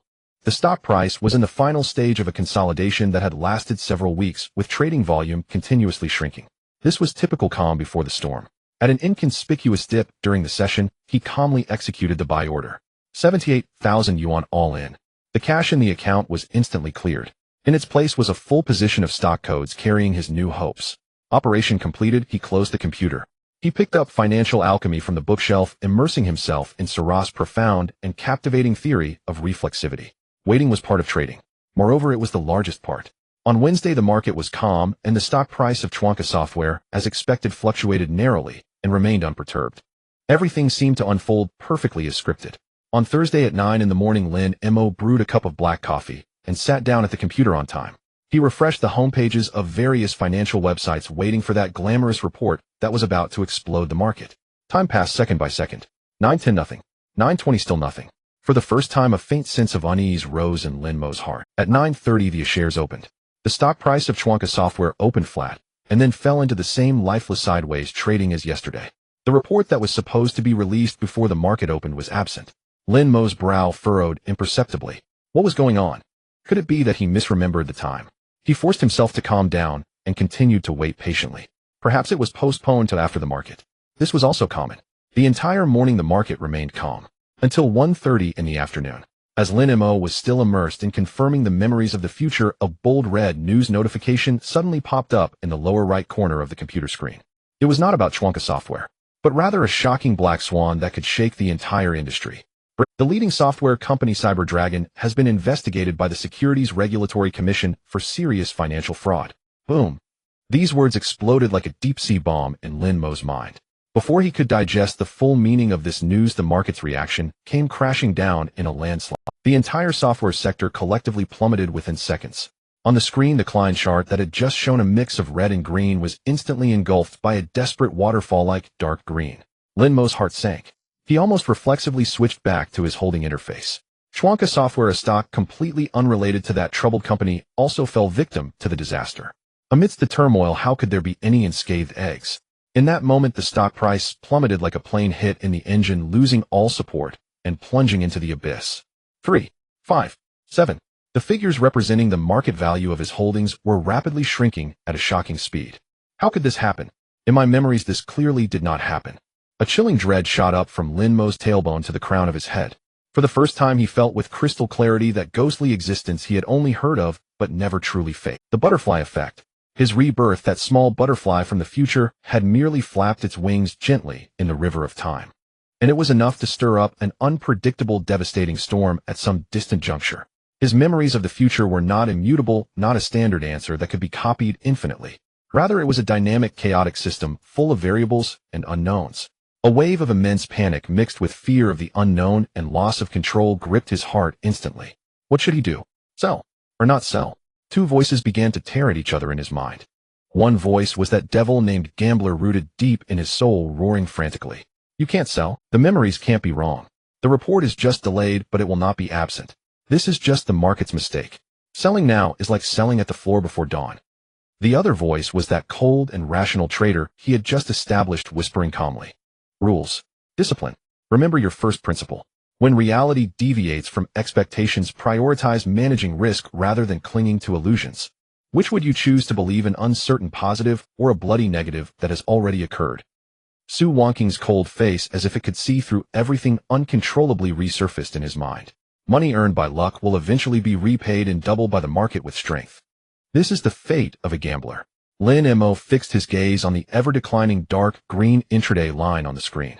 His palms were already drenched in cold sweat. He knew he was standing at a crucial crossroad of destiny. Should he continue to believe in that miraculous golden finger, gambling on a probabilistic counterattack? Or for the first time actively abandon the guidance of God and obey the cold and cruel discipline he had set for himself like a true mortal? At this moment, what he faced was not merely a matter of financial gain or loss, but rather a choice of fate. Night. Cold and unrelenting. Lin Mo did not close his eyes. He did not glance once more at the trading screen, nor did he seek out any rumors about the earnings report.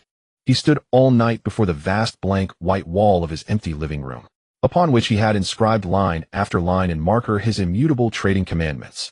These were his personal scripture, forged not from dogma, but from the distilled wisdom of countless financial masterworks, refined through his own insight and memories of a future yet unwritten. At its apex, written in stark blood-red ink, stood 4 chilling characters. Discipline first. His gaze locked onto those 4 words while 2 opposing voices waged their final brutal war within his mind. The devil named gambler still roared madly in his ear. Do not sell. Memory never lies. The earnings report is merely delayed, not absent. This is the market's unjust slaughter. To sell now is to discard gold as if it were gravel. The other voice, the nascent seed of trader newly awakened deep within his soul, replied with icy calm. Rules are the only weapon you may truly trust. When reality deviates from expectation, your first and only duty is risk containment, not clinging to fantasies of an uncertain tomorrow. Su Wangqing's frost-laced face, piercing omniscient, flashed before him like a curse. Money earned by luck will inevitably be reclaimed by the market twice over in exchange for competence. Lin Mo's fist clenched violently. No, he would no longer be that failing student who copied answers from an open book exam, yet could not even comprehend the questions. He refused to let anyone define his life with contemptuous labels, gambler survivorship bias. In this moment he chose. A choice both agonizing and resolute, to slay with his own hands the gambler within, the very force that had once granted him fleeting triumph, yet would inexorably drag him into ruin. He would offer his first crimson sacrifice upon the altar of discipline, to herald his rebirth. Then he turned and walked back to his study. Silence reigned through the night. Friday 9:15 a.m. When Lin Mo sat before his computer once more, his eyes held not a trace of hesitation or inner conflict. Only surgical precision, calm, focused, absolute. The pre-market auction began.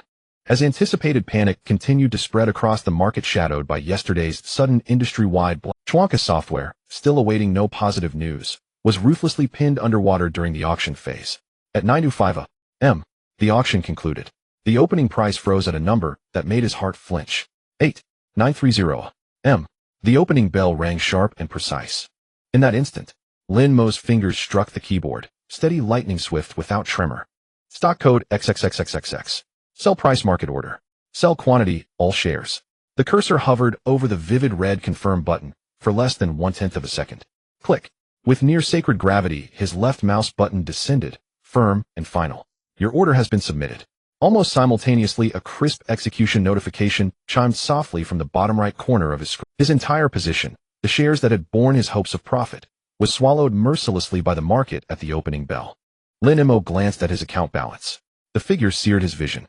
Capital change 78000 in stock sold at 10 loss available cash 70125. 8,000 yuan. His first true loss since rebirth. A surge of raw, bitter emotion, pain mingled with defiance, rose instinctively within him. Yet he suppressed it instantly. The trade is complete. What follows bears no relation to me. He closed the trading platform, without glancing again at the stock that had cost him money. Rising, he strode to the whiteboard in the living room, picked up a pen, and prepared to write his first post-mortem report. A meticulous, unforgettable analysis of this inaugural losing trade. But then, precisely 1 hour after his sale, at 1030 a.m., the devil, or perhaps fate itself, delivered a cruel, colossal jest. A muted financial news alert flashed abruptly across his phone screen. Its headline mocked his decisive stop-loss with every syllable. Schwanka Software releases Q1 earnings far exceeding expectations, net profit up 300. Boom. Lin Mo's pupils contracted sharply. Instinctively, he lunged back to his computer and reopened the trading platform he had just closed. On-screen, Schwanka Software's intraday chart was staging a reversal so breathtaking it would leave onlookers speechless.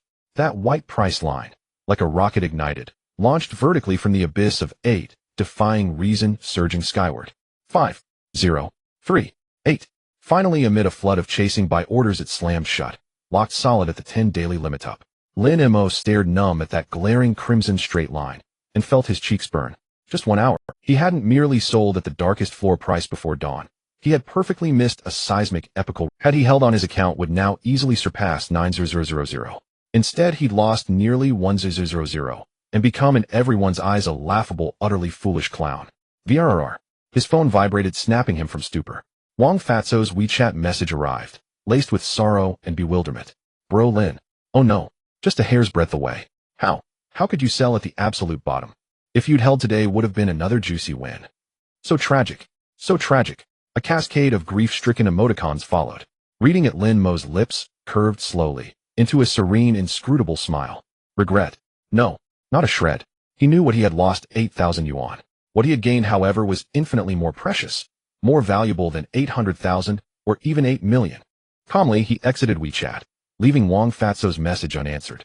He returned to the cold whiteboard, and beneath the blood-red injunction, discipline. First, wrote deliberately stroke by stroke.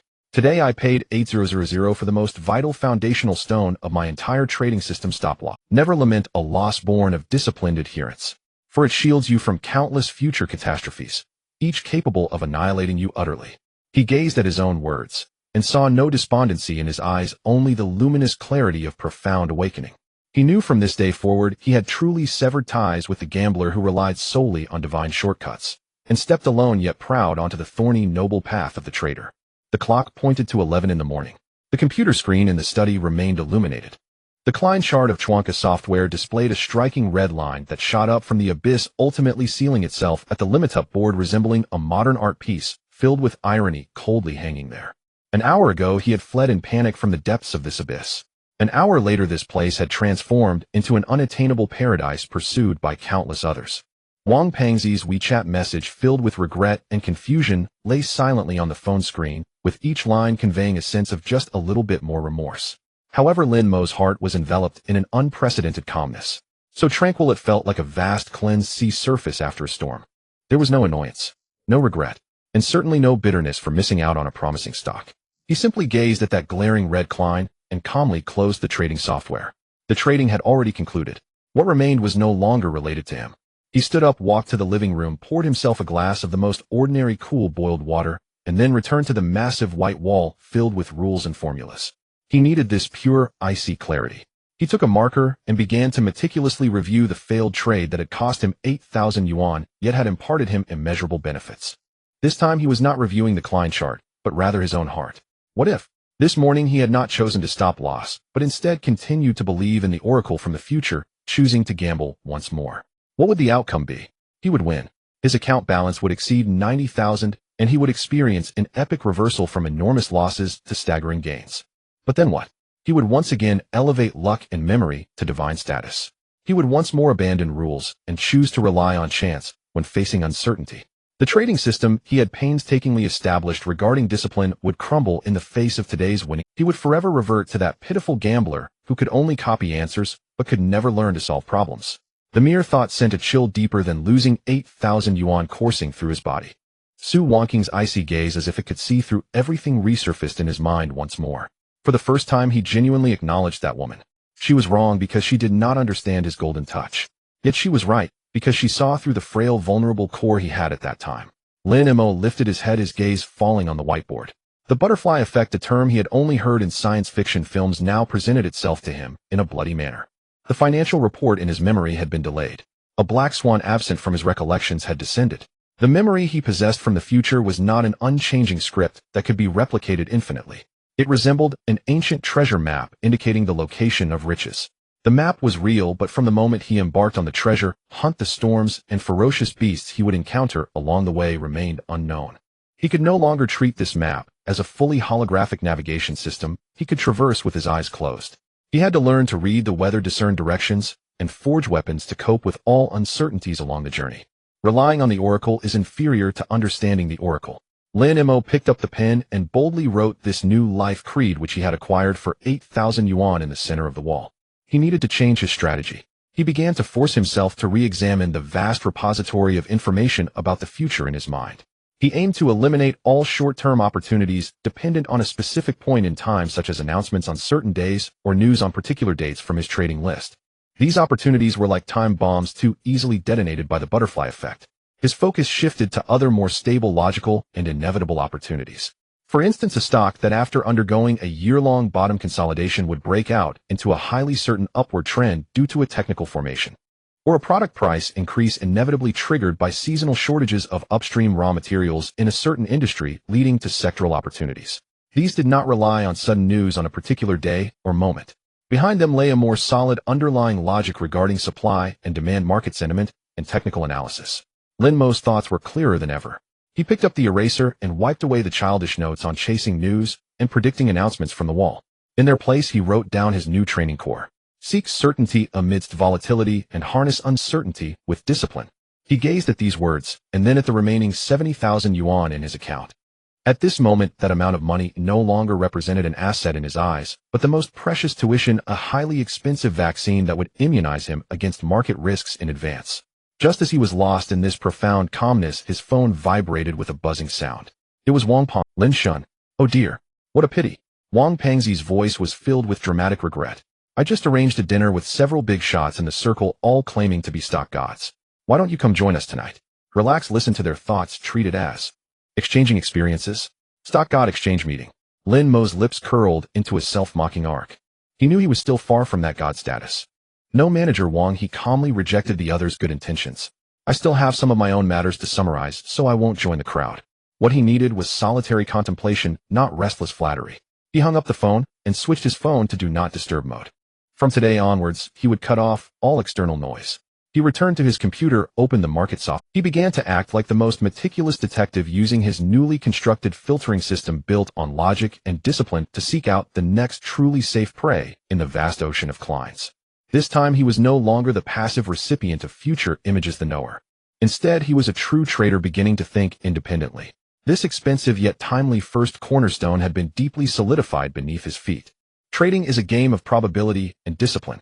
When Lin Mo sat down at the computer once again, facing the silent battlefield woven from red and green candlestick lines, his heart was devoid of both fervor and fear. The tuition fee of 10,000 from Chuanka Software was like a timely downpour, extinguishing all the flickering hopes ignited by his golden finger, yet it allowed the seed named discipline to break through the soil and grow into an indestructible rock. He no longer regarded the memories of the future in his mind as standard answers to be copied with closed eyes. He began to learn like a true hunter to observe, analyze, wait, and seek the prey that truly belonged to him, one with high certainty. The first target was quickly filtered out from the vast sea of memories. A stock named Huasheng Chemical. In his memories, this stock, after undergoing nearly a year of stagnant bottom consolidation, would in the near future, due to a turning point in performance and a technical breakthrough, embark on a smooth and highly certain upward wave, with a cumulative increase exceeding 20%. There were no breathtaking reversals of bankruptcy restructuring, nor sudden bursts of merger and acquisition benefits. What existed was merely the purest return to value under the market's collective force. This was exactly what Lin Mo needed now. He did not buy in immediately. Instead, like the most patient sniper, he added this stock to his watch list and began 2 days of uninterrupted observation of the market. He was observing the subtle changes in buy orders that were almost unnoticed by others. He was discerning from the seemingly chaotic transaction data, which were the panic sell-offs by retail investors, and which were the quiet maneuvers of the main funds accumulating shares. The knowledge from books was being validated in an incredibly real way against the reality before his eyes. On the afternoon of the third day, the opportunity finally arrived. In a sudden and unanticipated dip during trading, the stock price precisely retraced to the 60-day moving average, which he regarded as his lifeline. Now is the time. Lin Mo's gaze instantly sharpened. Without a moment's hesitation, his fingers typed a series of calm commands on the keyboard. By price, market order. By quantity, all. The remaining 70,000 in his account was like a precise bullet silently penetrating the chaotic battlefield. Transaction completed, he closed the software. There was neither excitement nor anxiety. Waiting was inherently part of trading. The next day, the stock price did not immediately rise as he had imagined, but instead began a tedious, narrow fluctuation around his cost price for a whole day. In the past, he might have been restless by now. But now he merely watched calmly, silently reciting the first discipline he had written before reaching a clear stop-loss signal: learn to hold like a true farmer, giving the seed time to sprout. On the morning of the 5th day, on the 3rd trading day after he built his position as his patience was on the verge of being exhausted, the long-dormant trading volume suddenly began to increase gently. One after another, hundreds of proactive buy orders started to appear without warning. Immediately after, the intraday line that had hovered near the moving average for several days surged upward at a steep angle like a lion awakened. It's here. Lin Mo's mind instantly sharpened, and the bloodshot eyes sparkled with the gleam of a predator spotting its prey. Breakthrough. The stock price easily crossed the heavy consolidation platform that had suppressed it for nearly a year. All the long-accumulated bullish power erupted completely at this moment. As the stock price surged to nearly 7, Lin Mo clearly saw the immense pressure from the trap positions that had emerged from the order book. He was not greedy. He did not fantasize about the illusory limit up, because discipline told him that the smartest traders always take the body of the fish, leaving the head and tail for others. Sell. All chips were ruthlessly thrown out at the glorious moment he broke through the resistance level. Fund change stock cash approximately 75000 yuan. In this operation, he did not earn much. But when he picked up the pen and wrote the first review report on profit in his brand new trading journal, he felt an unprecedented confidence stemming from strength and discipline. He was completely immersed in this cold yet efficient positive cycle of filtering, analyzing, validating, executing, reviewing. He was like a tireless precision machine searching for one arbitrage opportunity after another among the vast future memories and real candlestick charts. For the second opportunity, he seized a brief policy bonus in the agricultural sector from his memories. Quick in and out, in 3 days, he profited 15. Fund change cash 7500 yuan, cash approximately 8600 yuan. For the third opportunity, he precisely timed a rebound in a tech stock, securing an 8 profit in 2 days. Fund change cash 8600 yuan, cash approximately 9300 yuan. He had also learned to hold cash. During a week of trading, he keenly captured a signal indicating an impending adjustment in the market and decisively chose to rest with cash. As the index fell as expected and the market cried out in despair, he leisurely sat by the window sipping coffee and calmly observing it all. For the first time, he experienced the immense superiority of holding cash, akin to a general reviewing a defeated army. In just half a month, Lin Mo had completely transformed from an ignorant gambler into a cold-blooded trader. The funds in his account had quietly grown akin to a snowball through this almost mechanical and precise repetition of operations. What truly allowed him to graduate from this devil training camp was the fourth and final operation. This time, he keenly captured a metaverse concept that was about to be detonated from the fragments of memory. A nondescript small-cap stock on the startup board, primarily dealing in VR equipment parts, became his ultimate target. He stealthily completed his accumulation with over 90,000 funds in 3 days before its launch. Then the wind came. Without any warning, relevant favorable policies were suddenly announced. This stock, as if infused with a soul, began its wild and uniquely violent surge on the startup board. The first 20 limit up. The second 20 limit up. After 2 consecutive limit ups, the market's emotions were completely ignited. Everyone believed it would become the next stock to double. However, on the third day, when the stock price surged by more than 10 points about to touch the third limit up, Lin Mo keenly sensed a hint of danger amidst the frantically incoming buy orders. This time he hesitated not a moment longer. Just as market emotions reached their peak and everyone celebrated the imminent third limit up, he pressed the sell button. It felt like the cold scythe of death. When he finished all of this and calmly closed the trading software, he didn't even look at the subsequent trends of the stock anymore, because he no longer needed the market's final results to validate the correctness of his operations. He picked up his phone and opened the long-dormant banking app. When he saw the number in the balance column, even his heart, which had been trained to be as hard as a rock, couldn't help but skip a beat. Available funds 21820. 50. 218,000. After deducting that tuition fee in less than a month, he had created a profit of 150,000 with a principal of 70,000. Compound interest. The gentle sheep confined within the cage of discipline finally revealed its fearsome and deadly fangs, akin to a prehistoric beast at this moment. Lin Mo slowly exhaled a breath of turbid air. He knew the training was over. His dragon-slaying technique had been perfected. Next, it was time to challenge the giant named Apocalypse, truly sleeping in the abyss. Night still enveloped the city of Haiching. Yet this time in Lin Mo's eyes, the myriad lights sprawling beneath his feet were no longer cold and unrelated prosperity. Behind each light might lie a family, a hope, a dream. And he had just lit the most stable one for his own. He sat before the computer calmly, gazing at the number on the screen. Available funds 21820. 5,218,000. Half a month ago, he was a gambler anxious about next month's rent, dancing on the edge with only a vague memory. Now, with his own hands, through sweat and discipline, he had delivered a nearly perfect report card for his training. From the moment he felt his heart race at a 10 profit to later facing a 20 increase with a calm heart.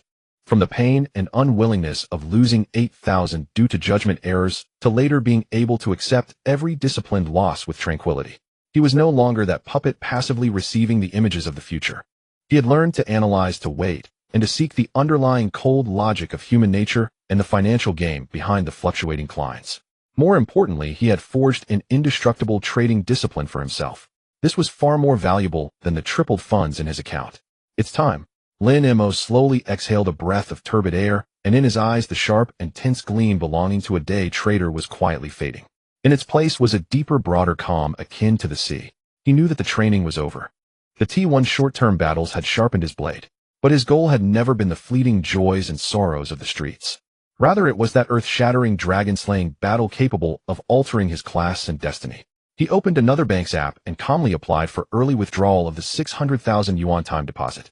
Though doing so would forfeit a portion of interest, he knew this trivial interest was nothing compared to the epic tenfold or even multiple tens of times increases that were about to unfold in the future. Then he began a series of operations. Bank transfer. He transferred the entire 218,000 yuan from his practice account back to his main bank card without leaving a single cent.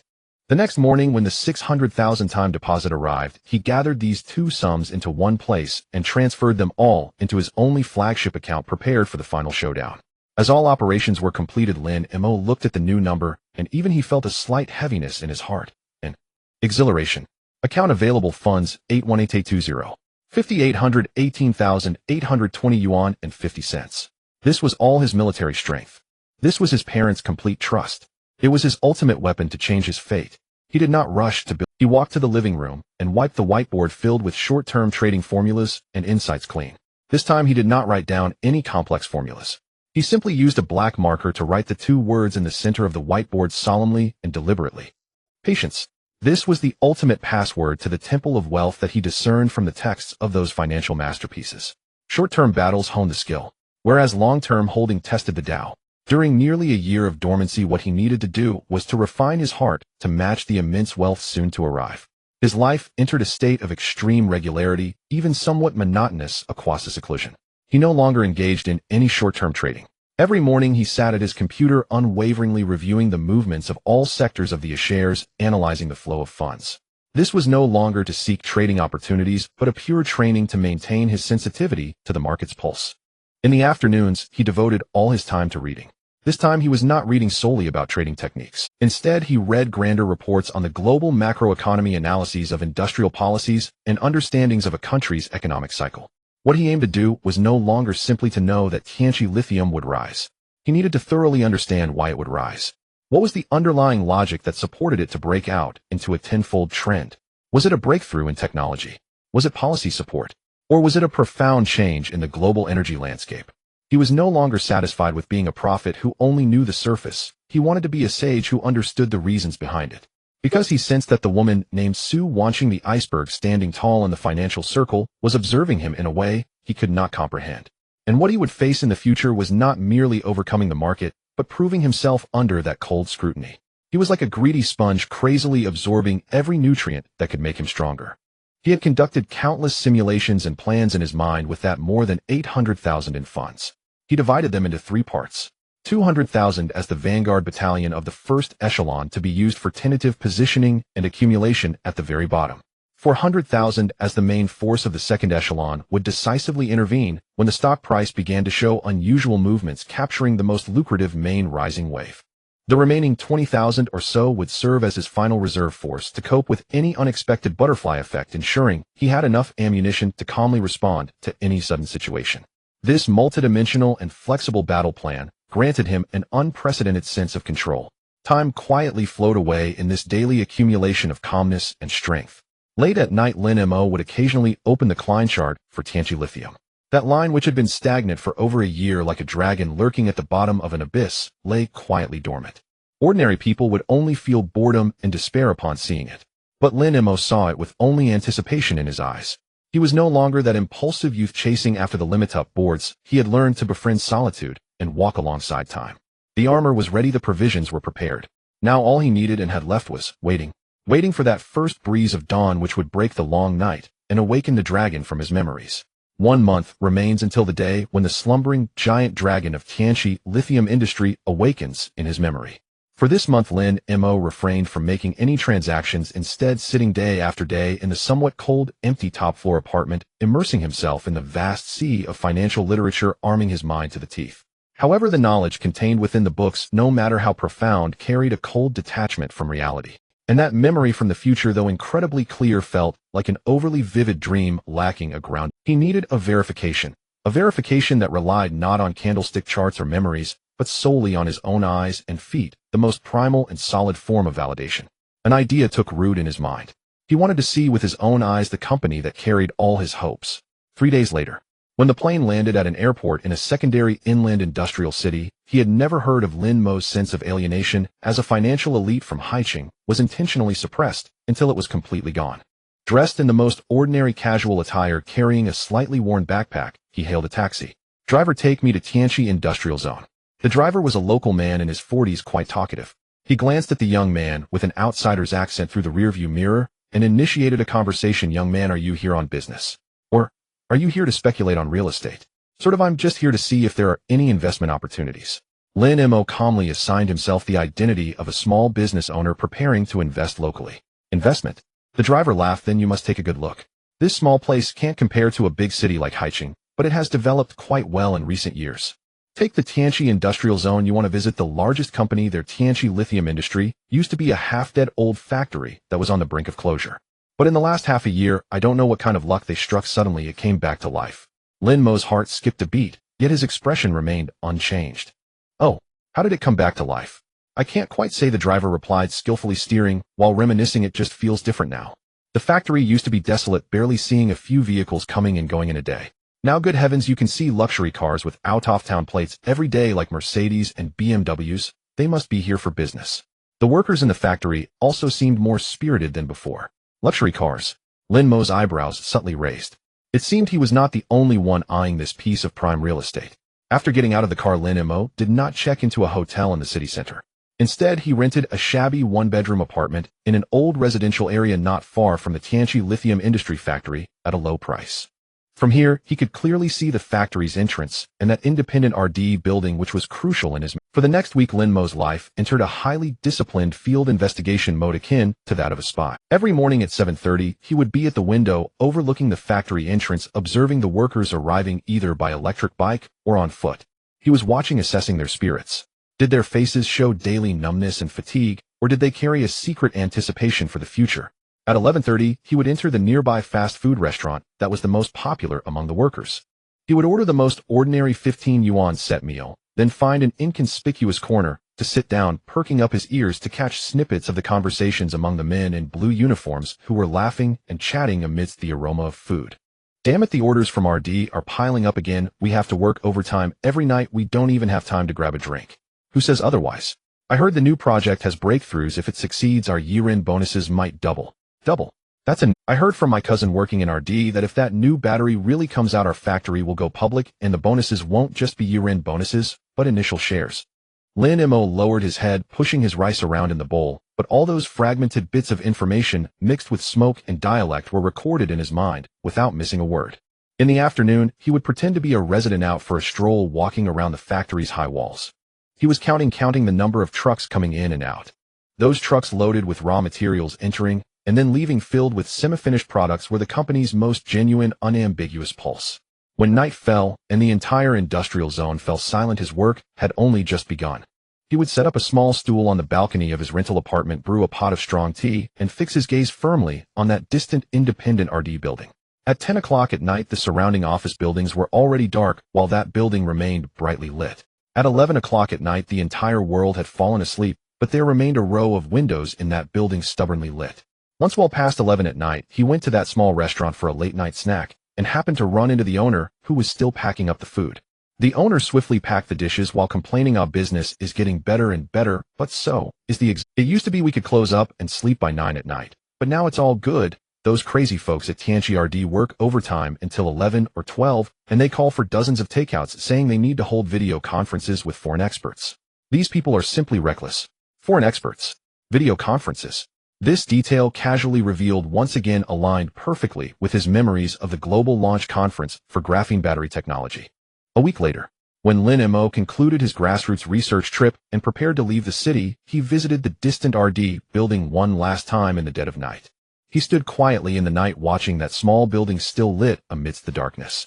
That faint light at this moment shone brighter and more splendid in his eyes than any neon of the skyscrapers in Haiching's financial center. He knew that there the wisdom and sweat of countless engineers were burning. There a grand technological revolution that would soon disrupt the entire industry was being nurtured. There would also soon become his own initial starting point for achieving a leap in social class. He smiled, a smile filled with deep-seated certainty and a profound sense of grounding. Returning to Haiching from that dusty inland industrial city, when Lin Mo pushed open the heavy door of his penthouse, once more it felt as if the very texture of the world had changed. Outside the window, the city nightscape still sparkled like a spilled treasure chest. But at this moment, in Lin Mo's eyes, this prosperity was no longer an unattainable dream, nor a trophy within reach. It had transformed into a dark forest fraught with danger, yet filled with endless treasures. And he was just a hunter about to begin his pursuit within this forest. That week-long grassroots research had acted like a solid rivet, firmly nailing the drifting memories of the future in his mind to the ground of reality. The lights of the RD building still flickered late into the night, the gleam in workers' eyes as they discussed the new projects, the casual revelation by the little restaurant owner about a video conference with foreign experts, and the luxury cars frequently entering and leaving the factory with out-of-town plates. All these tangible details had become the most solid foundation of logic supporting his nearly prophetic golden finger. He was no longer a passive knower, merely receiving glimpses of the future. He had become a true hunter who validated his investment logic through independent investigation and thought. The timing was ripe. It was time to cast the great net he had prepared for so long. The next day the shares would open. Lin Mo was not as he had been in the past, eagerly waiting at his computer before the market opened. He calmly had a simple breakfast, finished a cup of invigorating black coffee, and then leisurely walked into the study he had transformed into a war room. On the whiteboard on the wall, he had neatly written 4 large characters: Apocalypse Plan. Below it was the capital absorption discipline he had formulated for this nearly year-long layout, which could be described as harsh to the point of being perverse. 1. Absolute passivity principle: never actively raise stock prices, only buy when prices are falling or stagnating, acting as the quiet scavenger in the market. 2. Dustification principle. Break it down into pieces. All buy orders should be split into countless micro-orders of 10 or 20 shares with the timing, price, and quantity all randomized, completely submerged in the daily tens of thousands of retail transactions. 3. Stealth principle. Diversify trading periods. Utilize different time points, such as collective bidding, sudden drops, and end-of-day stagnation for irregular buying, never revealing absorption intentions within a fixed time frame. After writing the last rule, Lin Mo glanced at his securities account. Available funds, 81820. 50. He opened the trading software and pulled up the stock he had reviewed countless times, Tianqi Lithium. The Klein chart was still a drowsy straight line, and the fluctuations of the intraday chart were even calmer than the heartbeat of a dying person. On the market, the buy and sell orders were sparse, each level having only a few dozen shares, like a forgotten corner completely neglected by mainstream capital. This was his best cover. He took a deep breath and began the first step of his hunting plan. Account available funds, 81. 8 million. Allocate the first batch of capital, 4000. On the first day, he did not rush in. He set a single-day purchase limit of 50,000. At 940, amidst a bout of boring fluctuations after the market opened, an order for 18 shares quietly appeared at the price of 5.20 yuan, instantly executed. At 1017, during a trivial dip, an order for 23 shares was placed at the second buy position of 5.19 yuan, which was swallowed moments later by sell orders from above. Throughout the entire morning, he only executed 7 or 8 trades, each as small as a pebble thrown into the sea, making no ripples whatsoever. At 2 in the afternoon, in the tail end of the trading session, he scatteredly acquired some more chips. When the market closed, he glanced at his holdings. Today, he had bought a total of 9600 shares of Tianqi Lithium, utilizing a capital of 49920 yuan. These scattered transaction records, mixed in with the day's meager few million in trading volume, were like a few grains of sand in the desert, inconspicuous. After the market closed, he turned off the software and reviewed the day. Throughout the entire process, his heart rate hadn't even quickened in the slightest. It was cold and calm, like a machine executing precise instructions. In the following 2 weeks, Lin Mo's life entered this monotonous fisherman mode. Every morning, he would spend a significant amount of time reading macroeconomic research reports, analyzing the dynamics of the global new energy industry. After the afternoon market opened, he transformed into the most patient of stealth hunters, delicately weaving his net little by little in that silent pond. By the next day, the value of his holdings exceeded 100 yuan. On the 5th day, it exceeded 200 yuan. By the weekend of the second week, his 400 yuan Vanguard Camp funds had all turned into cold stock codes. Value of holdings, 400500. 00 yuan. Tianqi Lithium account available funds, 48320. 50 yuan. This process was extremely grueling. For someone who had experienced a week of 40-fold returns and tasted the explosive growth of wealth, this turtle speed progress of earning only a few hundred each day, enduring floating losses, was in itself a severe test of character. Several times when he saw a relatively large sell order appear in the market and the stock price dip slightly, he nearly couldn't resist placing a large order for several thousand shares to swallow all the cheap chips at once. But each time the impulse arose, Su Wongking's cold face and the words "the fate of a gambler" would timely float into his mind. He would immediately break out in a cold sweat and then force himself to return his gaze to the 3 iron rules on the whiteboard. Discipline. He was using this monotonous method to brand the mark of discipline onto his trading soul. Just as he was about to merge with this solitude, the vibration of his phone shattered the tranquility of the study. It was a WeChat message from Wang Pengzi. Lin Shun. My God, I just saw your account. How come you are buying shares in the Tianqi Lithium zombie stock? And bought so many? Wang Pengzi's message was filled with shock and confusion. He simply couldn't comprehend why a man who could achieve glory in ST stocks would suddenly take an interest in a fan stock, referring to a stock whose price barely moves. Following that message, there was a cautious, flattering emoji. Lin Shun, is it that you have some insider news we mere mortals are unaware of? Could you share a little bit with your brother? Looking at this message, Lin Mo's face showed no expression. He could almost imagine Wang Pengzi's current flattering face, full of "please take me along." He didn't explain much, just calmly typed a few words in the chat box. Long-term value investment, just buying for fun, planning to hold for 3 to 5 years before reevaluating. After sending it, Lin Mo didn't even look at the reply, directly silencing his phone again and tossing it aside. He was no longer the small retail investor who needed the flattery and validation of others to gain a sense of worth. He gazed out the window, the night deepening. His gaze, piercing through the dazzling sea of city lights, seemed to glimpse far into the future, a year ahead. The first net had already been cast. Now there was still only one thing he needed to do. Wait. Like a crocodile lurking underwater, motionless, with only its eyes above the surface, quietly waiting for the moment when its prey would come to it. Time is the most fair, yet also the most cruel philosopher's stone in this world. It can grind gold into dust, yet it can also allow sand to coalesce into gold amidst fierce flames. A full month had passed since Lin Mo returned from that inland industrial city. He was undergoing a profound transformation from within. Haching's financial district top-floor apartment. The night envelopes the city's brilliance like the finest velvet silently. Lin Mo did not turn on the lights. He simply sat cross-legged on the cold marble floor with the trading software quietly illuminating before him. In his securities account, the words Tianqi Lithium Industry occupied his entire holdings. Holding market value 400,500.00 yuan. Holding cost 5. 10 yuan floating profit and loss 0.5, and in the available funds section lay quietly the reserve he prepared for the decisive battle, which must not be easily touched. Account available funds 418320. 50 yuan a month. For a whole month this stock which bore all his hopes lay motionless like a giant snake in deep hibernation. The daily trading volume remained pitifully sparse. The fluctuations on the intraday chart were as calm as the surface of a lake. Lin Mo's 400,000 in the vanguard camp was like a handful of gravel tossed into the sea, failing to stir even the slightest ripple in this desolate pond. For someone who had once experienced a 40-fold increase in wealth within 20 days, this long, tedious wait, while enduring slight floating losses, was in itself a form of torture. This was a silent execution of the deepest greed and restlessness within human nature. Lin Mo's life had entered a state of extreme regularity akin to that of an ascetic's hibernation.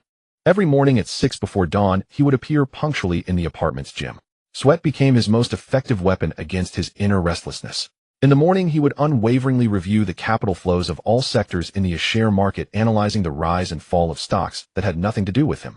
This was no longer about seeking trading opportunities, but a pure instinctive training to maintain a sense of the market's pulse. In the afternoon, he would completely immerse himself in the mountain of financial masterpieces brought back from the... Like a greedy sponge, he absorbed the wisdom of top masters regarding cycles, human nature, and risk control.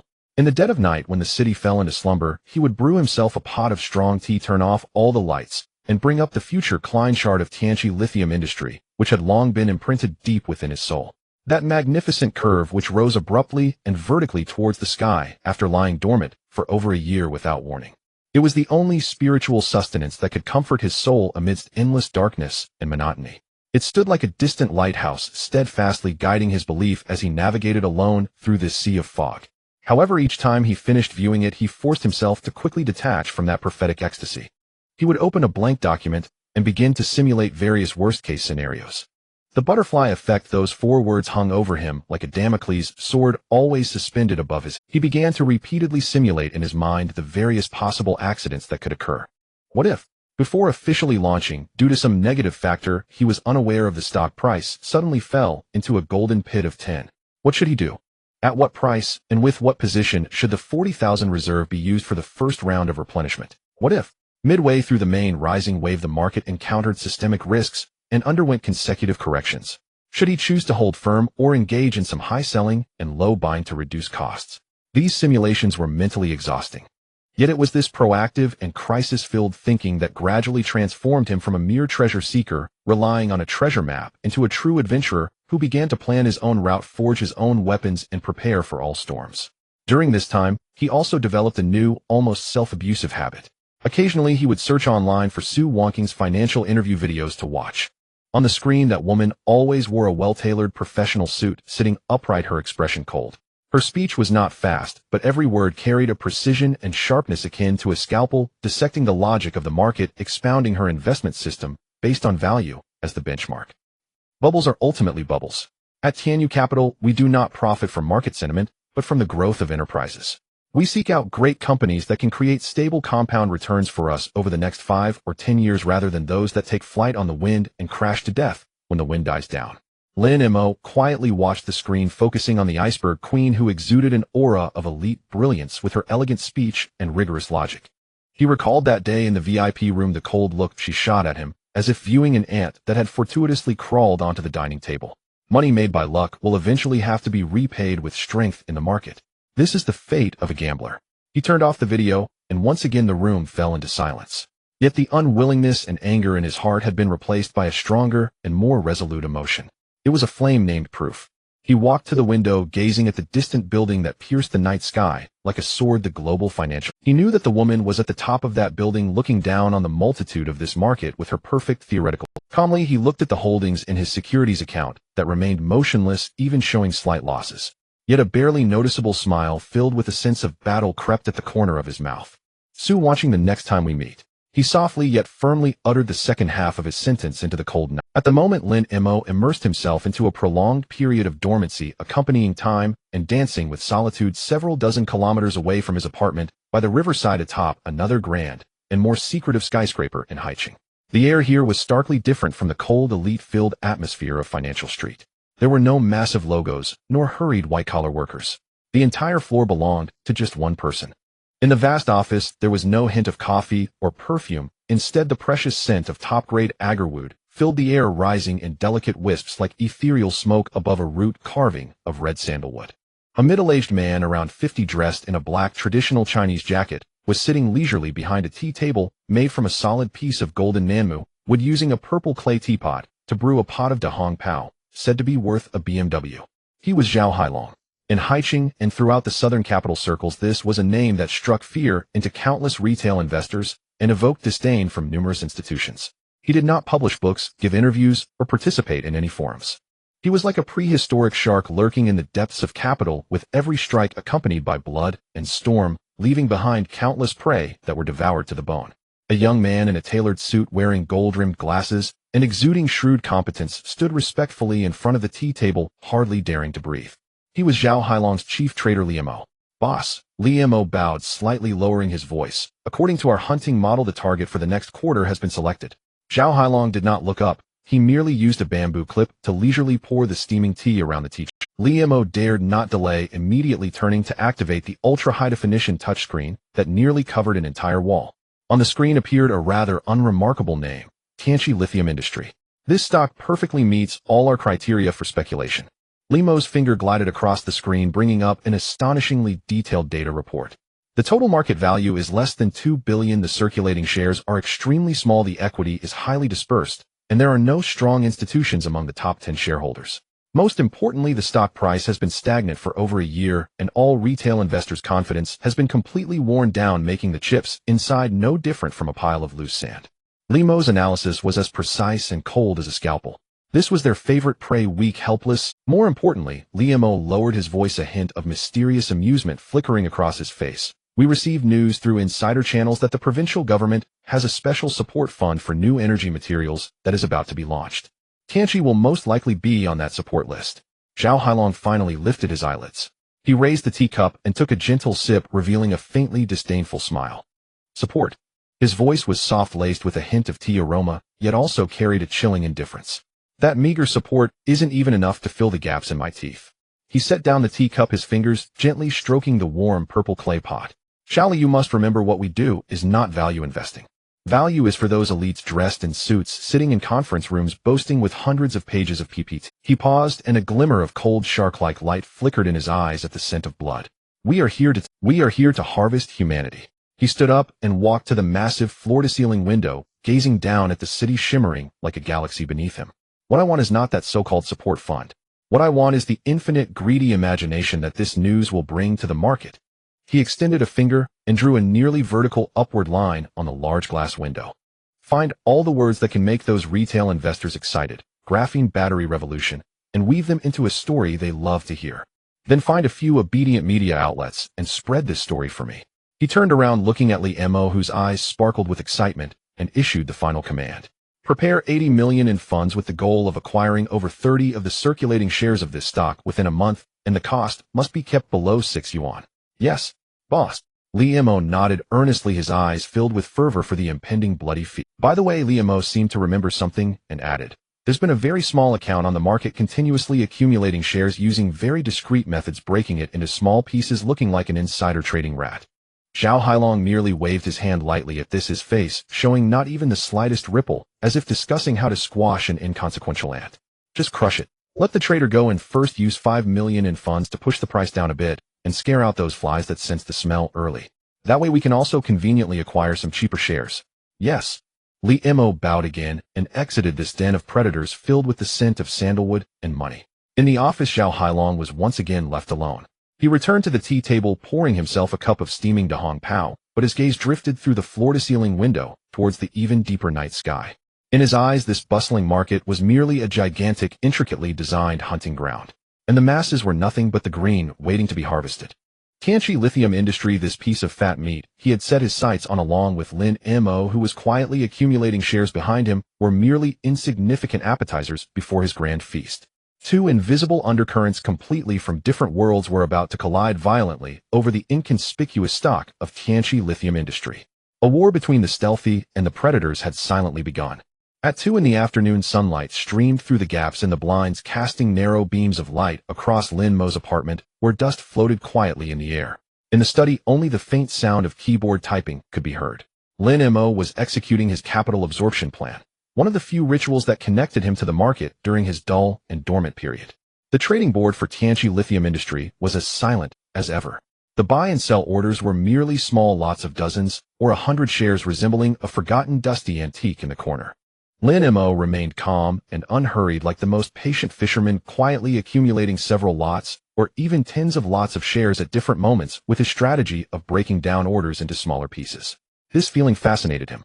However, at 15 minutes past 2, this tranquility, which had lasted nearly a month, was abruptly shattered by a forceful surge. On the trading board, a massive sell order of 500 shares as dark as the mouth of an abyss suddenly erupted from the void, crashing directly into the buying price. The previously calm and stagnant price chart suddenly revealed a stark downward gap. Lin Mo's fingers abruptly halted on the keyboard.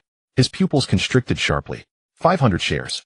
In this zombie stock, which typically traded only a few million shares, this was undoubtedly a colossal order capable of causing ripples. But this was merely the beginning. After the 500-share sell order was slowly absorbed by scattered buying orders in the market, a series of hundreds of share sell orders followed, pouring down like hail, ruthlessly flooding into the buying orders below. The stock price plummeted like a plane struck by a bullet, losing all support and decisively plunging into the abyss. Lin Mo instantly became alert. He felt no panic, nor did he engage in the fear-driven sell-off like ordinary retail investors due to the sudden drop in stock price. At this moment, his brain operated like the most precise computer, calculating rapidly. Something was amiss. This was definitely not a panic sell by retail investors. Retail sell-offs are chaotic and lack discipline. Yet the sell orders before him, although seemingly scattered, bore a unified, cold-blooded rhythm of relentless pursuit of their goal. This was an intentional suppression of the stock price. He immediately halted all buying plans, crossed his arms over his chest, leaned back against the chair, and locked his gaze on the screen, where a grim shade of green was spreading. Someone had arrived. Moreover, the visitor was not friendly. This quiet hunting ground, which he thought was solely his own discovery, had been invaded by a larger beast. Meanwhile, at the top floor of another, more secretive office building in Haicheng, in a luxurious office filled with fragrant incense, Chief Trader Li Mo was respectfully reporting to Zhao Hailong behind the tea table. Boss, as you instructed, we used 5 million in capital, gradually driving the stock price down from 5.2 to the 5.0 threshold. The small account that was continuously absorbing shares has not moved at all today, or it should have been scared off. Good. Zhao Hailong gently blew on the steaming cup, his tone indifferent. Once the flies are driven away, we can feast. Notify everyone to start quietly absorbing shares as planned. Yes, boss. Li Mo nodded heavily, his eyes filled with enthusiasm for the impending bloody feast. The scene shifted once more. In the conference room of Tianyu Private Equity, the atmosphere was cold and serious. A top-tier investment research meeting regarding the company's strategic direction for the upcoming year was underway. Ladies and gentlemen, Su Wanqing, the usually reclusive and elegantly poised boss, concluded the meeting. The old cycle is coming to an end and a new cycle is in the making. I predict that in the next 5 to 10 years, new energy and new materials will be the clearest and most enduring golden tracks running through the entire market. We must prepare in advance and seize the opportunity. Wanqing, he looked toward the expressionless Ice Queen at the head of the table. You will lead this project. Understood. Su Wanqing nodded calmly without any extra words. Yes. The meeting concluded. Su Wanqing's entire team began to operate frantically like a finely tuned war machine. Countless data streams, research reports, and financial models converged, filtered, and analyzed on their terms. Several hours later, a preliminary list of potential companies in the fields of new energy and new materials spanning over 100 pages was placed on Su Wanqing's desk. Su Wanqing's fingertips slowly glided over the thick list. CATL BYD Lonja Green Energy. Familiar names passed under her fingers, emotionlessly categorized into the key observation pool. As she turned to the last few pages of the list, she found entries with extremely small market caps and high risks merely for record-keeping as observational targets. Her gaze swept over the unfamiliar names like a queen reviewing her army. Suddenly, as her finger brushed over a name, it paused imperceptibly for a fraction of a second. Tianqi Lithium Industry. For some reason, she felt a strange familiarity with this name. It was as if it had been mentioned inadvertently in some inconsequential context, and then forgotten in the corners of her memory. She closed her eyes, and her memory bank akin to a supercomputer began to search rapidly. Seconds later, an image emerged from the ocean of data. In the VIP room of Haicheng Securities, a client manager named Wang Pengzi with a face full of flattery pointed at a young man and said in a boasting tone, "Invested 50,000, and in just a few weeks with that ST Dongfang tone unit flipped to over 2 million. And when that young man looked at her, his calm, composed gaze even carried a hint of provocation. Was this the name? Or had she remembered it incorrectly? Su Wanqing slowly opened her eyes, and for the first time a genuine ripple of interest surfaced in her deep cold eyes. As night grew deeper, Lin Mo sat in front of his computer, the green line on the screen, reflecting in his sharp gaze like a stealthy leopard confronting a giant python in the dark. In Zhao Hailong's office, he leisurely savored the last sip of tea in his cup, while the city lights outside his window appeared to him as delectable prey, soon to be devoured by him with victory assured. Meanwhile, at the top floor of Tianyu Capital, in a meeting room as cold as the center of power, Su Wanqing picked up a red signature pen and gently drew a small, yet infinitely variable question mark next to the name Tianqi Lithium Industry on the lengthy list. 3 factions, 3 entirely different, yet equally powerful forces of capital, were operating on their own trajectories, and at this moment they silently crossed paths in the dark hunting ground of Tianqi. An unprecedented battle of the 3 kingdoms is about to unfold in silence. At 2:15 p.m. in Haicheng, by the riverside on the top floor of an apartment, Lin Mo's fingers abruptly halted midair above the keyboard. He stared intensely at the screen, his pupils narrowing into the most dangerous pinpricks. On the trading software, the line for Tianqi Lithium Industry, which should have been as stable as still water, was violently smashed down by a force from the void, creating a shocking cliff. One sell order after another, each consisting of hundreds of shares, fell like hail from nowhere, pouring down frantically with no regard for cost. Within just a few minutes, the stock price plummeted from 5.2 to the critical threshold of 5. In his account, the minuscule floating profit that had persisted for a month instantly turned red. Blinding negative numbers began to jump wildly next to the 4.0 worth of his Vanguard Camp holdings. 1, 2, 3. If this were a month ago, no, even a week ago, Lin Mo's heartbeat would have quickened and cold sweat would have uncontrollably emerged on his palms. However, at this moment, there was no panic or fear on his face. Instead, there was a cold excitement akin to that of a bloodthirsty hunter finally spotting its prey, bordering on cruelty. It's here. It has finally arrived. Unlike any panicking retail investor, he did not fumble to place stop-loss orders. Instead, he leaned back against the chair, arms crossed over his chest, his entire posture shifting from a soldier executing a mission to a detached spectator enjoying a drama. At that moment, his brain transformed into a high-frequency precision calculator analyzing every data flow of transactions before him. Something's not right. This is definitely not a normal market fluctuation. It is certainly not a panic sell-off by retail investors. He had seen countless cases of retail investors crashing, which was a chaotic, undisciplined mess, like a hornet's nest disturbed. Yet the sell orders before him, though seemingly scattered and from different accounts, carried a cold, unified, and relentless rhythm that was terrifying. They struck with precision while carefully controlling the trading volume to avoid triggering a real liquidity crisis. Their only goal was to create panic and cleanse the floating stocks, deliberately suppressing and accumulating. Lin Mo squeezed out those words in a low voice from his throat. He instantly understood that this tranquil treasure trove he thought he had discovered alone had been invaded by a larger and more ferocious beast. A true market maker had entered the scene. This realization did not instill any fear in him, rather it lifted a heavy stone off his heart. This precisely proved that his memory, his judgment, and his previous grassroots research were not wrong. If even the sharpest shark lurking deep in the capital market began to act, it could only indicate one thing. A grand feast regarding Tianqi Lithium Industry that would go down in history was about to commence. You want to flush me out? Lin Mo gazed at the continuously plunging green line on the screen, the corner of his mouth curling up into a cold smile that no one could comprehend. Naive. You will only make me eat even more. He stood up and walked to the center of his study, which he used as a war room, in front of the huge white wall. He picked up a black marker, calmly assessing his current forces. Base position approximately 4,000 market value. Reserve approximately 41.8 million cash. A total of over 8,000 funds, which seemed like a huge sum in the eyes of an ordinary retail investor. But in the forthcoming battle against true market giants, this force was still far from sufficient. In fact, it might not even be enough to count as a decent hand. He needed more bullets. Bullets enough to inflict pain on that giant beast. Bullets enough to seize the most succulent piece of meat in this bloody carnage. An incredibly bold and reckless thought flashed like lightning across his mind. Leverage. Financing. The last time he used leverage in Dongfang Tongyun, it was a desperate gamble where he risked all his wealth, a bet with no retreat. But this time the nature was completely different. He was no longer the ignorant gambler in the market, but a hunter who held the map and understood the battle situation thoroughly. Leverage was no longer his death knell.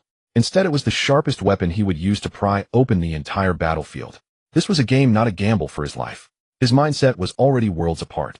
He lifted his head, his gaze slowly moving across the empty white. In his mind, countless classic cases of market makers' techniques from financial masterpieces fused rapidly with the ruthless and brutal snippets of Zhao Hailong's operations he had seen in memory. He picked up the pen and wrote vigorously on the whiteboard all the possible strategies Zhao Hailong could employ for washing the market. 1.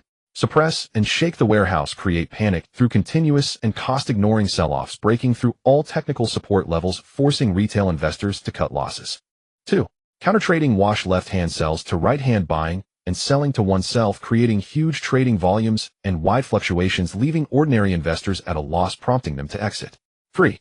Spreading rumors, collaborating with media or influential figures to release false negatives, such as failed RD or executives fleeing, destroying shareholders' confidence. 4.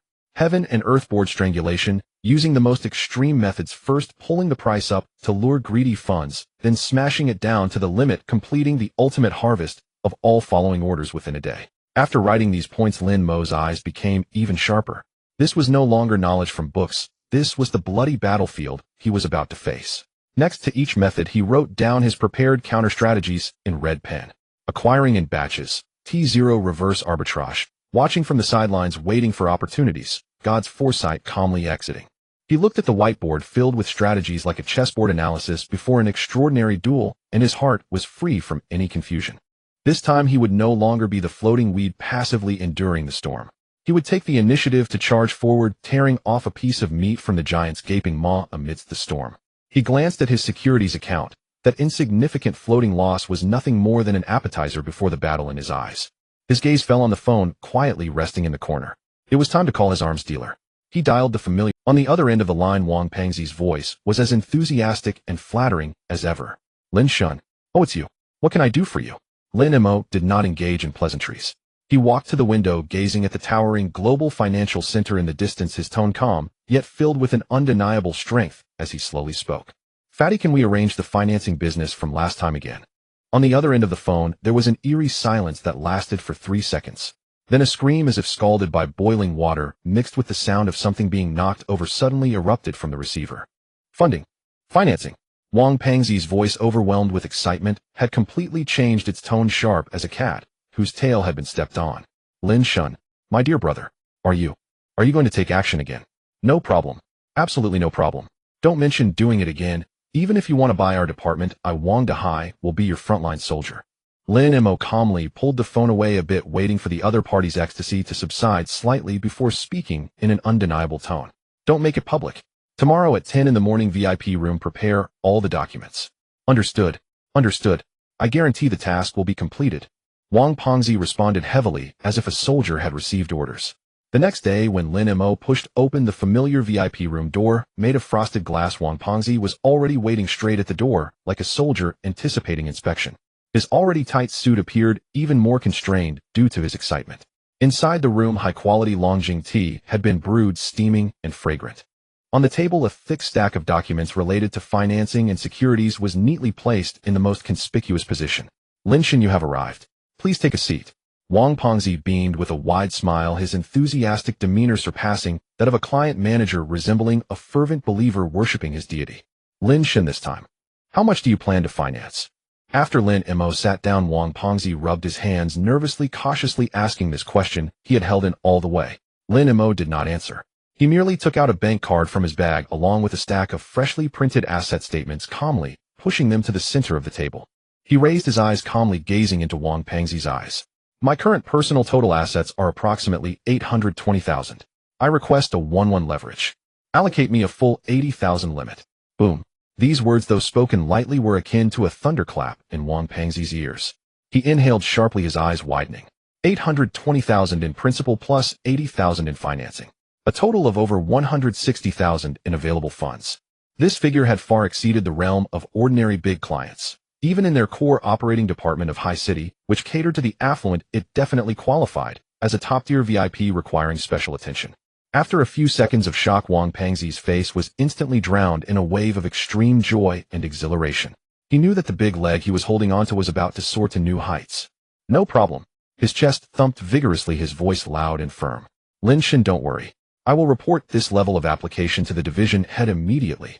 Special treatment, I guarantee it will be approved for you today. It turned out that Wang Pengzi's efficiency was directly proportional to his current level of excitement. When he ran to the risk control department, holding Lin Mo's miraculous historical delivery slip on St. Dongfang Tongyun, the approval process went surprisingly smoothly. For the risk control department, a client who could generate 40 times the return on a junk stock could not be judged by conventional risk assessment models.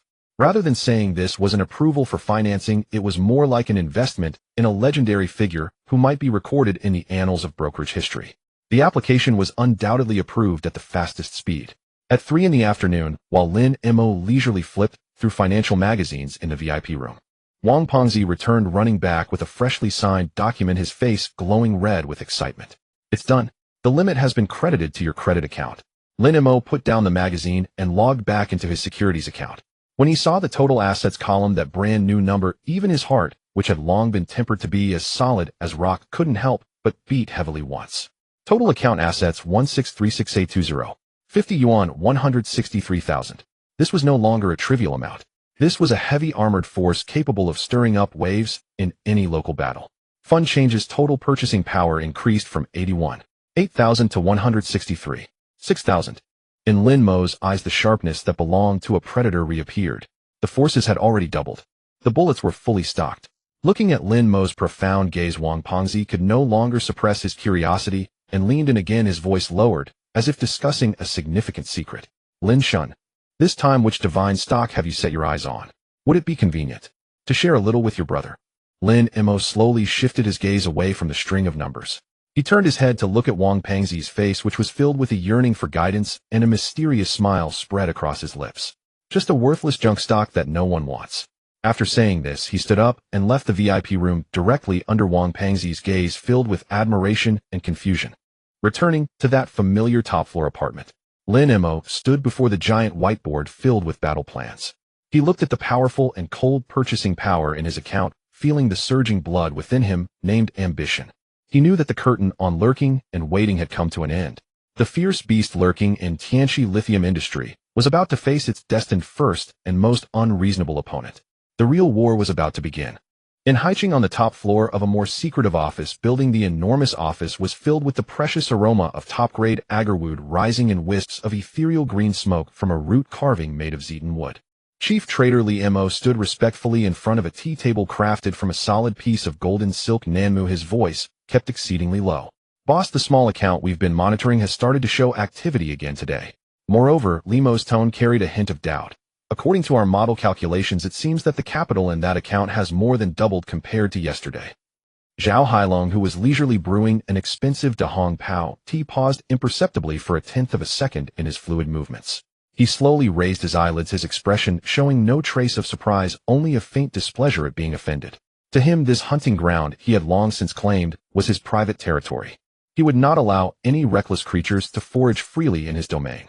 Yesterday's probing attack was meant as a warning to those mice who had caught wind of his intentions.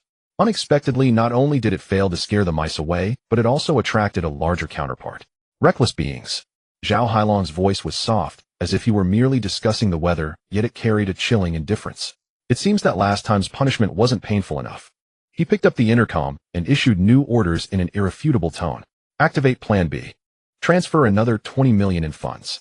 I don't care how you do it, but by the end of today you must push the price below 4.5. Also, let the financial accounts we've cultivated start working. Release the prepared information about failed RD and executives fleeing. I want to crush the hopes of everyone still harboring fantasies today. Yes, boss. The excitement and brief response from the trader on the other end of the intercom came through. A bloody storm orchestrated by top predators was set to arrive precisely at 2:30 in the afternoon. An abnormality suddenly arose on the stagnant trading board of Tianqi Lithium Industries. One after another massive sell orders, each with thousands of shares, fell like black meteorites carrying the breath of annihilation crashing down upon the buying orders below. Boom. At the 5 yuan mark, viewed as the last psychological defense line for the bulls, this position barely withstood the first wave of attacks for less than a minute before being completely shattered. The stock price plummeted in an instant. On the minute chart, the white price line appeared severed, falling towards the abyss in a nearly vertical stance. This was merely the beginning. Under Zhao Hailong's reckless dumping, a wave of immense panic spread like a plague among all retail investors holding this stock. In major stock forums and investment groups, chaos erupted suddenly. What's going on? Why did it suddenly crash? Damn. Who is dumping? This is too ruthless. Just as everyone remained in uncertainty, the hired water army, Zhao Hailong employed, quietly made their appearance with a pre-prepared script. A blurred screenshot of a news headline that had been photoshopped began circulating in various groups. The headline was shocking: major negative news. Tianqi Lithium's core technology RD has failed, and the funding chain may have broken. Following this, self-proclaimed insiders began to colorfully leak information. Brothers, run quickly. Don't ask me how I know. My cousin and my second uncle's family works in Tianqi's RD department and said the project team was disbanded last week. Foreign experts fled overnight and several company executives have gone missing. My heavens. No wonder it's crashing so hard. The big players are fleeing. What are we waiting for? It's over. I have all my funds in this. Are they going to delist? Panic, suspicion, despair. Under the catalysis of these meticulously woven rumors, the last glimmer of hope among retail investors was completely shattered. They began to sell off their shares recklessly, desperately hoping to minimize their losses in what seemed to be an inevitable doomsday collapse. The stampede effect formed. Countless retail sell orders flowed into Zhao Hailong's already raging torrent of dumping, together pushing the stock price towards an even deeper abyss. 4. 8 yuan. 4. 7 yuan. 4. 6 yuan. The entire market was engulfed by a wave of despairing, shocking green. However, amidst this blood-soaked landscape of despair, Lin Mo's penthouse stood in stark contrast with an entirely different scene. He sat calmly against the back of his chair, hands crossed over his chest, resembling a cold, indifferent conductor appreciating a symphony. On the trading software, the constantly expanding red negative numbers in his account appeared to him as mere melodic notes dancing in harmony. 10, 12, 15. The floating losses from the 400,000 in Vanguard camp, combined with the hundreds of thousands he tentatively bought this morning, already exceeded 100,000. Yet there was no fear on his face. Instead, a nearly cruel, cold excitement glimmered. Dumping, spreading rumors, creating panic. Lin Mo murmured these words from his throat. The methods are crude, but effective. This was precisely the digging pit style of washout that Zhao Hailong habitually employed, and it was also the most inferior.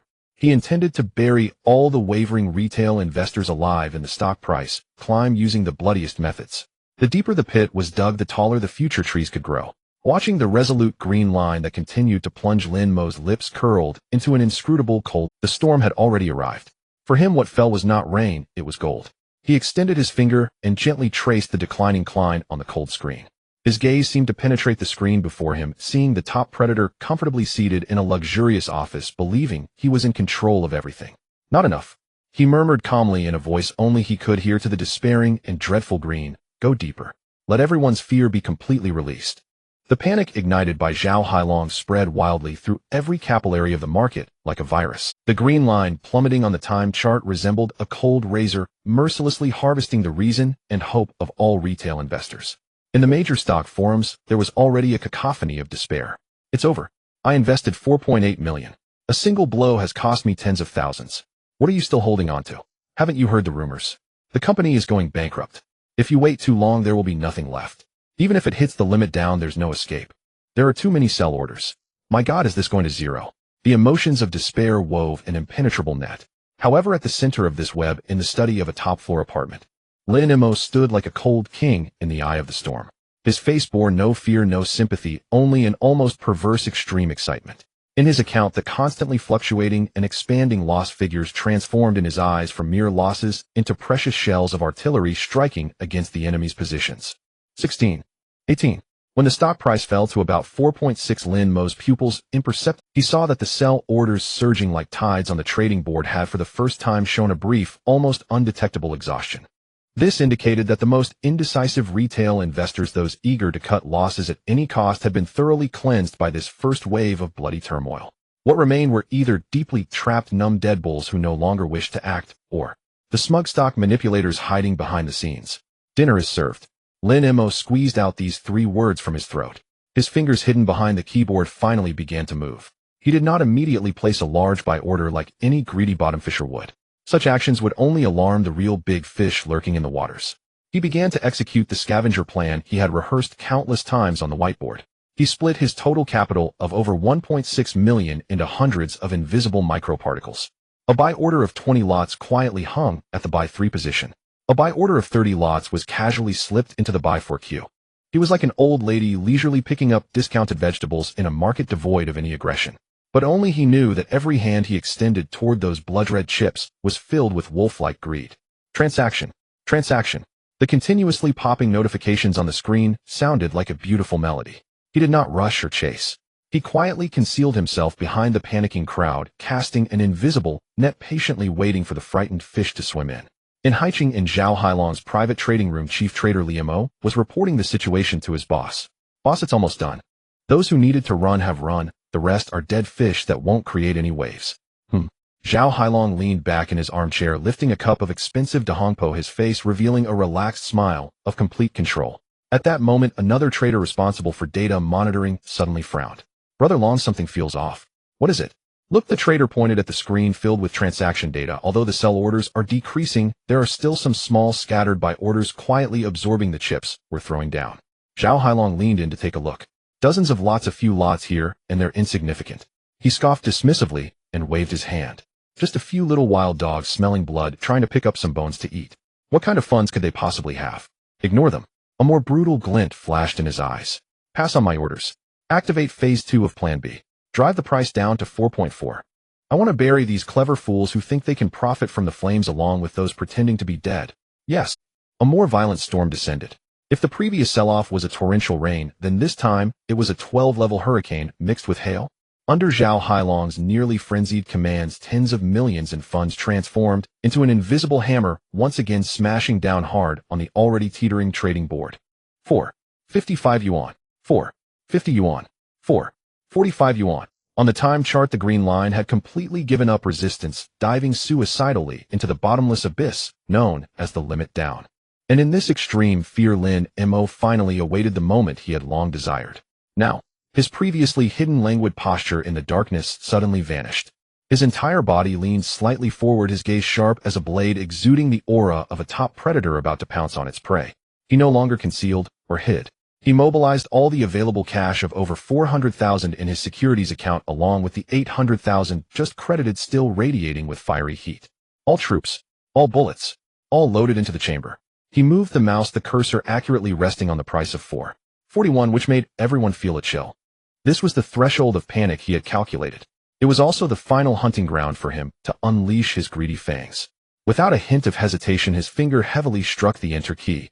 Boom. A silent explosion seemed to erupt in the ears of the entire market. On the miserable and sparse buy order list of Tianqi Lithium Industry, a terrifying buy order of 270,000 lots appeared out of nowhere like a prehistoric beast. It stood like an insurmountable steel wall, suddenly blocking all the sell orders, plunging into the abyss. As Zhao Hailong's panic orders rained down like hail, upon colliding with this wall, they vanished completely, like a mud cow sinking into the sea. The stop price, which had originally cascaded like a waterfall, abruptly stopped at the position of 4. On the time chart, the straight green line was forcibly bent into a horizontal line by a force from the Earth's. In the apartment study, Lin Mo looked at the instantly emptied available funds, and the column of his holdings where a cold number had surged to nearly 1.5 million. The corners of his mouth curled into a sinister, satisfied arc. He knew his movements had been completely exposed. The beast whose food supply he had cut off was about to emit a roar of fury. The hunt was over. The war had officially begun. In Haiching, the skyscraper loomed above like a black fortress occupying the city sky. In the vast office, the precious top-grade agarwood continued to emit a leisurely blue smoke above the intricately carved Zeton wood base, as if nothing could disturb the tranquility here. However, this tranquility was utterly shattered at 2:46 in the afternoon by a suppressed gasp of horror. Boss, look! A trader responsible for data monitoring trembled as he pointed at the massive, almost wall-sized, ultra-high-definition touchscreen.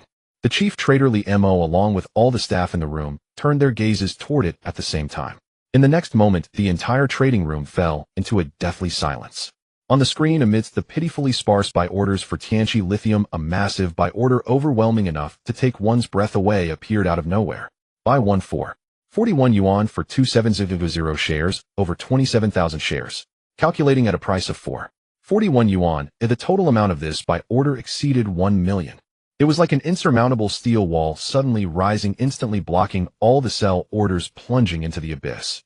The bloody golden pit they had painstakingly mined with tens of millions of funds over an entire afternoon was mostly swallowed in one gulp by this unknown force.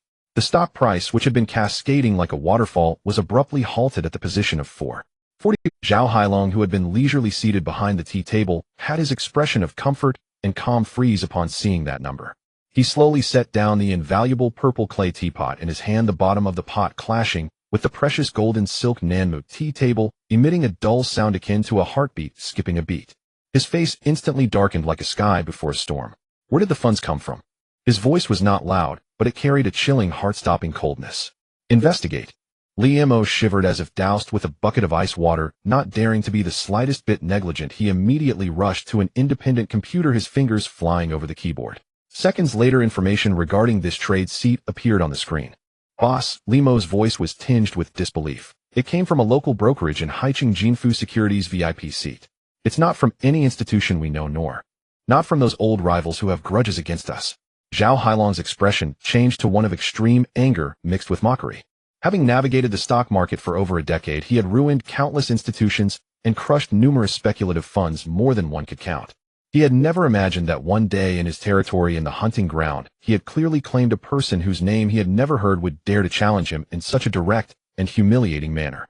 Well, he squeezed out these two words through clenched teeth, slowly standing up and walking to the massive floor-to-ceiling window. Which blind god dares to move the earth on my domain? He had initially thought that the slaughter this afternoon would only be about crushing a few wild dogs that caught the scent of blood, hoping to sneak a few scraps. But now it seemed that the situation had completely exceeded his expectations. This was not a wild dog. This was a shark lurking in the shadows, equally equipped with sharp fangs. A true opponent who dared to open its bloody jaws and greedily feast in the terrifying abyss created by his tens of millions of funds. What Zhao Hailong hated most was the wild hounds that jumped out to snatch food when he was meticulously laying out his plans and preparing to enjoy the feast. This was not just about snatching money, it was a slap to his face. It challenged his absolute authority as the top predator in this dark forest. He turned around, his eyes slightly reddened with anger fixed intensely on Li-Mo. Find out. His voice was hoarse, yet carried an undeniable commanding tone. Use all our connections to uncover the details of this account. I don't care who is behind it, I want to know everything about him. He then turned to the traders who had long been too frightened to speak, revealing a nearly cruel grin. The game is over. Starting tomorrow, launch the meat grinder. I want to see if his head is hard enough or if my knife is fast enough. I will make this ignorant creature pay for his actions today. I want him to know how many eyes the king of horses. In stark contrast to Zhao Hailong's volcanic rage, the atmosphere in Li-Mo's top-floor apartment was serene. As he pressed the enter key for that final buy order at the price of 41 yuan, he calmly minimized the trading software. He knew that his whereabouts had been completely exposed. The beast whose food supply he had cut off was surely roaring in fury in some luxurious office at this moment. But he felt no tension or fear. When soldiers come, block them. When water comes, damn it. All of this had long been anticipated in his countless simulations on the whiteboard. He leisurely walked to the kitchen, took out a can of chilled cola from the fridge, then returned to his study and connected his old computer speakers via Bluetooth. A melodious, slightly lazy jazz began to flow slowly through the room. He reopened the trading software and glanced at his account. After today's blood-soaked feast of greed, his account had undergone a dramatic change. The available funds were almost zero. However, the total market value of the Tianqi Lithium he held had skyrocketed to nearly 1.5 million. More importantly, through this historic low-position heavy purchase, he had drastically lowered his holding cost from over 5 yuan to below 4.6 yuan. This meant that even if the stock price did not fall tomorrow, as long as there was a slight rebound, he would instantly possess a substantial, enviable floating profit. The bullets had all been fired. The position had been built. He leaned back in his chair, swaying gently to the music while his gaze pierced through the screen, as if he could already see tomorrow's battle destined to be a bloodbath. The lurking had ended. The chips were more than enough. Now it was time to play a thrilling game between top hunters with this enraged trader. A bloody duel revolving around Tianqi lithium exclusively for the stalkers and predators had officially begun. The next day in the morning. As the first ray of sunlight pierced through the morning fog of Haiqing, a meticulously arranged death script drenched in blood and fear had already opened its curtains on time. At 9:25 the auction began. Just the day before, the trading of Tianqi lithium industry had been fiercely contested, but suddenly an anomaly occurred. A massive sell order of over 100,000 shares surged out of nowhere like a black cloud, pressing the stock price firmly down to the limit down. 10. The entire market was stunned in that moment. This conveyed an extremely terrifying and despairing signal to all those watching this stock. There is significant bad news. The major shareholder is about to flee. Lin Mo's phone vibrated in a frenzied manner just 1 second later. It was Wang Pengzi. As soon as the call connected, a voice filled with horror and fear came through, nearly unrecognizable. Lin, God, it's limit down. What's going on? It's heading for the limit down as soon as the market opens. Wang Pengzi's voice was trembling. He couldn't understand. Just yesterday they had fought to the death, yet today the major shareholder seemed to have surrendered, fleeing recklessly without regard for costs. In Lin Mo's apartment, he simply leaned back in his chair, even stifling a yawn. The panic on the other end of the call contrasted starkly with the tranquility of his surroundings. He picked up the coffee on the table, took a gentle sip, and spoke in a tone as calm as discussing the weather. It's fine, just watching the show. Watching the show. Wang Pengzi was bewildered. They were about to lose over $1 million, and he was just watching the show. However, before he could ask anything further, the opening bell rang. At 9:30, the stock price of Tianqi lithium industry was unsurprisingly locked at the limit down. At the best sell position, there were tens of thousands of shares hung as sell orders that were impossible to execute, like an insurmountable cold grave. However, this suffocating silence lasted for less than 10 seconds. Suddenly, an even larger and more violent buy order erupted, like a colossal sea beast awakening, suddenly opening its gaping maw and swallowing all the sell orders on the limit down cleanly. Boom. The stock price, like a fighter jet equipped with a nuclear-powered engine, violently broke free from the constraints of gravity, soaring up from the 10 position. 9, 7, 5, 2. The white price line on the minute chart carved out a nearly vertical, breathtakingly magnificent line. In less than a minute, the stock price was forcefully pulled back from the limit down to the positive territory. Those retail investors who had panicked and cut their losses at the limit down during the auction were completely dumbfounded at this moment. They stared wide-eyed at the glaring red on the screen, their minds blank. Just moments ago, at the darkest hour before dawn, they had handed over their most precious chips to the devil at the lowest price. This was precisely what Zhao Hailong wanted, creating the most intense fear and the wildest greed within the shortest time through extreme fluctuations. Then in this interchange of ice and fire, all indecisive chips would be ground to dust and completely washed out. This was his meat grinder script. Yet as Lin Mo watched this familiar, brutal, and classic trading strategy on the screen, the arc of his lips gradually widened. He leaned back in his chair, watching the Klein that was still jumping around, and softly chuckled in a voice only he could hear. Meat grinder? No, this is not a meat grinder. This is clearly a cash machine. He stretched lazily, then finally said. In his eyes the hint of laziness instantly faded, replaced by a sharp brilliance akin to that of a hawk. He opened the trading software. Yesterday he had heavily invested in Tianqi lithium industry with over 160,000 in total funds. According to the rules, those stocks bought yesterday could be sold today. This was his weapon of reverse bloodsucking. Without a moment's hesitation, he divided his massive holdings into several parts.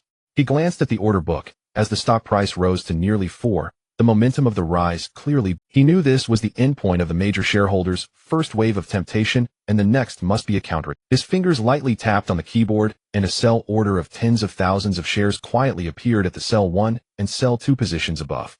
Having completed all this, he moved the cursor down. At several critical technical support levels where the stock price was destined to drop, he also placed significantly large buy orders. The trap was already set. He would use the intense price fluctuations created by Zhao Hailong himself to execute a textbook-level dance with a major shareholder. Lin Mo leaned back in his chair, picked up the now somewhat cold coffee, and calmly stared at the screen.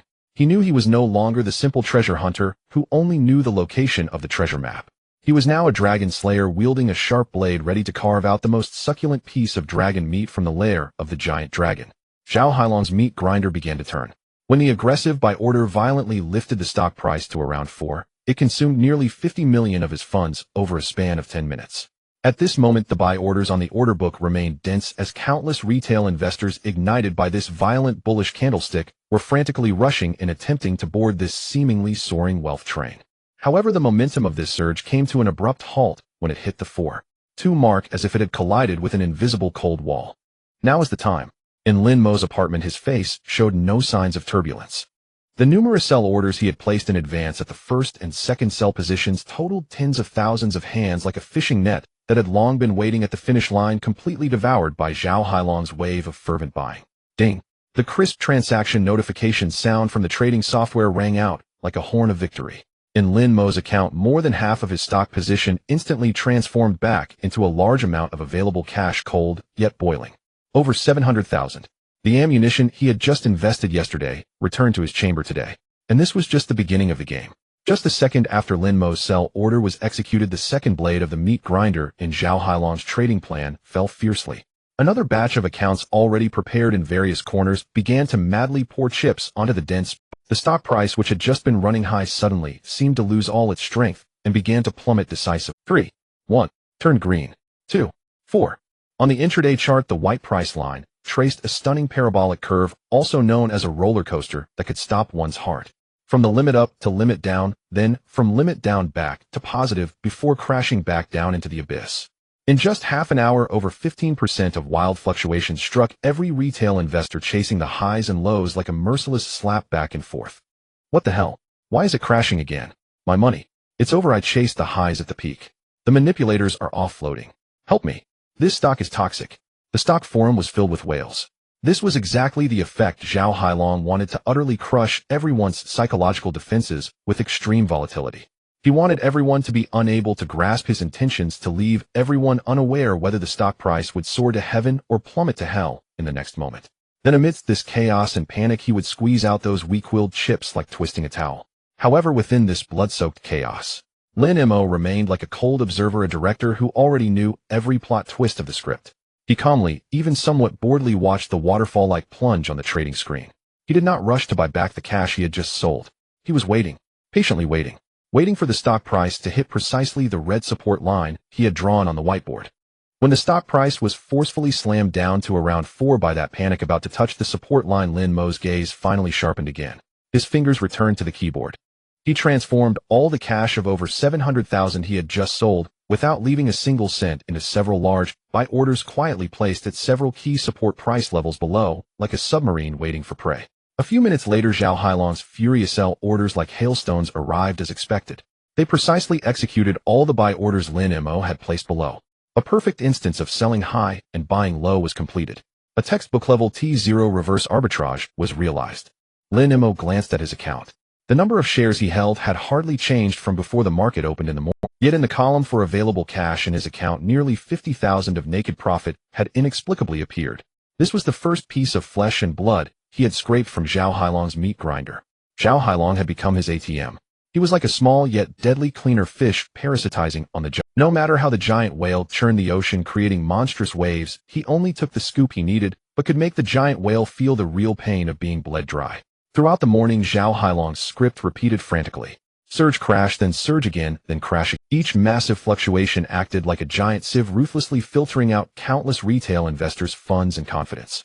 Meanwhile, Lin Mo danced like a ghost, possessing a god's perspective, moving gracefully between each rise and fall of the sieve. His operations were mechanical yet precise. Selling at high points, buying back at low points. Sell, buy back. The transaction report section of the trading software constantly popped up, new transaction records densely packed, like a rhythm, filled with the tempo of slaughter. He operated like an emotionless trading machine, repeatedly copying this miraculous money-printing process. This was no longer a competition. This was a one-sided dimensionality reduction strike. At 3 in the afternoon, the closing bell rang. The bloody carnage that had lasted all day finally came to an end. In Lin Mo's apartment, there was a serene stillness.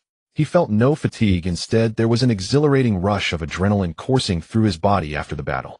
Leaning back in his chair, he stretched languidly, the joints cracking with a series of crisp sounds. This was far more stimulating than merely knowing the outcome. He opened the trading software and pulled up today's historical transaction records. On the screen, the dense array of buy and sell records resembled a rhythmical poem of slaughter. Sales occurred at the peak of every upward surge. Purchases took place at the panic-stricken lows of every market crash. Not too many, not too few, just 3 perfect instances of high sell low buy comprised all his operations for today. He clicked on the overview page of his account, and today's results made him unable to suppress a smile. The number of stocks held had barely changed, or in fact, due to his reinvestment of profits, it had slightly increased. However, the most crucial data had undergone a monumental transformation. The holding cost after a day of intense T0 operations had been forcefully reduced from yesterday's closing price of $4.60 to an astonishingly low $4.30 today. This meant that his safety cushion had thickened by a full 7 percentage points. What pleased him even more was the available funds section. The cash that had been nearly wiped out after his Allen yesterday had transformed into over $200,000 after today's dazzling series of operations. With a total holding market value of over $1,500,000 coupled with this, over $200,000 in cash, his total assets had magically increased by the equivalent of a luxury car in just one day. He leveraged the fluctuations created by the market makers like the greediest of parasites, sucking a large portion of blood from the great whale. He was dancing with the market, but every step was placed on the pain points of the market makers. Lin Mo smiled. This feeling was simply exquisite. He knew that the beast within him, named Gambler, was being rapidly tamed in this high-intensity battle, being bestowed with the reins of discipline and strategy. He was becoming increasingly powerful. In stark contrast to Lin Mo's relaxed and pleasant demeanor, the atmosphere in Zhao Hailong's luxurious office was as oppressive as a tomb. The priceless golden silk Nanmu tea table had been completely neglected, and the fine De Hong Pao tea in the purple clay pot gradually lost its warmth, just like his current mood. He wore a sullen expression, staring silently at the enormous screen on the wall displaying the closing scene. Chief Trader Li Mo and several of his subordinates stood in a row, silent as the grave, not daring to breathe. Boss. Ultimately, it was Li Mo who, steeling himself, broke the suffocating silence. His voice was dry and filled with defeat. Today, our washout effect was very poor. Just from our own left-hand trading, with the right, the transaction costs burned through tens of thousands. However, Li Mo's forehead was beaded with cold sweat as he continued to report with difficulty.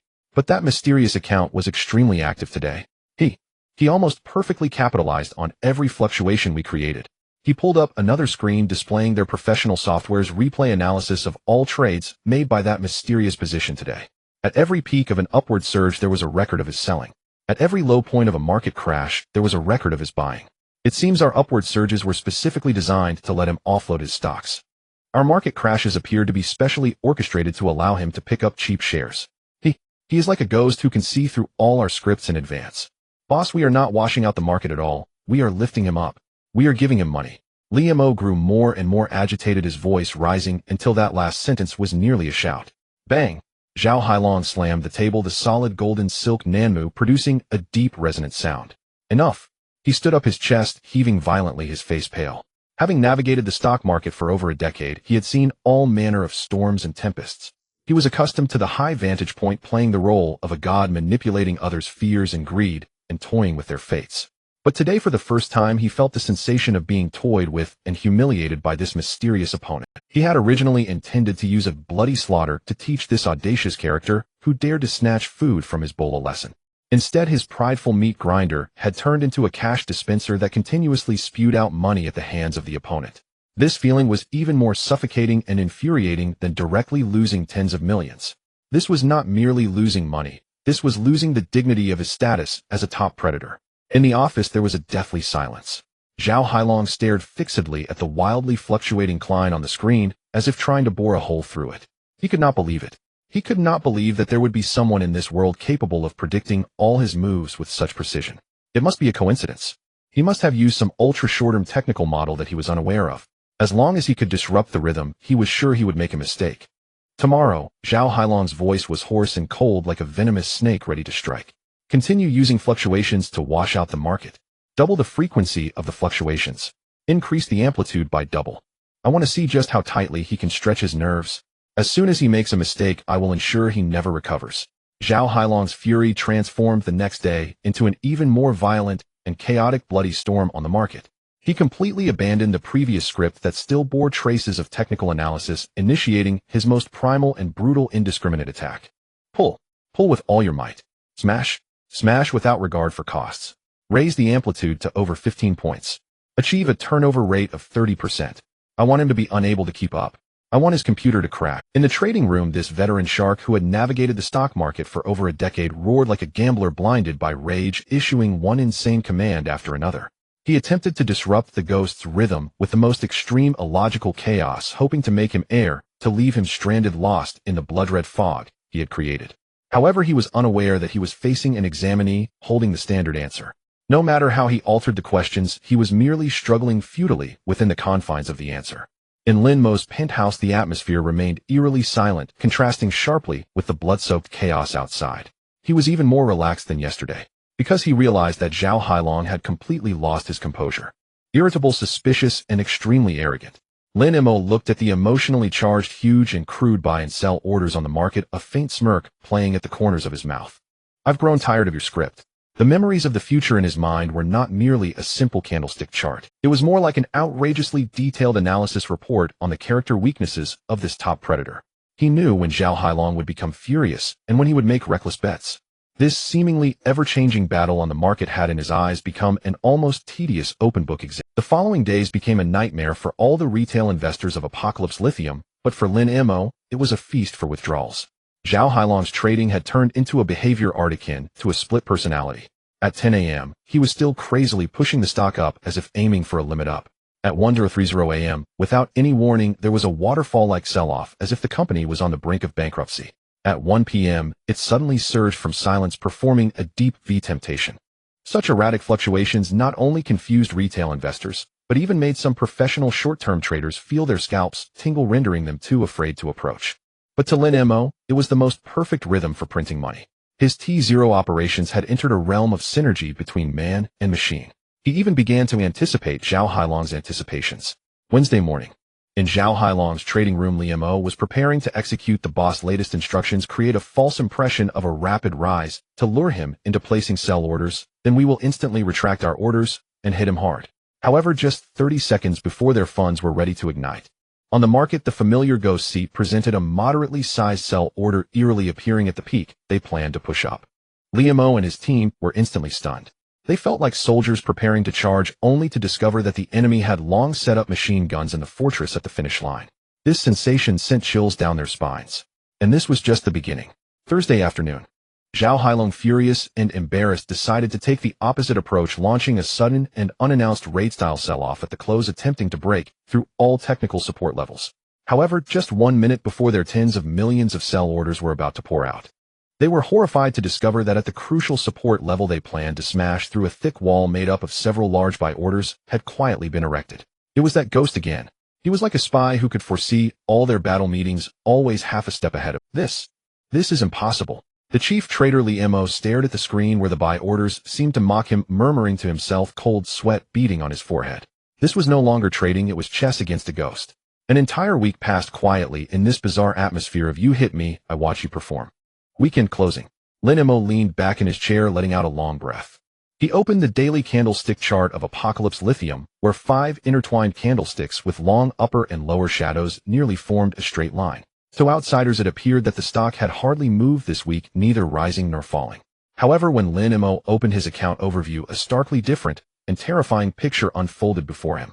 The total number of stocks he held had hardly changed compared to a week ago, but the two most crucial data points had undergone a tremendous transformation. Holding cost for 20 yuan. After a week of high-intensity, repeated reverse arbitrage, he had forcefully reduced his holding cost from last week's 460 yuan to an outrageously low 420 yuan. This meant that his safety cushion had inexplicably increased by nearly 10%. What pleased him even more was the available funds section. Starting from over 200,000 in cash last week after a week of relentless bloodsucking. Available funds 558,340.00 yuan, 558,000. All this money had been scraped off piece by piece from Zhao Hailong's frenzied meat grinder. Not only had he not been ground to death by this insane machine, but he had also turned it into a super money printer that continuously supplied him with ammunition. With a market value of approximately 160,000 plus this 558,000 in cash, his total force had effortlessly surpassed the 200,000 mark. This was reverse bloodsucking. This was a top predator's dimensional strike against a reckless butcher. He could almost envision at the other end of the city, in that luxurious office, Zhao Hailong's face twisted with anger and confusion. He knew that this game of cat and mouse was about to reach its conclusion. When conventional weapons could not kill the opponent, that gambler blinded by rage would inevitably stake his last and most insane nuclear weapon. Weekend. After an entire week of high-intensity, yet fruitless bloody tug-of war, Zhao Hailong's once fragrant top-floor office, filled with a sense of control, was for the first time enveloped in a suffocating heavy silence. The chief trader Li Mo, known in the industry for his swift and ruthless methods, stood before the golden Nanmu tea table like a child who had done something wrong with his head bowed. He dared not look into Zhao Hailong's eyes. For an entire week, they had deployed nearly 200 million in funds like an enraged bull wildly charging in the small pond of Tianqi Lithium, trying to crush the slippery loach. Yet the loach not only survived, but danced gracefully. On every wave they stirred up like a ghost. Meanwhile they, the massive bull, were worn out, battered, and bruised. Zhao Hailong said nothing. He did not brew tea, merely rubbing the already cold purple clay teapot, with his fingers, the warm touch offering no solace to his inner turmoil and confusion. Ultimately, it was Li Mo who broke the suffocating silence. His voice was dry and hoarse, filled with a profound sense of defeat and confusion that he had never experienced in over a decade of work. Boss, that account. He is simply not human. This statement was the only conclusion he reached after analyzing all the trading data from the week with top-tier replay software hundreds of times. He turned and activated the massive touchscreen on the wall. The screen displayed two intertwined curves. One represented all their operations from the week, while the other represented the mysterious ghost position. Li Mo's finger trembled slightly with excitement. It seems like he can see through all our operations, each time responding with the most precise action half a second in advance. All our feints, all the traps we laid to lure in or scare off, were like standard answers written on paper, to him utterly ineffective. Our attempts to shake him out only managed to lower his holding cost by at least 15%. The cash he held not only did not diminish, but increased. Look here, Li Mo pointed at two records on the screen that were almost executed at the same time, his voice trembling. Our order to lift 5,000 shares was placed at 10:15:34.07, while his sell order of 2,000 shares was posted at 34.06. The execution time differed by only 0.1 seconds. This is simply not a reaction speed a human can possess. Other traders in the trading room gasped at this state. This was not trading. It felt like a Topophthalene supercomputer was playing against a grade schooler, still using an abacus, with every step meticulously calculated. Zhao Hailong stared intensely at the glaring data on the screen, his face darkening with suppressed fury. Having navigated the stock market for over a decade, from a penniless thug to a private equity giant controlling billions, what kind of opponents had he not seen? Cunning, ruthless, seasoned. Yet he had never encountered such a bizarre style of play. This wasn't stock trading. It felt like he was using a machine that could foresee the future, solving a problem he himself had posed with a standard answer. An assistant observing this strange situation quietly speculated, "Boss, could this be some big shot we offended in the past, who specifically hired the top overseas quantitative team to go against us?" Quantitative? Zhao Hailong finally lifted his head, slowly shaking it, a flicker of extreme irritation in his eyes. No. Quantitative is a model. It's cold probability. Quantitative operations pursue winning rates. They involve trial and error and stop losses. He extended his hand, pointing at the screen where the curve representing the ghost operations lay, a curve so perfect it was shocking. "Look at him." Zhao Hailong's voice emerged like it was squeezed out from between his teeth. "In his operations there's no trial and error, no hesitation, only arrogance, mockery, and provocation. He is not trading. He is playing." This statement struck like lightning, hitting everyone in the office. They instantly understood. The feeling of being toyed with like a cat plays with a mouse was the fundamental reason for Zhao Hailong's usually composed demeanor to shatter. This was no longer about losing money. This was about losing his dignity as a top predator.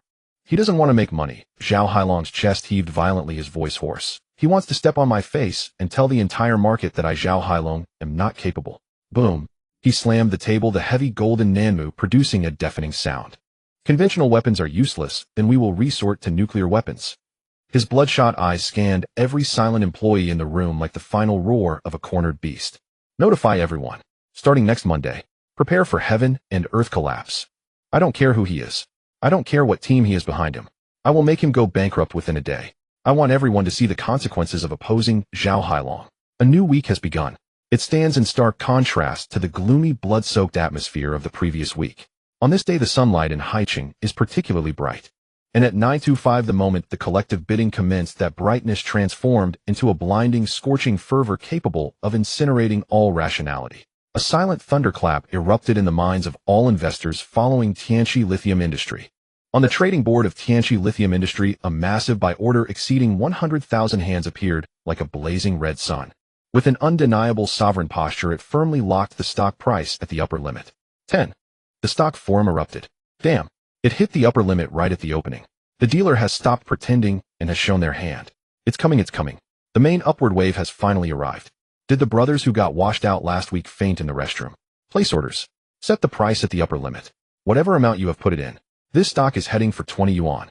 Countless retail investors tortured during last week's brutal washing out were ignited by this long-lost powerful and hopeful upper limit candlestick. They rushed in frantically eager to board this seemingly golden train heading towards financial freedom. Lin Mo's phone also vibrated violently at the scheduled time. It was Wang Pengzi.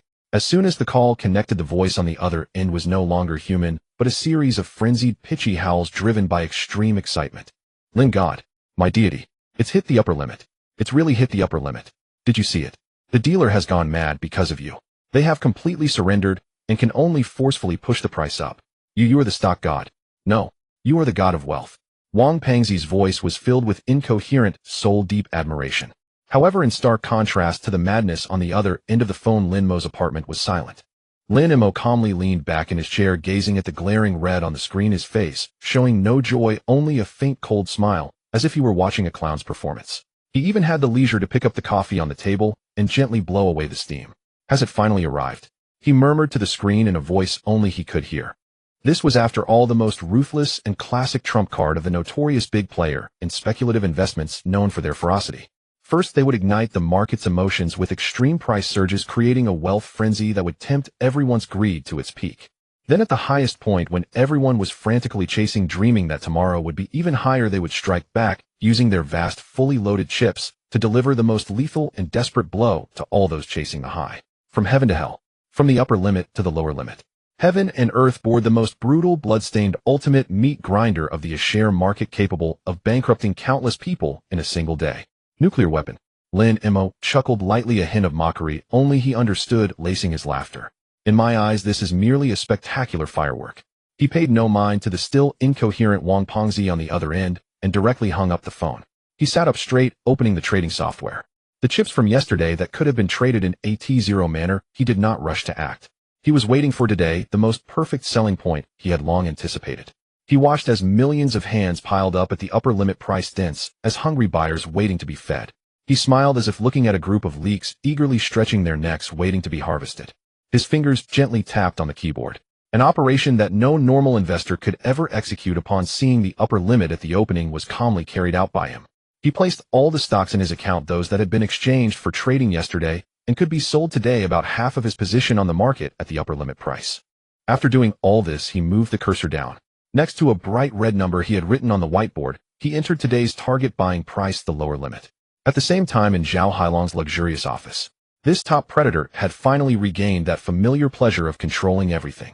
He leaned back in the chair, symbolizing power, lifted the cup of expensive Da Hong Pao, his eyes filled with the cruel delight of anticipating a feast of slaughter. Chief Trader Li Mo was respectfully reporting the situation. Boss, the emotions have been completely ignited. Oh, everyone has gone mad. We used less than 10% of our funds to ignite it, and those retail investors outside sealed the upper limit on their own. Very good. Zhao Hailong nodded, a cat-like smile appearing on his face. Let this frenzy fly for a while longer. At 1030, release the news about that mouse facing liquidation due to high leverage. Then execute Plan B, begin. The slaughter. His eyes sparkled with a near-perverse, bloodthirsty gleam. He could nearly envision that reckless ghost daring to compete with him, being crushed to pieces in the ultimate terror and despair from heaven to hell by the meat grinder he had personally constructed. This is the open conspiracy. A spectacular massacre that risked Zhao Hailong's reputation. He wants the entire market to witness the downfall of those who oppose him. At 9:30 in the morning, the bell signaling the market opening rang like the horn of a grand feast striking on time. The stock price of Tianqi Lithium Industry was undoubtedly sealed at the limit-up price by a colossal buy order exceeding 100,000 shares. On the intraday chart, the white price line was tightly adhered to the uppermost red line, unwavering, exuding power and arrogance. This was a revelry belonging to the greedy. It was also a feast for the ignorant. In Lin Mo's apartment, he calmly stared at the glaring red on the screen. Ding! Almost at the exact moment the market opened, a crisp notification sounded in his ear. Your sell order has been executed. The half of his positions that he had placed at the limit-up price during the pre-market session was swallowed by the raging torrent of buy orders like a stone cast into the sea, without even causing a ripple. In Lin Mo's account, a large portion of stock codes transformed back into a vast amount of available cash, cold, yet blazing hot. Ammunition reloaded. He did not hasten to take the next step, merely watching, calmly waiting. Time passed second by second. 9. On the trading board, the limit-up orders not only did not decrease, but continued to increase. Countless retail investors intoxicated by this violent bullish candlestick were still frantically rushing and attempting to take a share from this seemingly endless banquet. In the stock forum, it was already a boiling ocean. I can't buy in. It's impossible to buy in. The major player is too strong. Brothers, don't panic. I've placed an order. Well, feast tomorrow. Up to 20 yuan. No, 30 yuan. This is the next Lonja Green Energy. Lin Mo silently scrolled through these posts, brimming with optimism, a faint trace of mockery curling at the corners of his mouth. He knew that these people would soon plummet from the paradise of wealth into the hell of ruin. The devil who created this hell was currently in some luxurious office admiring his masterpiece. Time pointed to 10:30. It can begin. Zhao Hailong glanced at the time, and using a tone almost languid, as if announcing the commencement of a banquet, gave the final command over the intercom. Strangle. The slaughter officially began. Without warning. Just a second ago, the limit-up orders that had been as solid as a rock erupted, like a volcano, unveiling tens of thousands of black sell orders. They came from over a dozen different well-prepared accounts, like death warriors trained in the harshest conditions, determined to destroy everything. They fiercely plunged down upon the sea of red. Boom. A silent roar exploded in the minds of all those watching the market. The limit-up board, that seemingly indestructible wall, was instantly torn open by this torrent from hell, creating a massive, grotesque gap. Following that was the second and third. The towering limit-up orders crumbled like a fortress on the beach under the tsunami of reckless selling. In front of the screen, the smiles of countless retail investors froze on their faces. Before they could react to what had happened, the stock price began a free fall off a cliff. 10, 8, 5, 2, turned red. On the intraday chart, the white price line drew a tragic straight downward green pillar, like a desperate wound piercing the heart. But it wasn't over yet. Zhao Hailong's nearly frenzied selling did not stop even as the stock price. Meanwhile, a greater wave of panic originating from the depths of the retail investors' hearts began to spread wildly across the market like a plague. What the hell? What's going on? Why did the limit-up board open? They're unloading. The major player is unloading. Run. Those who had been so pleased about grabbing shares just a second ago began to frantically sell off without caring about the cost. They were like a flock of frightened sheep trampling over one another, desperately fleeing from the collapsing slaughterhouse. Panic selling compounded with the major players' aggressive dumping. Two forces converged into an unstoppable torrent of destruction. 2, 5, 8. The stock price's decline had completely lost any logic, turning into a pure doomsday escape race. The entire market was engulfed by a despairing, shocking green. In Lin Mo's penthouse, he calmly watched the spectacular dance of destruction orchestrated by greed and fear on the screen, his eyes filled not with fear, but with an almost obsessive appreciation. Brilliant. Magnificent. This was what he saw as Zhao Hailong's so-called nuclear weapon. Just a display of blood-red fireworks destined to bloom upon the ruins. He flexed his fingers, the joints cracking crisply. It was time. Time to pick up the scalding gold that would be left unattended on this soon-to-be scorched earth. He moved the mouse, the cursor precisely stopping at the edge of the abyss that terrified everyone, the limit down. He began to convert the vast amount of available cash that had just arrived in his account into batches of massive buy orders, like giant nets quietly laid beneath the blood-red abyss. He was waiting for this grand fireworks display to burn out its final flames, waiting for this mansion built on greed to completely collapse into ruins. Then he would become the only and most greedy scavenger on this wasteland. 2:50 in the afternoon. Only 10 minutes remained until the market closed. On the trading board of Tianqi Lithium Industry, it had completely perished. The intraday line representing the stock price resembled a corpse nailed to a cross, cold and motionless, pressed against the 10 limit down. At the sell 1 position, there were over 200,000 orders stacked up, resembling a wall of despair. Today, this stock achieved its most glorious yet shameful record since listing. Unprecedented trading volume, with a turnover rate reaching 40%. This meant that more than 1/3 of the circulating shares in the market had changed hands today. Countless people rushed in during the morning's limit-up frenzy, only to be trapped tightly in the afternoon's hellish wails. In the stock forum, it was already a cacophony of despair. It's over, all over. My investment capital. Damn major player. This is such a ruthless unload. You won't have a good end. The wind is strong on the rooftop, brother. See you in the next life. The morning was so fervent, the afternoon was equally desperate. This is the shares market, a battlefield where greed and fear are amplified to the extreme. Yet beyond this battlefield strewn with corpses, Lin Mo's penthouse remained a tranquil sanctuary, completely isolated from the world. A crisp, inconsequential notification sound rang in his ear. Your buy order has been fully executed. Lin Mo leaned back in his chair, gazing at the notification, indicating a successful transaction, letting out a long, relieved sigh. It was akin to an artist who had completed a timeless masterpiece, feeling a deep sense of satisfaction and fatigue as the final stroke fell. Zhao Hailong's self-righteous heaven and earth-board massacre felt more like a magnificent whale fall. When a giant whale dies in the ocean, its carcass can sustain the ecosystem of an entire sea for 100 years. Zhao Hailong's madness and losses today resembled that colossal whale crashing down. And Lin Mo was the sole super-predator in that seemingly barren sea, devouring all the life essence of the fallen whale. Whale fall, the birth of myriad beings. Lin Mo opened his trading account, beginning to calmly tally his spoils. This was a ritual unique to the victor. At the moment he cast his gaze upon the account overview page, even with his 2 lifetimes of experience, his pupils involuntarily constricted in shock. On the screen, those lines of cold data seemed to carry a scorching, searing magic. The first line, after executing extreme operations of clearing out at the limit up and repurchasing at the limit down, the total number of shares he held not only did not decrease, but it actually increased by nearly 10% compared to yesterday. The second line, holding cost. This number had plummeted to an outrageously absurd level. After draining all the panic selling, his holding cost had been forcibly smashed down from yesterday's 4.2 yuan to below 3.8 yuan. This was an absolutely safe cost, even lower than Zhao Hailong's initial entry price. And most crucially, it was the third line. That line made Lin Mo's heart skip a beat. The cash balance. Available funds, 853,127.00 yuan. 853,000. Just a day ago, there were only 550,000 in his account. But today he sold his stocks at the limit up of 10 and bought them all back at a lower price at the limit down of 10. Between this sale and by a terrifying profit gap of a full 20 had emerged. Not only did he use the profits to increase his holdings, reducing his overall cost, but in the end his account actually had an additional 300,000 in pure cash. Zhao Hailong attempted to erase him from this world with a catastrophic nuclear explosion. In the end, not only was he unharmed, but he even disassembled the nuclear warhead and the bomber that carried it, claiming them as his spoils. Lin Mo couldn't help but let out a soft chuckle as he looked at this number. This laughter was filled with delight and also carried a hint of obsession with power, one he himself had not even realized.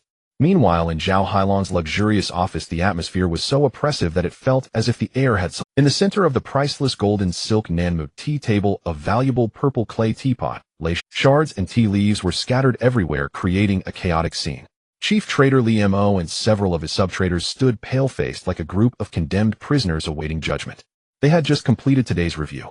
When they used the software to fully restore all operations of that phantom seat today, the entire trading room was left in dead silence, filled only with the sound of gasps. Li Mo trembled as he reported the result that sent a shiver through all their souls. Boss, that mysterious account. He did it again. His voice was as dry as if it had been sanded. He sold all his chips at the moment of the limit up in the morning and then bought them all back at the limit down in the afternoon. We almost all the panic sells we released were consumed by him alone. According to our calculations, he didn't lose a single share and his cost was at least reduced by 20%, and he earned several million in difference from us. This several million was uttered by Li Mo with great difficulty, because every single penny had been hard-earned from their boss, Zhao Hailong's flesh and blood. Zhao Hailong sat silently in that chair, symbolizing power. His face was no longer ashen, but a sickly pale, indicative of excessive blood loss. When Li Mo finished his last sentence, he could no longer control the surging blood within his chest. A mouthful of fresh blood was spewed forth, splattering onto the precious carpet before him. Humiliation. An unprecedented, deeply ingrained humiliation. He had dominated the stock market for over a decade, having led countless opponents to ruin. This was the first time he had been beaten to a pulp in such a humiliating manner. At that moment, his personal phone rang inopportunely. It was Fat Wong. On the other end of the line, Fat Wong's voice was no longer excited, but almost frenzied, incoherent with worship. Lin Shun, you are my god. I just knelt down to you. I truly knelt down. One day, a 20 fluctuation. You actually consumed it all. Lin Mo listened to the roar on the other end of the line and merely smiled. He hung up the phone and walked to the window, gazing at the bustling city below.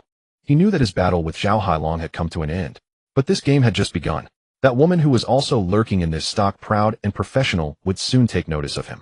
Haicheng Financial Center, 68th floor. Here lies the pinnacle of Haicheng, the capital's watchtower. Outside the massive floor-to-ceiling windows, the steel forest of the entire city lay at their feet, the Huangpu River, winding like a belt from this height. The bustling vehicles and pedestrians below seemed merely a swarm of insignificant ants.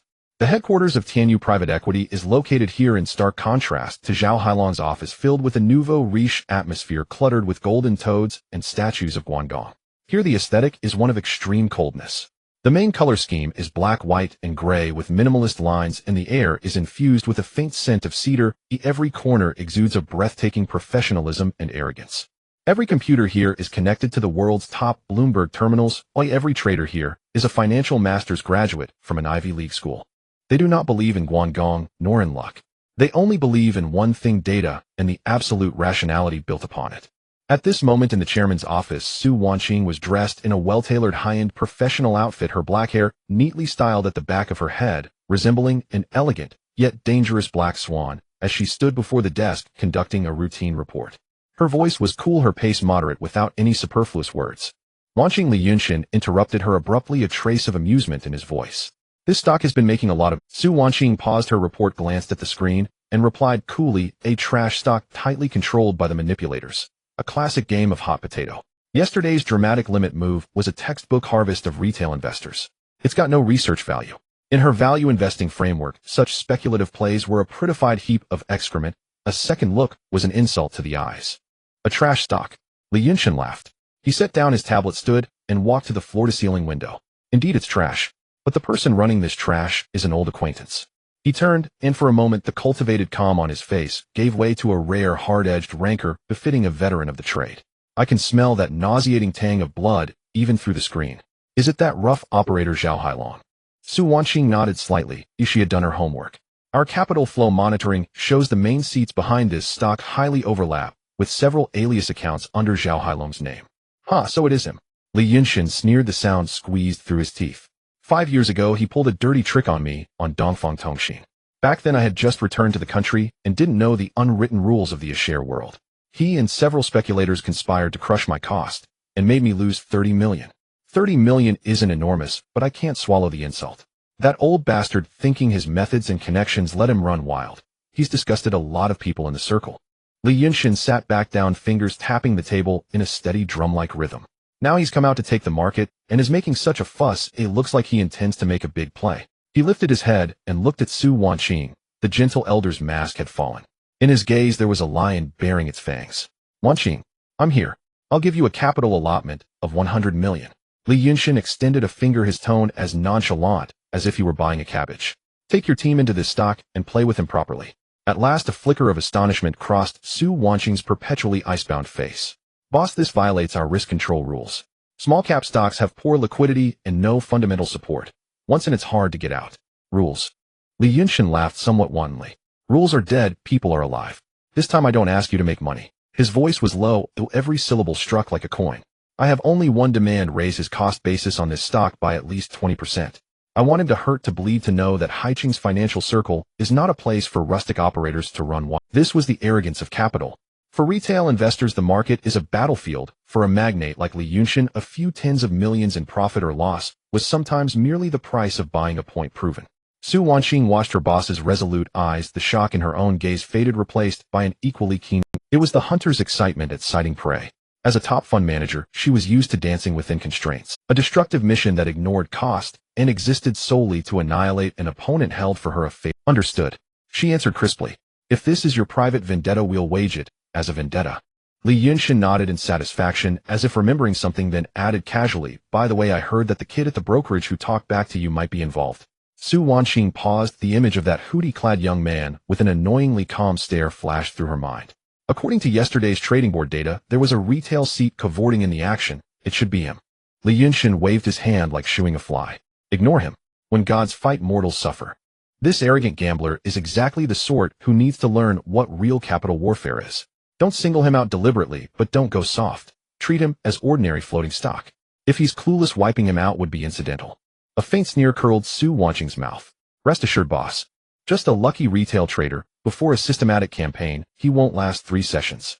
Maybe yesterday's limit down already washed him out.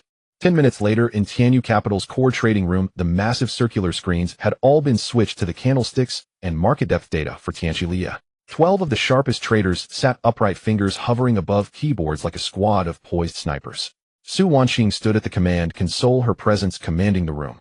In that moment, she was no longer a junior reporting in. She was a queen who commanded billions. Her voice came through the headset's ice cold and murderous attention everyone. Target Tianqi. Market maker Zhao Hailong. This is not an investment. This is a hunt. Our mission is not to buy low and sell high. It is to destroy. She extended a long finger and pointed to the green limit-down candlestick on the screen. I want you to disrupt his accumulation rhythm, sabotage his washout plan, smash the tape when he tries to lift it, and seal the exits when he tries to unload. In short, make him as miserable as possible. Capital allocation 100 million. No stop loss. The traders' eyes lit up instantly. As professional traders, they were normally suffocated by risk control metrics. This assignment, spending the boss's money to wreak havoc without consequence, was their carnival. Received. Understood. Boss, leave the destruction to us. We're experts. Su Wanqing watched her excited subordinates and allowed a faint smile to curve her lips. She turned back to the price line that leapt like an electrocardiogram. Zhao Hailong, I hope your heart is strong. And that kid. The face of Lin Mo flashed through her mind again. That clueless brat. This time you will learn what despair feels like. The three-way fray around Tianqi quietly began to unfold in the air thick with gunpowder. At that very moment, Lin Mo was at home, leisurely counting his gains, completely unaware that a Leviathan had quietly added him to its menu. But was he truly just floating capital? Haicheng Financial Center, 68th floor. In the core operations room of Tianyu Capital, the air conditioning is kept at a clarifying 22 degrees year-round. The air here lacks the restless stench of Zhao Hailong's cheap cigars and Red Bull. Instead, there is only the clipped patter of keystrokes like rain battering banana leaves and the low oppressive hum of server fans. 12 elite traders sit before a colossal wraparound screen that fills an entire wall, conducting data dissections with the precision of surgeons. Their fingers danced across keyboards, lines of code and cascades of models flowed across the monitors like a torrent of water. This was not mere stock picking. It was an information war grounded in mathematics and probability. Su Wanqing cradled an iced Americano like a queen, supervising a worksite, standing behind the command console and watching everything with cool detachment. Report to Ms. Su. The initial profile is complete. Ajay, the chief data analyst, whose hairline had honorably receded for the sake of finance, pushed up a pair of lenses thicker than bottle bottoms and summoned a complex network graph to the screen. Target Tianqi. The active funds in play are currently split into two streams. Ajay's finger slid over the touchscreen and red filaments sprang to life, sketching a vast spiderwebbed capital network. The first stream, our principal prey, Zhao Hailong. 7 or 8 trading desks flashed red. That old brute is a local ruffian. His methods are crude. Ajay could not help but mock all wash accounts transferring left to right. That kind of left hand to right hand trick is outdated. Money laundering rings these past years don't even bother with it, yet he treats it like treasure. Algorithmic backtracking shows his cost basis around 4.5 yuan with a heavy position of roughly 200 million. Yesterday's violent limit moves were brutal, but in his effort to reclaim chips, he also trapped substantial cash flow. Assessment foolish and flush with money ferocious, but to us it's all technique and brute force. Su Wanqing gave a slight nod. It matched her own assessment. Zhao Hailong was a boar charging with muscle alone. Set the trap and the kill would be simple. And the second stream? She asked, sipping her coffee. Ajay's expression suddenly shifted into something odd. After a pause, he opened another chart. This time there was no intricate web, only a solitary trading seat code marked in black. That's the problem, Miss Su. Ajay's voice carried an incredulous bafflement, like a scientist who suddenly sees a ghost in the lab. While cleansing the data, we found a huge anomaly. Aside from Zhao Hailong's shell accounts, there lurked an independent stream of funds. Its size is far smaller than Zhao's, maybe a 1 or 2 million scale. In ordinary times, that would be a somewhat large retail account, filtered out by our screening. But Ajay drew up the intraday trade record for that account from yesterday's chaotic session and took a long breath. Look at this. 2 lines were overlaid on the screen. One was Tianqi Li's harrowing price curve from yesterday. The other marked the buy and sell points of the mysterious account. For an instant, the room's dense keystroke rhythm stuttered to silence. Every eye was drawn to that chart. It was too perfect, perfection so thorough it became chilling. At the very second the price kissed the limit up, the account's sell order hammered itself like a nail at the peak. And when the price slammed to the limit down in the afternoon, its buy order spread like a net precisely laid at the trough. No probing, no scaling, pure Allen. One sell, one buy. This was not merely taking Zhao Hailong's meat. It was chewing the bones and swallowing them whole, then smacking lips and declaring how delicious it was. A veteran trader beside them swore this has to be cheating. Even Zhao Hailong himself couldn't lock levels this day. Ajay gave a wry shake of his head. Not over. I traced back another week. More charts bloomed on the wall as he spoke. Every time Zhao flushed the market and hammered the pits, that account waited below with open orders. Every time Zhao lifted and lured buyers, that account loomed above ready to offload. It's like a worm inside Zhao Hailong's belly, no worse than a worm. It is as if it possesses tomorrow's script and acts on it today. Our model calculation shows that for a human trader to achieve this precision, their heart rate must be held under 60 beats per minute and dopamine secretion completely suppressed. In short, this is not the work of a human. Su Wanqing stared at the black trading code on the screen, and for the first time a genuine ripple passed through her usually placid eyes. Intriguing. She put down her coffee, stepped to the large screen, and with a long, elegant finger tapped the black. It seems this board conceals not only a clumsy hog, but also a ghost. A ghost. A giant, invisible and untouchable, yet everywhere and infallible. A playful curve touched Su Wanqing's lips. If not a ghost, what else? She turned. The faint ennui from the routine task had vanished, her face now shone with the excitement of a hunter who has found unfamiliar prey. She had thought this would be a one-sided slaughter. Instead, it revealed itself as a high-level game. Ms. Su, shall we adjust our strategy? Should we add this ghost to our targets? Ajay asked. No. Su Wanqing shook her head decisively. The enemy of our enemy is a friend, even if that friend is a little greedy. She returned to the command console, hands braced on the table, her gaze sweeping everyone present with a cold, steady voice. This is a three-way contest. Zhao Hailong is the dealer, the fat pig awaiting slaughter.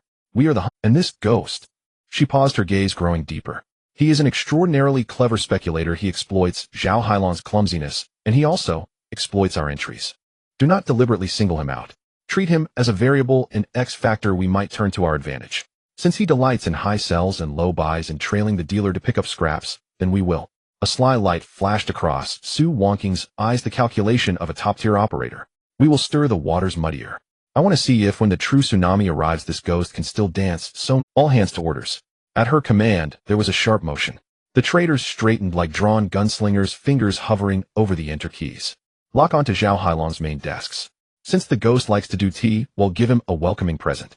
Phase 1 disruption. Whatever Zhao intends, we will do the opposite. If he lifts, we smash. If he wipes, I will make this stock's candlestick chart into Zhao Hailong's electrocardiogram. A chaotic mess. Move. At her order, the room erupted into a salvo of keystrokes.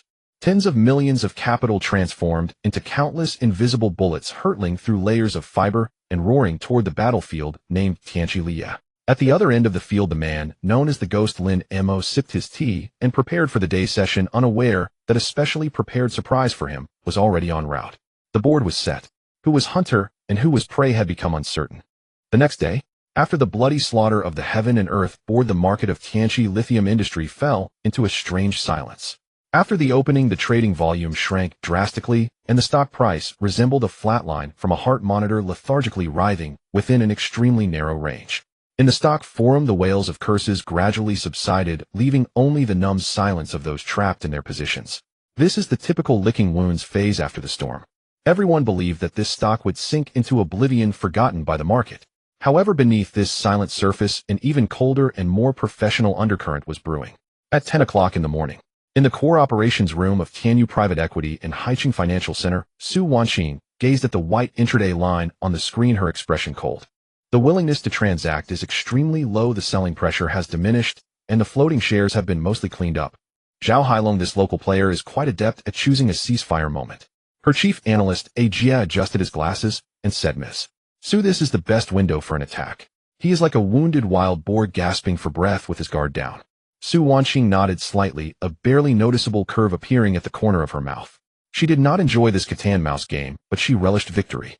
She raised her hand to the microphone, issuing the first attack order with an emotionless voice. Team A, pay attention, deploy 5 million in funds. Objective, quickly raise the stock price by 3%. I want to see Zhao Hailong's reaction, testing his determination to defend and his remaining ammunition. Received. With the command given, the fingers of the traders in front of several Bloomberg terminals became a blur on the keyboard. Boom.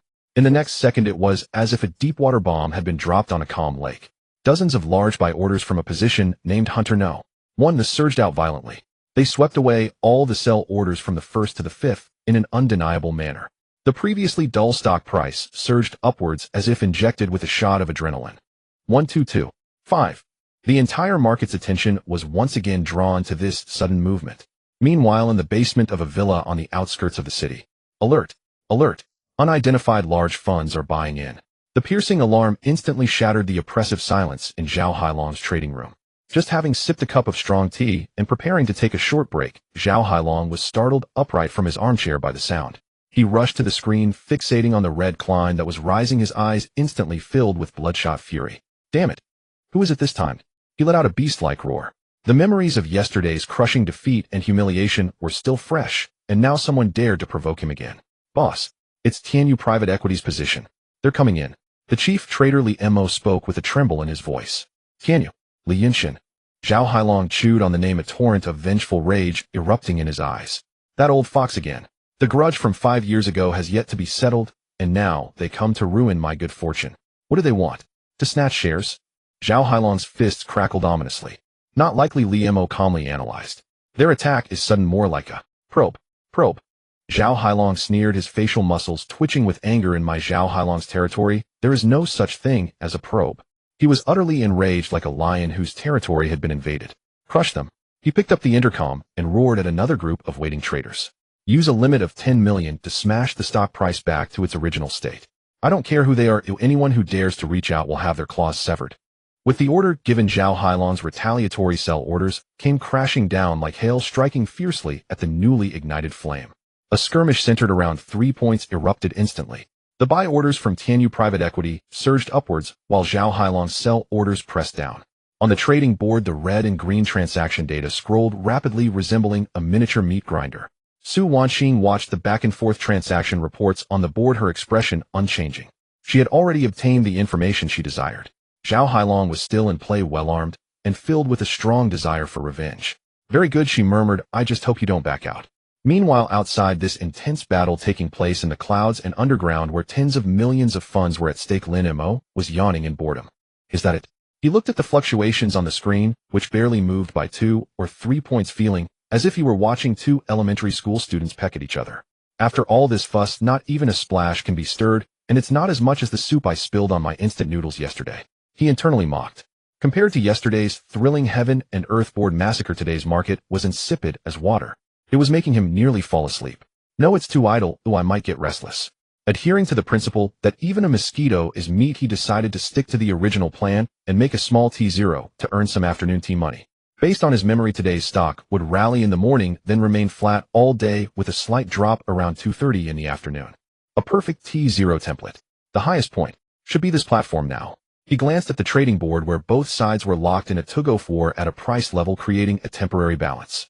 He moved his fingers, opened the trading software, and placed a sell order for 1/3 of his total holdings, about 10 million worth of shares at the current price of this tense platform. His thought was simple. Taking advantage of the current fight and active transactions, he would sell part of his holdings and then buy back more shares later when the afternoon drop occurred. For him, this was merely a routine, almost mechanical muscle memory operation. He didn't even glance at it again. After placing the order, he stood up to brew himself some tea. He had no idea that this casually placed sell order meant to earn some afternoon tea money was about to act like a precision-guided bomb, completely derailing the already chaotic chess game for everyone involved. It would lead a queen into self-doubt, provoke a fierce beast into impotent rage, and allow 2 strangers who had never met to complete their first extraordinary, remote spiritual connection over the vast data of the trading board. The tea was just brewed. The grand show was about to begin. The core operations room of Tianyu Private Equity. The atmosphere is as tense as a drawn bowstring. The 5 million buy-in order issued by Su Wanxing was like a stone thrown into a deep pond. Although it created ripples, it was tightly entangled by Zhao Hailong's dense and resilient sell orders, rendering it immovable.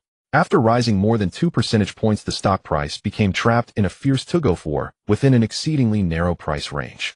You buy 100 lots and I will sell 100 lots. On the trading board, red and green numbers flashed frantically, with trading volume continuously expanding, yet the stock price remained stagnant, as if under a stasis spell. President Su with Zhao Hailong's defensive orders. The chief analyst AGS spoke rapidly. He has reacted and is using counter-trading to ruthlessly suppress the stock price, depleting our ammunition. Su Wanxing's gaze showed no signs of fluctuation. Everything was as she had anticipated. Prepare Plan B. She raised her hand, her tone icy, ready to issue the second wave of attack orders. Use another 5 million, give me a final push and break through his psychological defenses. Just as she was about to give the order, in that critical moment of mere seconds, an astonishing event occurred that left the entire operations room in disbelief. On the screen, the previously robust and layered green sell order queue like a city wall. Suddenly, without warning, a large portion vanished into thin air. It was as if a wall had a row of bricks suddenly yanked from within. A massive brief sell order vacuum appeared. What happened? A Giez exclamation barely escaped his. The second wave of 5 million buy orders already issued by Su Wanqing surged forth like a torrent that had been held back for too long, arriving precisely at that moment.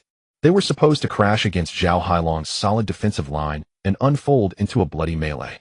But now they moved through unimpeded, like an army prepared for a siege rushing to the city, only to find the gates had opened by themselves. Boom! The stock price surged violently upward once more. Moreover, this time the rise was even smoother and more ferocious than the last. In the operations room, after a brief moment of shock, a suppressed cheer erupted. We broke through. President Sui scared him off. He must have seen our second wave of attack, got scared and voluntarily withdrew his orders. The traders excitedly chatted, believing this was the inevitable result of their powerful offensive. Only Su Wanqing remained silent. She did not smile, her brows furrowing even deeper.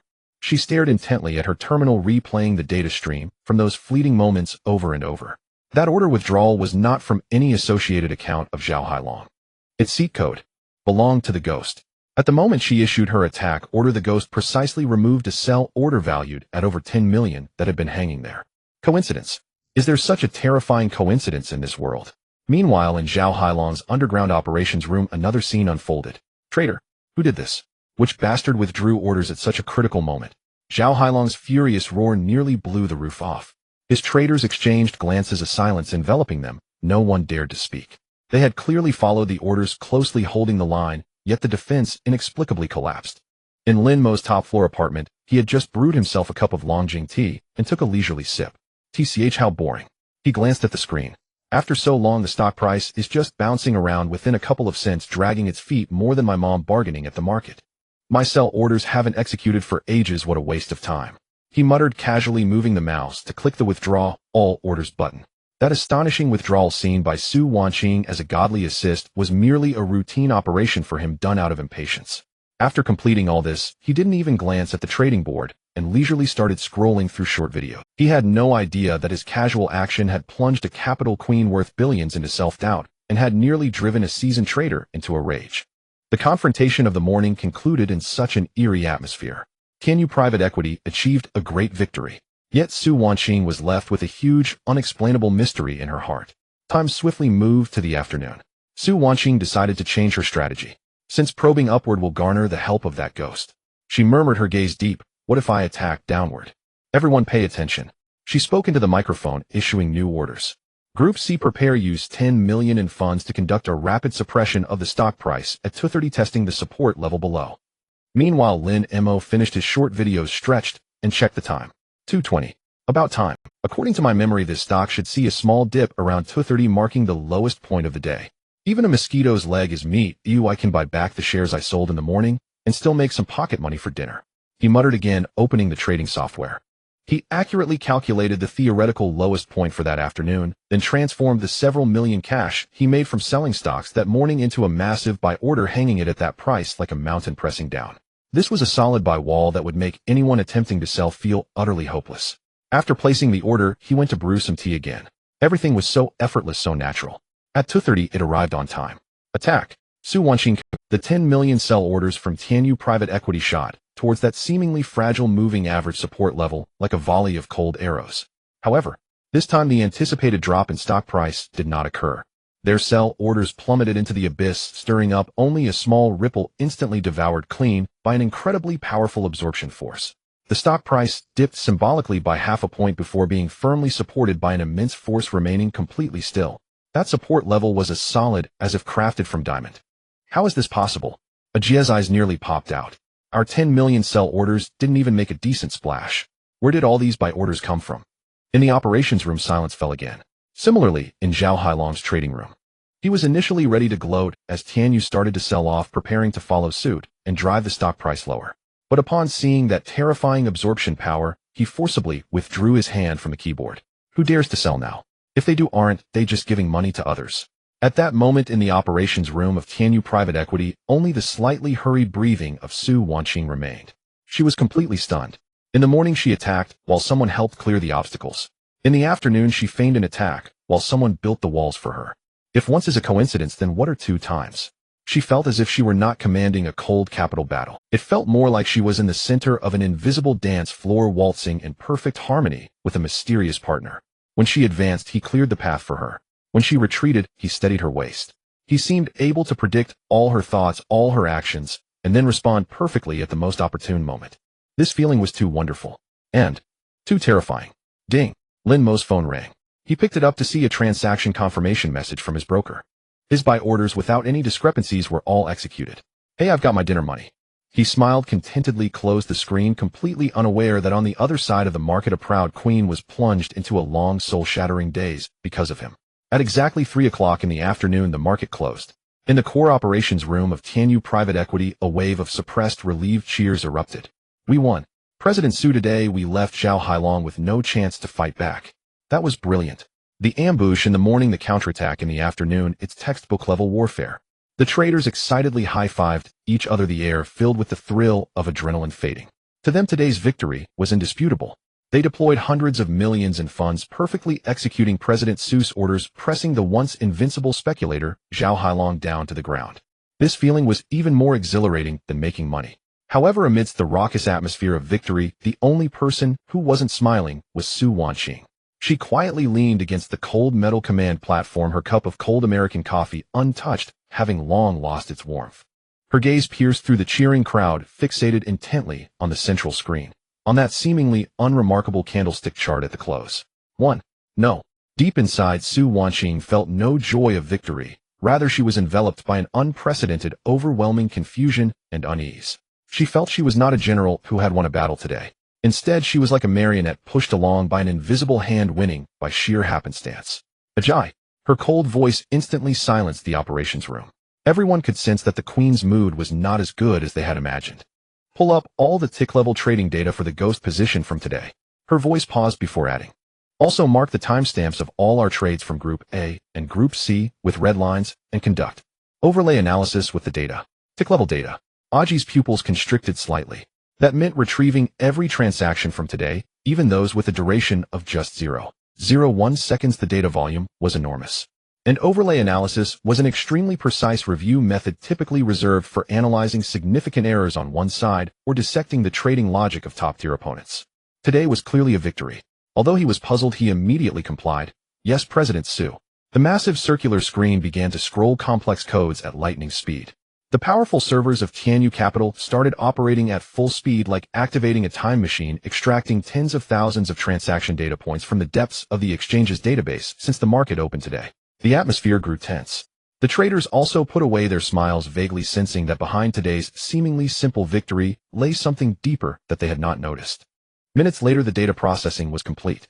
Ajay took a deep breath and pressed the enter key. In the next second, 2 trading charts marked in different colors like 2 DNA double helices perfectly overlapped in the center of the screen. One blue representing Tianyu Private Equity, one black representing the ghost. The entire operations room fell silent. A pin drop could be heard.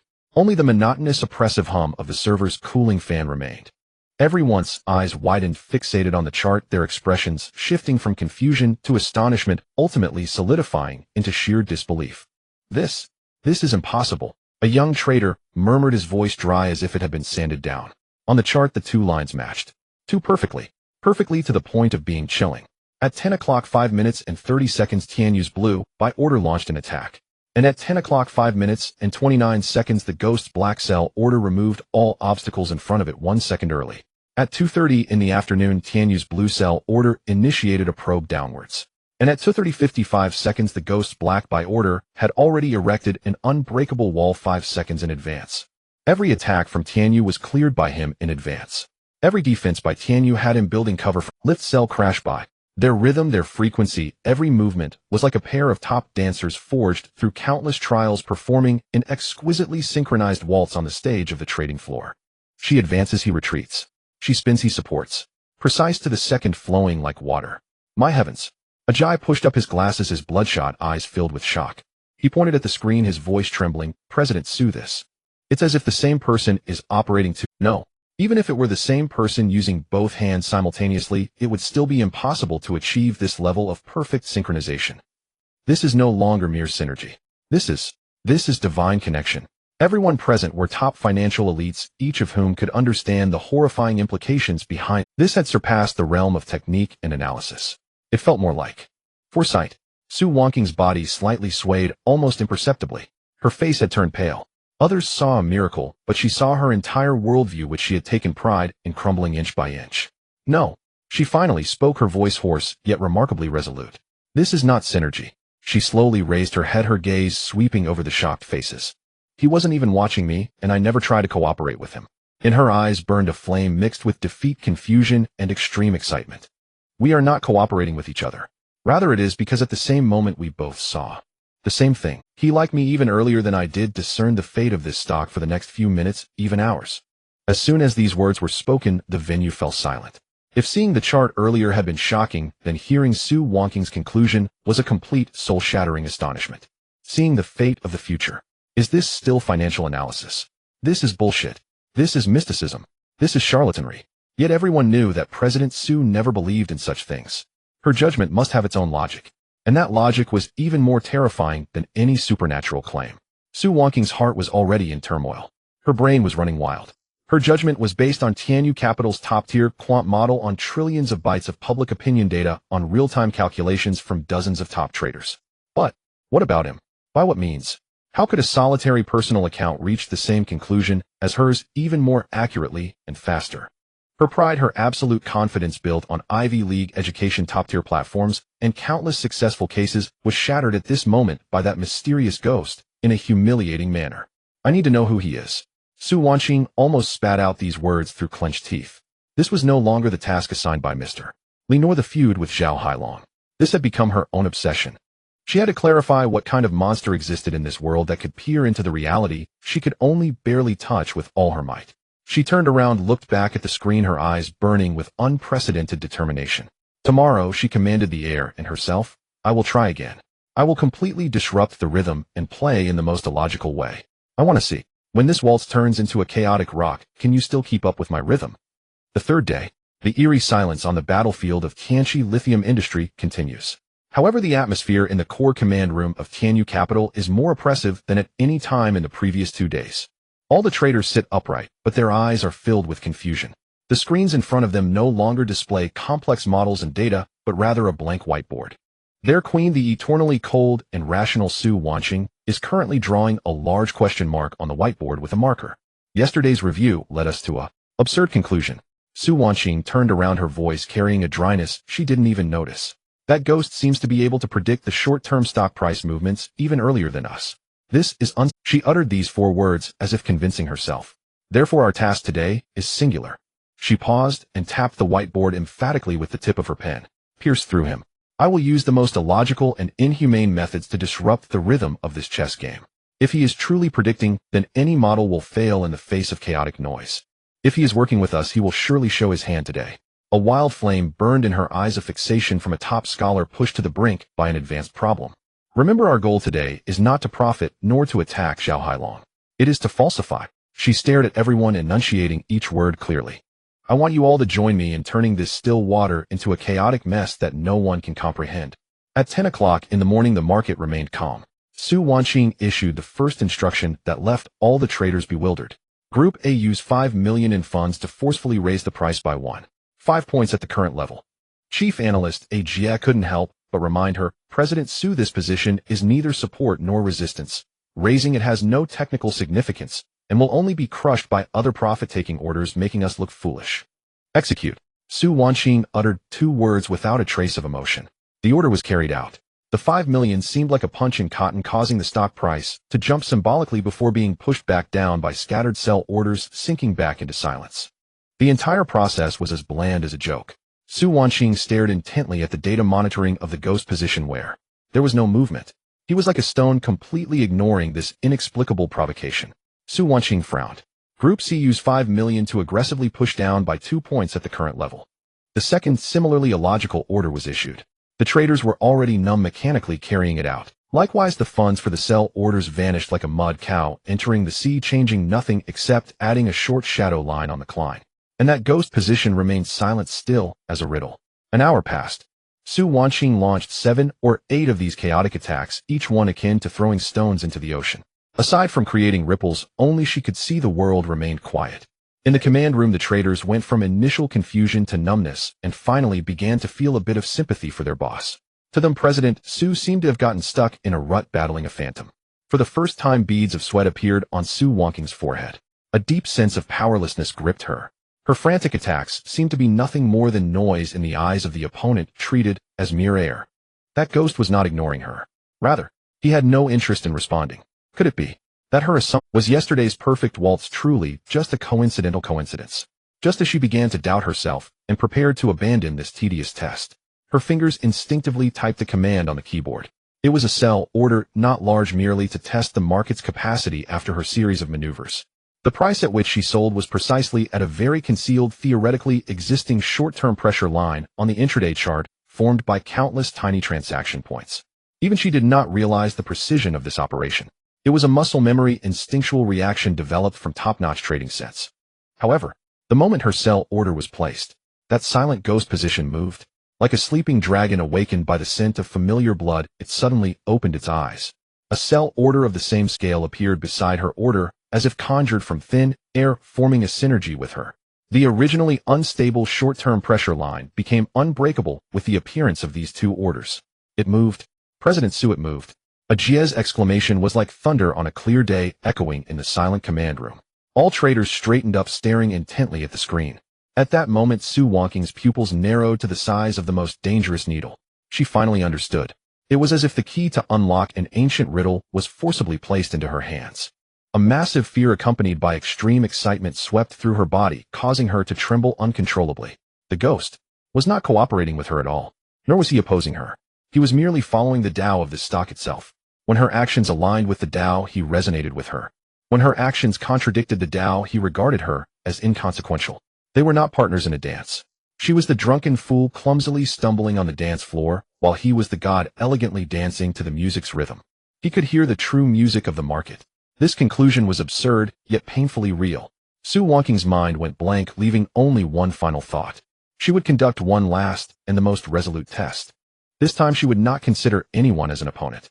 She would dedicate all her knowledge, trading sense, and logic to listen to the music of the divine to predict the next beat. Her eyes turned crimson, her brain operating at unprecedented speed, countless data streams crashing and burning in her mind. At 2:14 in the afternoon, there will be a 3-minute level rebound peaking. Right here. Like a mad gambler, she placed all her pride on this one bet. She opened the trading terminal and placed a massive sell order 3 minutes in advance at the price she calculated would only appear in the future. After placing the order, she let out a long breath. A sense of vindictive pleasure and pride in her imminent victory surged in her heart. This time I predicted your prediction. This time it's your turn to keep up with my dance steps. However, this pride lasted less than 3 seconds. Out of habit as a top trader, she subconsciously enlarged and refreshed the order queue at that price. Then, right above her placed sell order. The price was 1 cent higher than hers. A larger sell order was quietly, like a deity standing atop a mountain smiling down at her, a mere mortal who had just climbed halfway up the... She clicked on that order's information. The position number was that familiar ghost that had left her restless all day. The order time, astonishingly, was 5 minutes ago. Boom. Sue Wonking felt as if the pillars of her entire world were shattered by this damned sell order at that moment. She froze in place, forgetting to breathe, only able to stare at the screen. At 2:14 in the afternoon to the second, the stock price surged just as she had predicted, initiating a rebound. It climbed stubbornly upwards, breaking through layer upon layer of obstacles, precisely reaching the price of the ghost order executed. Then, as if it had fulfilled its mission, it exhausted all its strength, turned downwards, and fell, never to look back again. Meanwhile, Sue Wonking's sell order remained there, lonely from beginning to end, untouched. Like an actor who had meticulously prepared for a grand performance, waiting for ages only to find the audience seats completely empty. An extreme sense of humiliation and a crushing feeling of defeat instantly drained all her strength. She slumped back into her chair, the face that had been frozen for ages finally revealing an expression of lost thoroughly. Lost to the point where she didn't even know who her opponent was, whether they were male or female, old or young. She slowly raised her head, staring blankly at the continuously flickering, meaningless stock code on the screen, her throat dry as if it were aflame. In the end, she whispered with a voice only she could hear, filled with endless confusion, defeat, and a hint of sickly excitement that she herself was unaware of. Who exactly are you? The next day, in the core battle room of Tianyu Private Equity, the atmosphere had turned eerily tense. Su Wonqing's face bore no expression, yet every team member could sense that the pressure around her was lower than ever before. She spent the entire night repeatedly watching the footage of herself being mercilessly crushed by that ghost. But she neither broke down nor gave up. A more complex mixture of humiliation, awe, and morbid excitement fermented within her heart. Like a devout physicist witnessing a miracle rather than burning incense, and praying he would instead use even more fervent passion to attempt to deconstruct the very divinity itself. She had come to a realization. Since understanding was impossible then, she would join him. From today onward we change our strategy. Su Wonqing's voice broke the silence, cold and devoid of any human emotion. Abandon all meaningless probes into the ghost seat. She lifted her head, her gaze sweeping over every traitor, her eyes reminiscent of a commander surveying a battalion poised for battle. Our sole objective today is Zhao Hailong. Forget about the existence of the ghost and utilize all our expertise, all our model algorithms, and all our intuitive insights to launch a full-scale assault against him in the most textbook and efficient manner. Chief Analyst Jia was taken aback. President Su, are you suggesting we disregard that uncertain factor? No. A strange, almost maniacal smile curled at the corners of Su Wonqing's lips. It's not that we disregard. I want to see if when we play the most magnificent war symphony that deity, who has been dancing alone, will be drawn to join us for a duet. She no longer sought to defeat him, she merely wished to synchronize with him. She wanted to personally experience what it felt like to see through everything. At 10:30 in the morning, having learned from the chaos of the previous days, Zhao Hailong had become more cautious. He directed his funds to steadily construct an upward channel, attempting to repair the candlestick pattern and regain popularity. His methods were skilled, elevating for a few minutes before consolidating, controlling the rhythm adeptly. He is forming a flag pattern, preparing for an afternoon breakout. Su Wonqing glanced at the market and instantly saw through Zhao Hailong's intentions. Right here, she pointed at a tiny platform forming on the screen. This position is the selling point he least wishes to see. Group A, Group C, unleash all firepower. With 10 million in funds, smash this platform. Understood. As the orders were issued, two elite teams charged like sharp blades from both wings towards the stronghold Zhao Hailong had meticulously constructed. Tens of thousands of sell orders poured down like a torrential rain, instantly drenching the small flame Zhao Hailong had just ignited. Meanwhile, in Lin Mo's apartment, he was leisurely munching on chips while watching a movie. Tisk, this rhythm is off. He cast a glance at the candlestick chart on the screen, mumbling to himself. This old man wants to play technical patterns. Too fake, it's clearly a trap for retail investors. In his memories from the future, this stock was not scripted to rise today, but rather to experience a volatile oscillation with peaks and troughs. This position right now happened to be the excellent selling point he remembered from the morning. Alright, I've got enough for today's. He paused the movie, skillfully opened the trading software, and without hesitation placed a portion of his holdings on sale at the current price. He and Su Wonqing, two individuals in completely different locations with entirely different goals, seemingly made the same judgment as if guided by the threads of fate. Their sell orders merged into the same sell queue in the same second. The next second, in Zhao Hailong's trading room, a scream filled with fear and despair erupted from the chief trader. Boss, we can't hold on. Suddenly, two massive sell orders appeared above. Our protective funds have been instantly breached. Zhao Hailong rushed to the screen only to see the stock price plummeting like a kite, with a broken string crashing down from the upward channel he had planned. The beautiful pattern he had maintained for the entire morning was completely destroyed in just a matter of seconds. Damn it! Who is it this time? Zhao Hailong's eyes turned bloodshot in an instant. It's one thing to deal with that bunch of miscreants from Tianyu Private Equity, but where did this other wave of selling pressure come from? Meanwhile, the battle room of Tianyu Private Equity was a different scene. Beautiful. President Su, our 10 million in funds has produced the effect of 20 million. Incredible. At the same time we attacked, another mysterious force joined us. Together we shattered Zhao Hailong's defenses. The traders cheered excitedly. Only Su Wonqing remained silent without a smile. She quietly watched the sell orders that appeared out of nowhere, perfectly synchronized with her attack, her heart racing wildly in her chest. It was happening. He really was coming. The feeling of being understood, resonating and fighting alongside an unseen supreme being sent chills down her spine. This feeling was more addictive than earning $1 billion. In the afternoon, stunned by the onslaught, Zhao Hailong changed his strategy. He no longer focused on patterns, but began to recklessly use his capital advantage for violent market manipulation, trying to muddy the waters. He placed buy orders near a critical support level below, preparing to flush out those hesitant shares. He's trying to bait us. Su Wonqing observed the market with a sharp gaze. This is a trap. He wants us to sell down, and then he'll scoop everything up. Then, she smirked dangerously. Let's oblige him. Group B prepare 3 million in funds to make a false move to lure out his large orders. At that moment Lin Mo was getting ready to head to the gym downstairs. Before he left he took one last look at the market. Oh, it hit today's iron bottom. Referring to his memory, today's lowest point in stock price was right around here. He'll just grab a bottom to make. Without hesitation, he transformed the cash from selling his stocks in the morning into a massive buy order, placing it on that iron bottom like a mountain pressing down. Thus the market witnessed a scene that Zhao Hailong would never forget. The sell orders from Tianyu private equity crashed down like bait.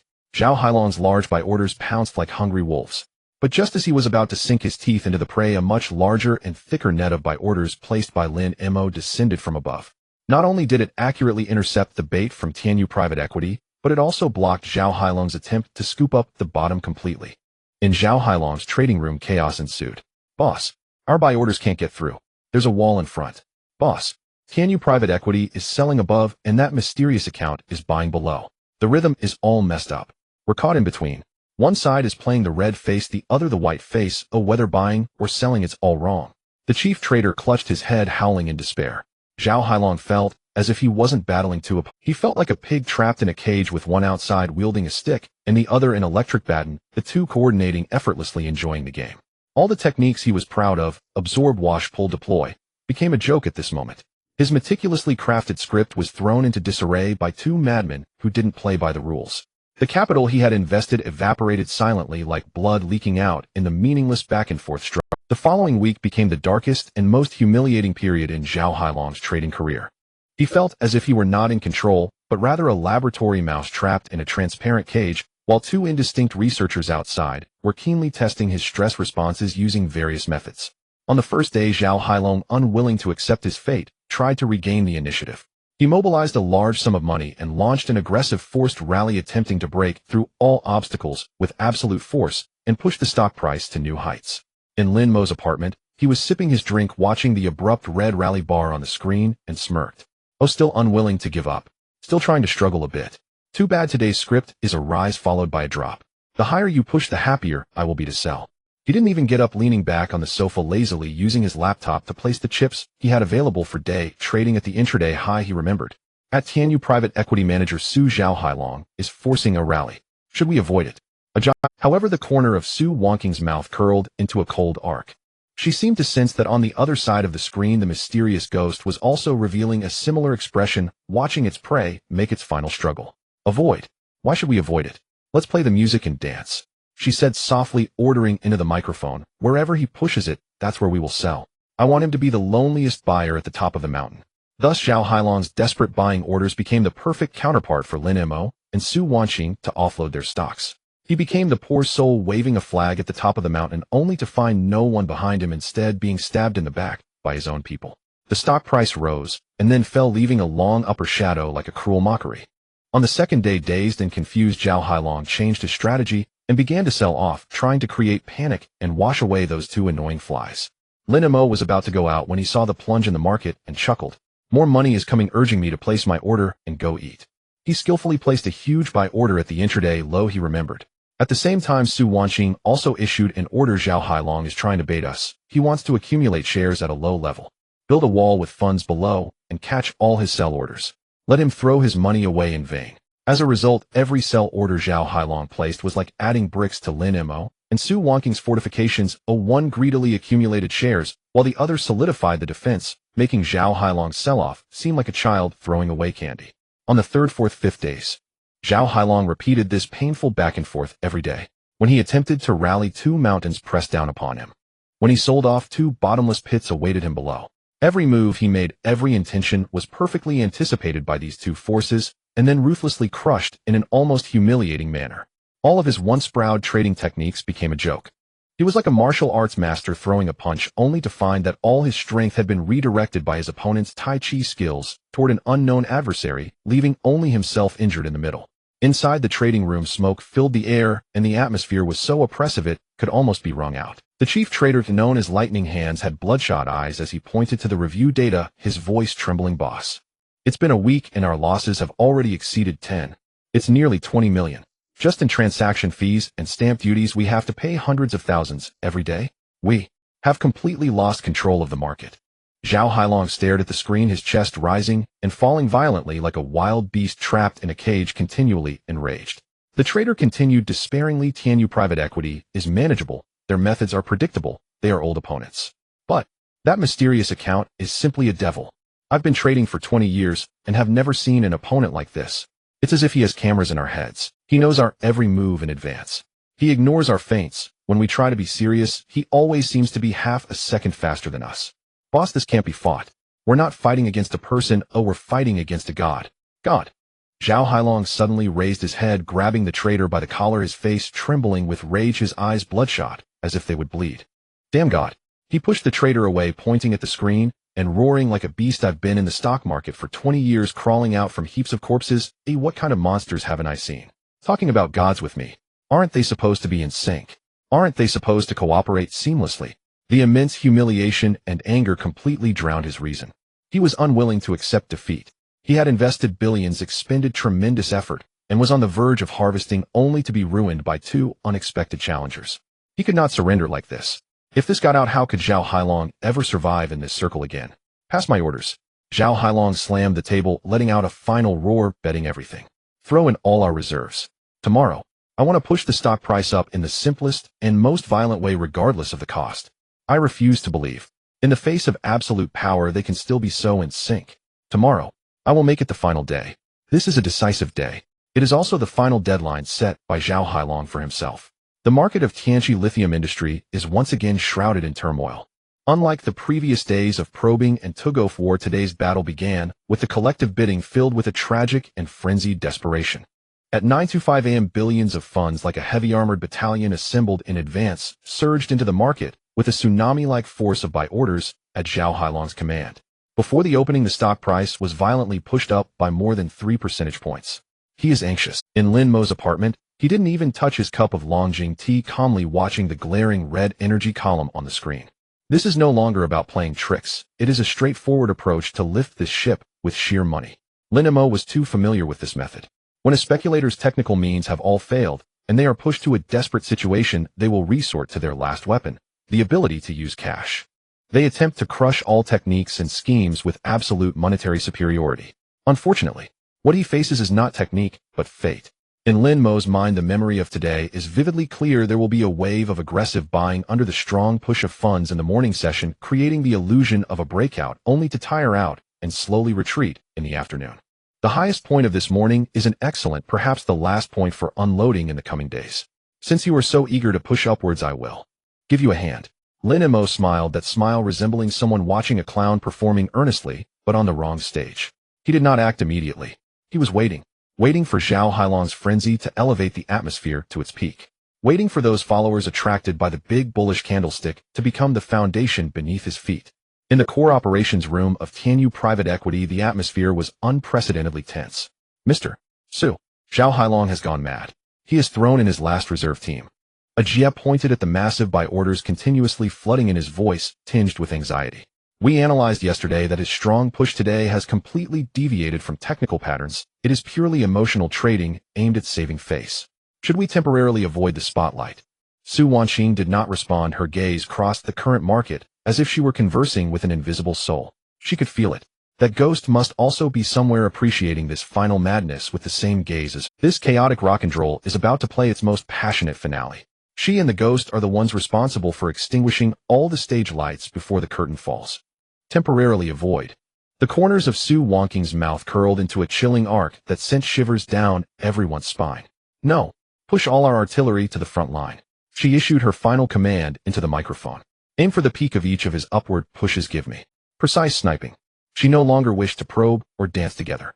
At this moment, she only wanted to join with that ghost to complete this artistic slaughter.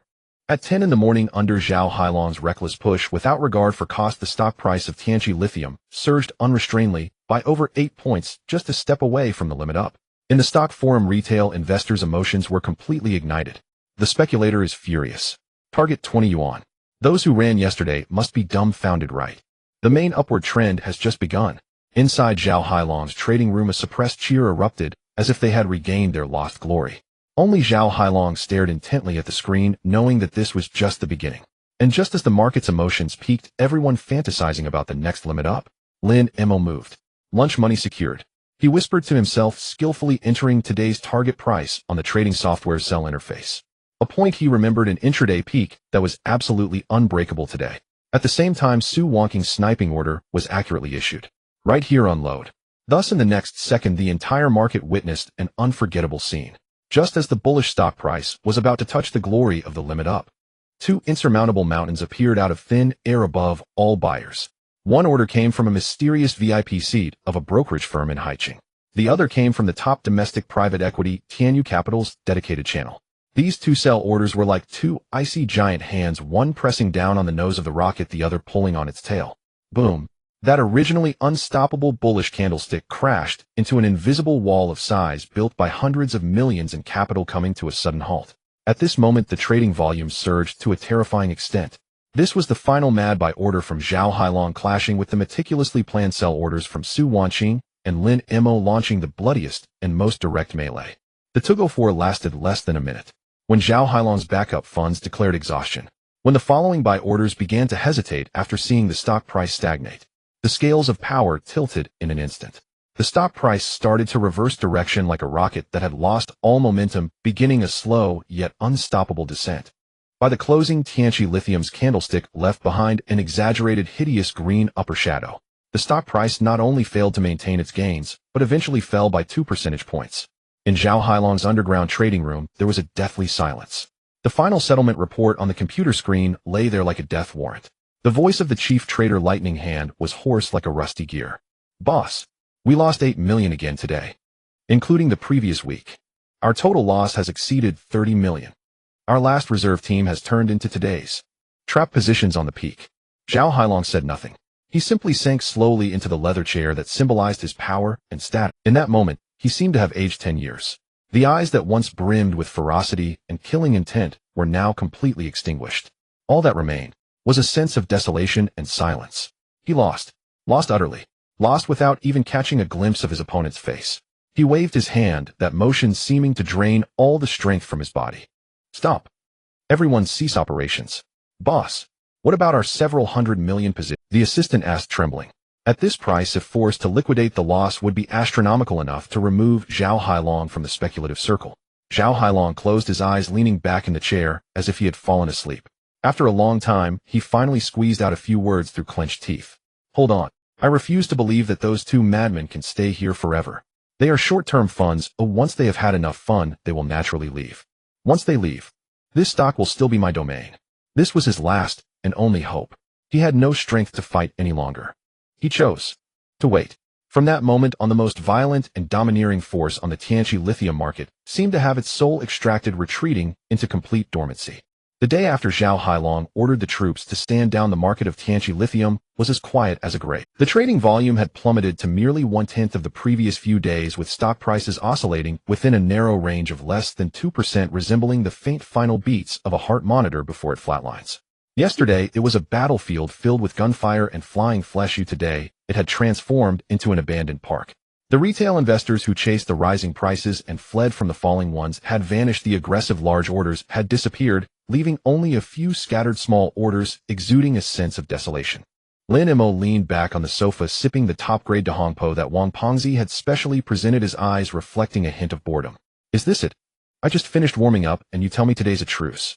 Looking at the nearly straight-line minute chart, he couldn't help but chuckle. Zhao Hailong, that old fox, was indeed more decisive than he had imagined. Seeing that he couldn't win, he immediately played dead, abandoning even the facade, betting on Lin Mo's impatience. If it were other short-term investors facing such a lifeless market, they might have genuinely left. But for Lin Mo, this was an enormous blessing. The biggest uncertainty had vanished.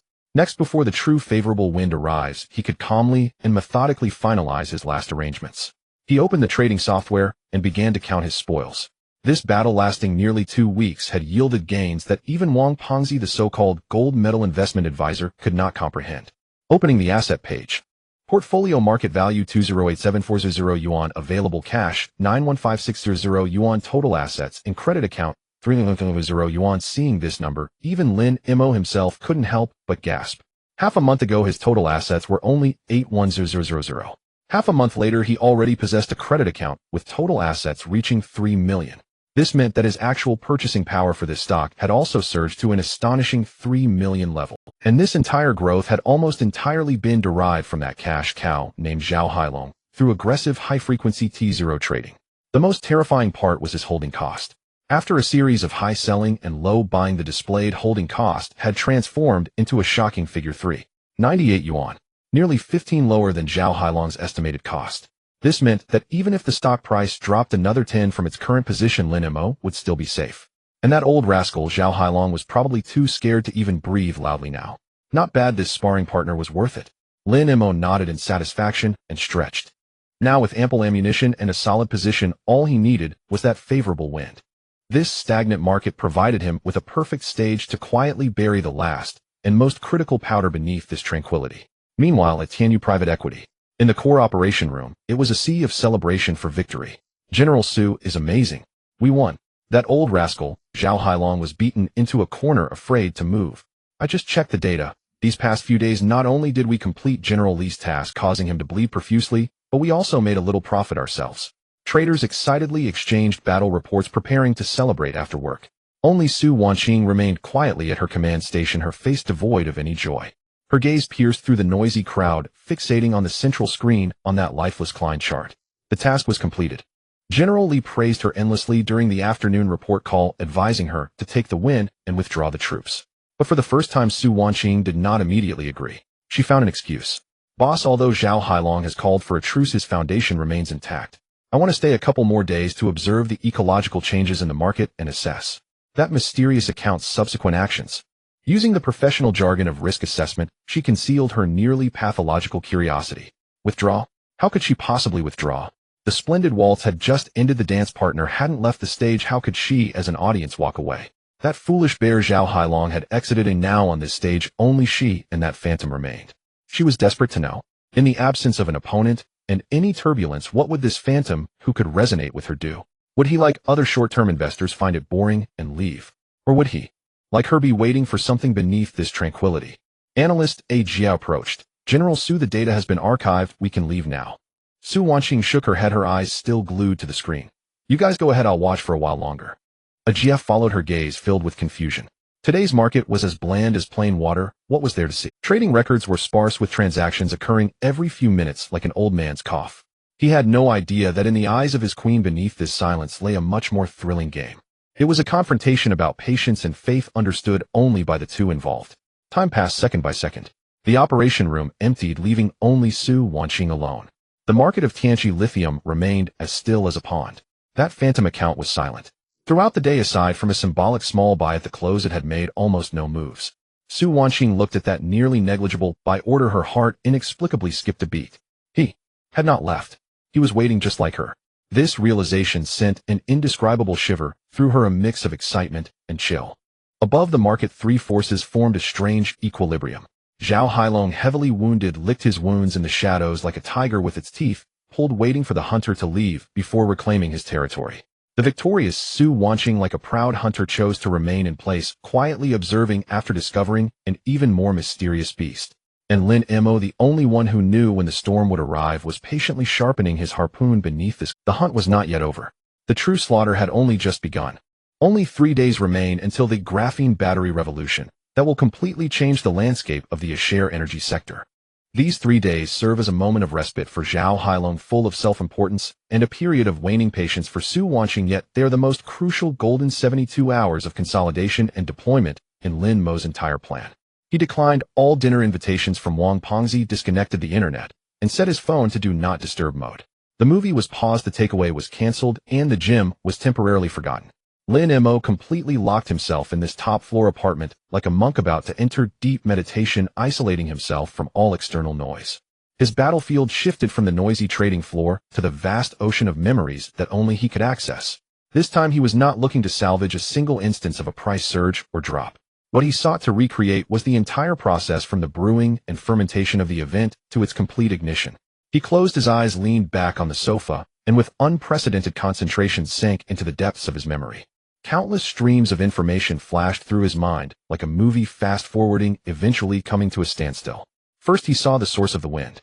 In his memory, the first article mentioning a major breakthrough in graphene batteries did not originate from within the country. It came from an overseas online magazine called Future Tech, which holds significant credibility in the tech sphere. The title of the article was phrased meticulously, never directly naming Tianqi Lithium, but instead adopting an academic discussion tone with the title, "Could the forgotten carbon-based materials become the next singularity in battery technology?" It analyzed the feasibility of this technological route and subtly mentioned at the end that a listed company from China had made remarkable progress in this field. This was the first small stone cast into the water. Soon after, ripples began to spread. He saw that within 12 hours of the article's publication, it would be picked up by several well-known domestic tech influencers and overseas bloggers who would translate and share it on niche, but highly influential technical forums. Here discussions began to heat up. Some tech enthusiasts started combing through the clues in the article, gradually locking onto a few companies with relevant patent layouts. Tianqi Lithium was the most inconspicuous, yet the most closely matched among them. This was the fermentation stage. Smart money had already begun quietly taking tentative positions at this time. The final ignition point came from an authoritative endorsement from the official sources. In Lin Mo's memory, a nationally reputable tech media outlet posted an exclusive forecast on its homepage that shocked the entire investment circle. The bold black title felt like a heavy hammer striking the hearts of all investors. Exclusive revelation: domestic graphene battery technology achieves major breakthrough, energy revolution is coming. Tomorrow at 10 a.m., we will bring you in-depth coverage. The accompanying image for the article was of Tianqi Lithium's research building still brightly lit in the middle of the night. By this point, all speculation and ambiguity were definitively resolved. The market's fervor would be ignited the moment the forecast was released, triggering a preemptive surge. The pathways of information transmission, the rhythm of market ignition. All the pieces of the puzzle concerning public opinion were seamlessly stitched together in Lin Mo's mind. But he knew that this was not enough. He still needed a tactical map precise to every coordinate. His consciousness sank again, and this time the candlestick chart appeared before him. The first price surge followed by the second. A continuous string of limit-up prices with order volumes rising from 300,000 to 500,000 and market sentiment aligned so strongly that there was simply no opportunity to buy. Damn, if I hadn't preemptively positioned myself, I would have missed the boat entirely. Until the seventh limit-up, the enormous profit-taking pressure and the frenzied pursuit by retail investors would cause the limit-up to be breached for the first time, resulting in a brief turnover. That was the first critical point of pressure and support conversion. After the 10th limit-up, the stock price would touch historical highs, where the trap positions would form the second hurdle. And the final peak would arrive on the afternoon of the 12th limit-up, at the moment when the market failed to breach the 20 yuan mark during the most frenzied sentiment and highest trading volume. Crashing down, Lin Mo suddenly opened his eyes. A flash of brilliance flickered in his gaze. Enough. All the fog had cleared. From the starting point to the end point, from public opinion to the trading floor, every detail of this battle was vividly presented in his mind like a 3D sand table. The final piece of the puzzle had been completed. He stood up and walked to the large whiteboard, picking up a black mark. It was time to make the final tactical deployment. He first wrote down his current forces at the top of the whiteboard. After the fierce battles with Zhao Hailong's reverse blood-sucking, his strength had greatly increased. Market value of holdings 2.08 million yuan, available cash 915000 yuan, credit account limit 818000 yuan. Total available funds 3.813 million yuan. Looking at this string of numbers, Lin Mo felt no ripple of emotion. This nearly 4 million in strength was flesh and blood he had bitten off from the fierce tiger that was Zhao Hai. Every penny was soaked in smoke and calculation. Now these were about to transform into the most dazzling fireworks he would shoot into the sky. He circled available cash 915000 with his pen. Full position invest. He wrote these 4 words next to it. He decided that in the last 2 days before the news was announced, he would take advantage of the calmness of the market, which was devoid of attention, to quietly convert all his cash into the foundational chips of Tianqi Lithium like a trickling stream. He wanted his arsenal to be fully loaded at the moment the charge was sounded. Subsequently, his pen moved to credit account limit 818000. This leverage fund had other significant uses. It was not meant for building positions. That would be too wasteful. Its purpose was singular. Lin Mo drew an upward arrow next to it and wrote 2 words: ignition. This over 8000 would, after the main surge began, serve as a sudden large buy order when the stock price hesitated at a critical point, transforming into the gasoline poured over the flames, completely igniting the market's follow-Thetran sentiment, becoming the most potent nuclear fuel to break through price barriers. Having completed all this, Lin Mo put down his pen, took 2 steps back, and looked at the deployment on the whiteboard. Perfect. Everything was in place, only waiting for the right wind. He turned and walked to his desk, taking out a small calendar from the drawer and flipping to the page for 3 days later. It was an unremarkable Wednesday. Lin Mo picked up the red marker on the desk and drew a huge, eye-catching circle on that day's square. His gaze fixed on the red circle, as if he were trying to see through it. In his eyes, there was no longer the anxiety of entering the market for the first time, nor the excitement of battling with the manipulators. In its place was an absolute calm, as if he were about to ascend to the throne. That day would be the day of judgment, for countless fortunes to vanish into thin air. It would also witness Zhao Hailong's deep regrets and Su Wangqing's cognitive collapse. As for Lin Mo, that day would mark his transformation from a nameless retail investor to a million-dollar speculator. The day of his apotheosis. It is the day before the day of canonization. The market of Tianqi lithium industry remains a serene, undisturbed scene. The lurking of Zhao Hailong, this beast, has drained the last remnants of enthusiasm from the market, reducing trading volume to a bare minimum, with the intraday chart resembling a line on the verge of ceasing to beat.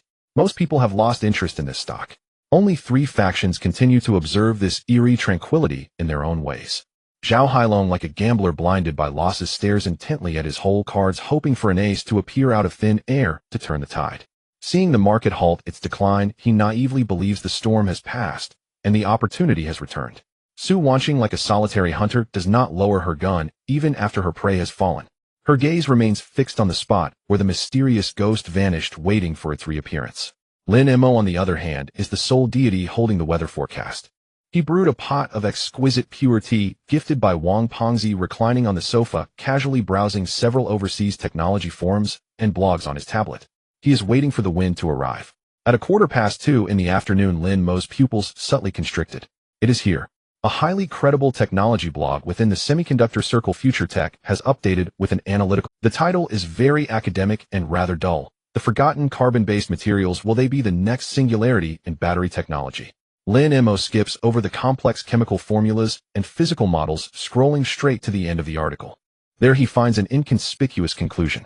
It is worth mentioning that according to our understanding, a Chinese company that is not considered a leader in the traditional lithium battery industry has made astonishing advancements in this cutting-edge field. Their research results may reshape the entire power landscape of new energy vehicles. This is it, the first pebble cast into the calm lake. Lin Mo can even imagine the top institutions which control countless information channels, their public opinion monitoring systems, sounding the alarm at this very moment. Sure enough, within half an hour, translations of this article appeared in several of the nation's top technology forums and communities. What the hell does this mean?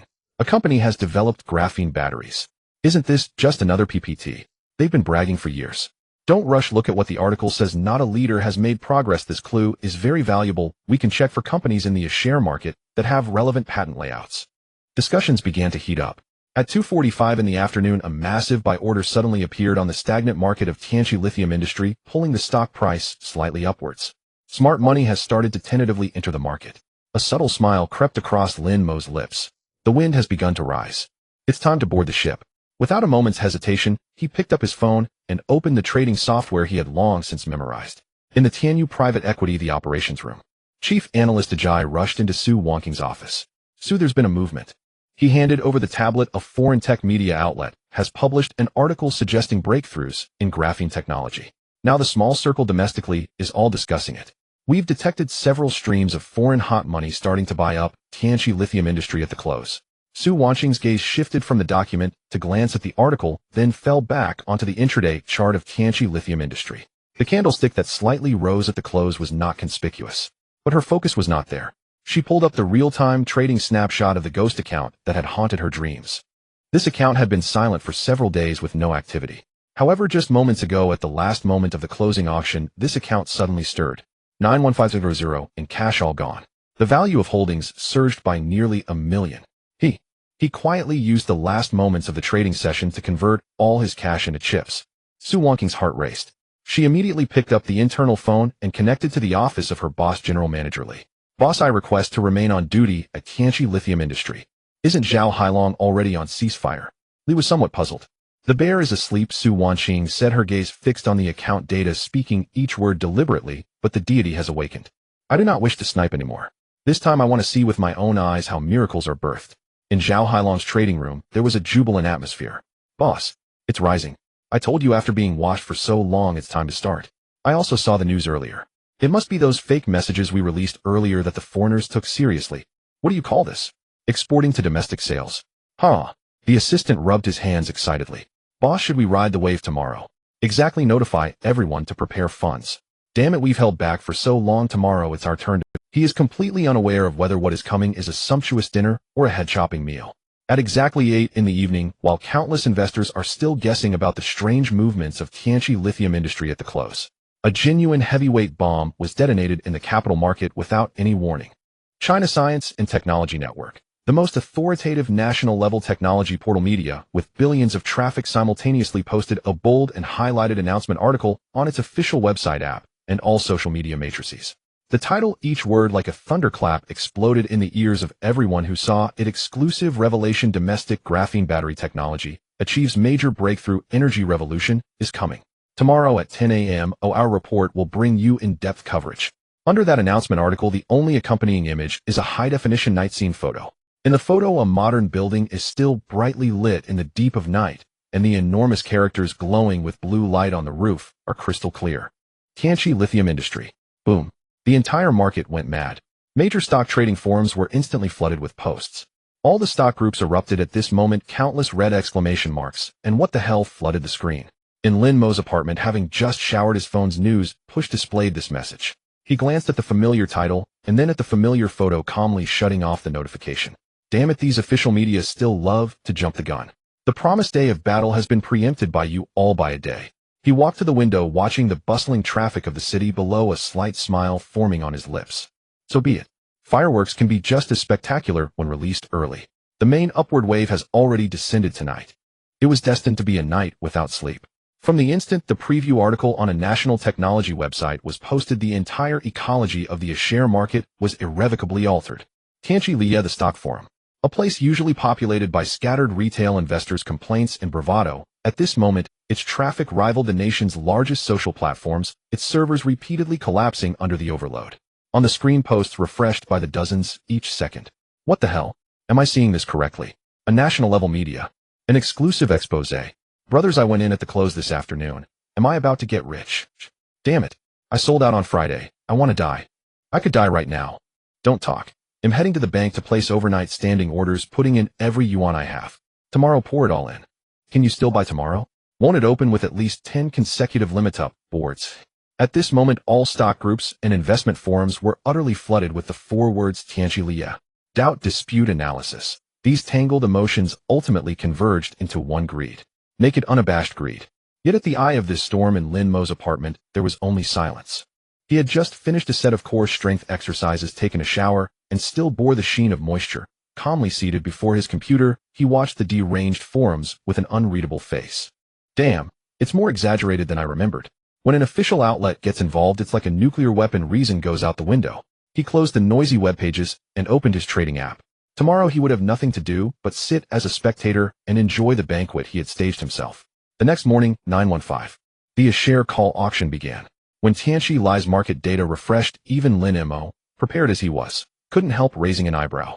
At the limit-up price, the buy one position displayed a string of numbers nearly overflowing the screen, enough to make any heart-patient collapse on the spot. 87 million lots. A buy order exceeding 3 million lots pressed against the limit-up like an insurmountable mountain. At the current price, that equated to more than 200 million yuan flowing in before the open, vying for the almost non-existent sell orders. On the sell side, there was nothing. At 9:25, the call auction concluded.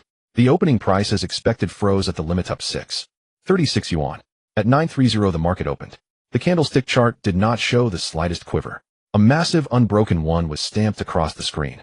Tianqi Liya hit a one-word limit-up. In an instant, Lin Mo's account leapt astonishingly. Last night, after he had gone Allen, his total holdings were nearly 3 million yuan.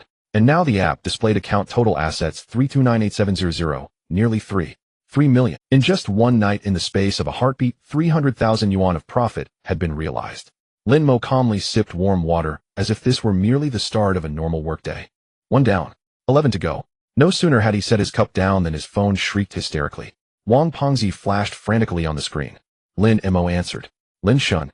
On the other end, it was no longer merely Wang Pengzi's voice, but a scream frayed with ecstatic shock. In the background, the trading floor roared with voices and cheers. It's limit up. A one-word board. Sealed orders approaching 4 million lots. It's a record. Did you see it? You're a god. A god returned from the future. Calm down, Pengzi. Lin Mo's voice was as serene as an autumn pool, a stark contrast to the madness on the other end. This is only the beginning. At the same time, at the Tianyu Private Fund headquarters, in the war room, every trader and analyst set aside their tasks, rose to their feet, and gathered around the central screen. They watched the terrifying sealed order figures in stunned silence. Ms. Su. Analyst Aji's voice was hoarse. Tianchi Li's public opinion index has exploded. Its heat has surpassed the peak of that restructured speculative stock last year. Su Wanqing said nothing. Her gaze did not rest on the sealed orders. To her, they were merely cold numbers. She instructed her assistant to pull up the holdings snapshot of that ghost account. On the screen, the number representing total assets had gained an additional 1 character. The glaring 330 seemed to mock her naive notion from yesterday of trying to ambush Zhao Hailong. Yesterday, she had been intrigued and excited at the prospect of working shoulder to shoulder with the ghost. Now she felt only a bone-deep chill. How could he have known all of this in advance? She could not help but murmur to the screen. This is not analysis. This is prophecy. Meanwhile, Zhao Hailong, whom Su Wanqing had targeted, sat in his subterranean trading room enduring the longest day of his life. Bang! A precious Jinjiang teacup smashed against the floor into shards. He unleashed a bestial roar, his eyes bloodshot as he glared at the bright red 636 yuan. That should have been his to pocket. The fruit of months of toil. The feast by which he intended to harvest everyone.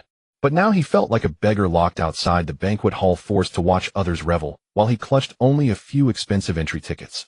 Regret. An endless remorse gnawed at his heart like a venomous snake. If he had not acted on impulse, had not let that ghost disrupt his rhythm, then now it would be him, Zhao Hailong, enjoying all of this. Ghost. Ghost, he hissed the code name through clenched teeth. He swore that when this wave of speculation ended, he would dig to the ends of the earth to pull out the person who had ruined everything for him. The first domino had already fallen. The 3 parties at the table, each in utterly different mindsets, prepared to face a wealth storm destined for the history books. The day after the revelry, before the first rays of morning sunlight penetrated the financial center of Haicheng, the capital market of the virtual world was already bubbling with activity, as if it were daylight. Countless investors had not slept all night, their eyes glued to their phone screens, afraid to miss any slight sign of movement. And at the center of it all, Tianchi Lithium Industry, its stock forum traffic had surpassed that of several second-tier city portals in the country. Brothers, can we still get a limit up today? No question. Didn't you see yesterday's nearly 4 million share buy orders? Today it will start at least 5 million. Already placed orders with queues exceeding 500 shares. It's unlikely to succeed. Those who can buy it must have saved the galaxy in their previous lives. The market sentiment had transformed from mere optimism into a near-manic belief. At 9:15, the collective bidding began. When the new day's trading data for Tianchi Lithium Industry refreshed, the entire market fell silent once again. At the buy 1 position, buy order 5, 12 million shares. The towering mountain that seemed insurmountable yesterday had risen by nearly 30% today. According to the latest limit up price, over 3 billion yuan had already been poised and ready before the market opened, preparing to fight for the non-existent ticket. At 9:30, the opening bell rang. There were no surprises, not even any suspense. On the Klein chart, the second one, representing a 10 profit, was heavily engraved. The second limit up. In Lin Mo's apartment, he had just finished his morning workout with sweat still not dried, casually glancing at his computer screen. In the asset section, the figures completed another wild leap. Total account assets, 3628500 yuan one day, 3000. It was as natural as breathing. He poured himself a glass of water unperturbed. Now this is more like it. I wonder how that Zhao Hailong is holding up upon seeing this trading data. Lin Mo even felt a bit of sympathy for the speculator he had treated as an experience package and cash machine. In Tianyu Private Equity, within the operations room, Su Wanqing stood before a massive screen, silent. President Su. Analyst AGS spoke with a hint of reverence. The buy orders have increased again. This had completely transcended any technical analysis. It was purely a resonance of emotion and trend. Our model indicates that unless there are national-level negative news, this momentum cannot be stopped in the short term. However, Su Wanqing's gaze did not focus on the glaring buy orders. Her attention was fixated on a corner of the screen, on the virtual holding snapshot of the ghost account she had pinned. The asset curve had surged upwards again dramatically. The image of Lin Mo's young and calm face involuntarily surfaced in her mind. She had previously attributed all his success to luck, to gambler's survivor bias. Yet now reality was fiercely slapping her in the face. 1 limit up could be considered luck. 2 consecutive limit ups without suspense, and precisely lurking before positive news was released, could only be prophetic. Behind her, the traders on the team were whispering among themselves. It's terrifying, but it's truly like printing money. That ghost account, since we started monitoring it, its assets have nearly quintupled, right? And this is just the beginning. I'm starting to believe that there really is a God in this world. Upon hearing the word God, Sue Wonking's body trembled slightly. She closed her eyes as if she could still hear Lin Mo's nonchalant words at that time. I just believe in my judgment. Judgment? No. Sue Wonqing bitterly shook her head in her heart.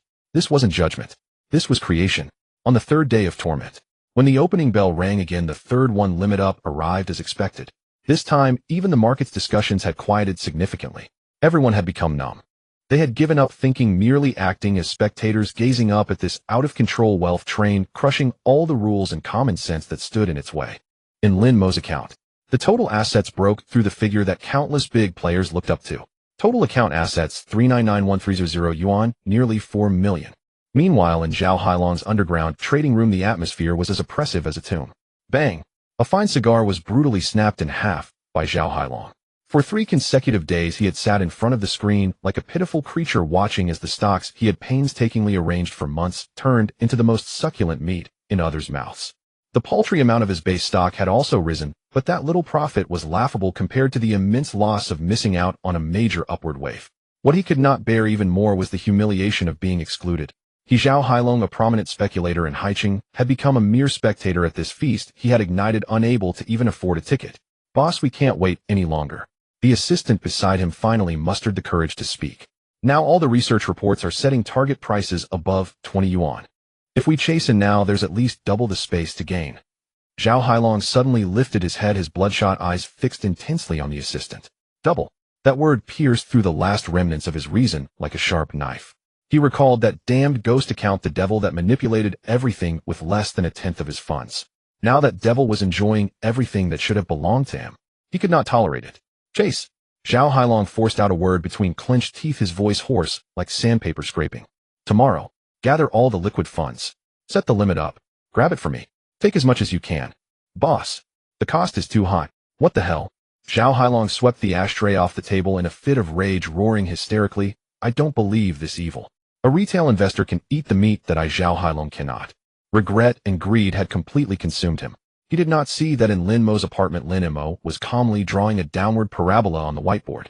And at the peak of the parabola, he marked a date. It's about time. The magic of compound interest is truly terrifying. It can double money and even double a person's greed. Your greed is the most comfortable cushion for me when I get off the train. He looked at the avalanche curve that was about to take shape, a cold smile curling at the corner of his mouth. The feast of the stock market's limit up has entered its 4th day. The discussions surrounding the value of Tianqi lithium and the feasibility of graphene technology have ceased. All voices merged into one question. Will it hit the limit up again today? At 9:30, the opening bell provided the answer. Without any surprise, the 4th one was heavily imprinted on the Klein chart. The revelry continued.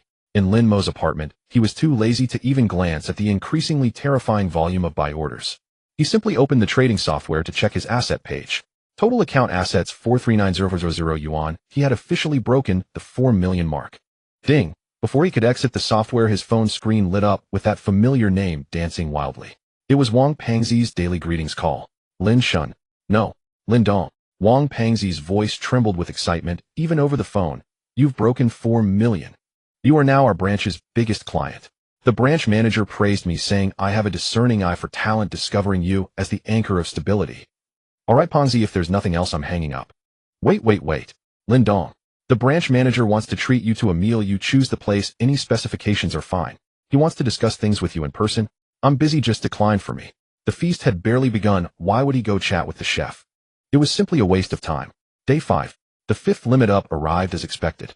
Lin Mo had just finished his morning run and was still slightly sweaty when he glanced at his account. Total account assets 482940 yuan. It was approaching 5 million. The call came as scheduled. Lin Dong.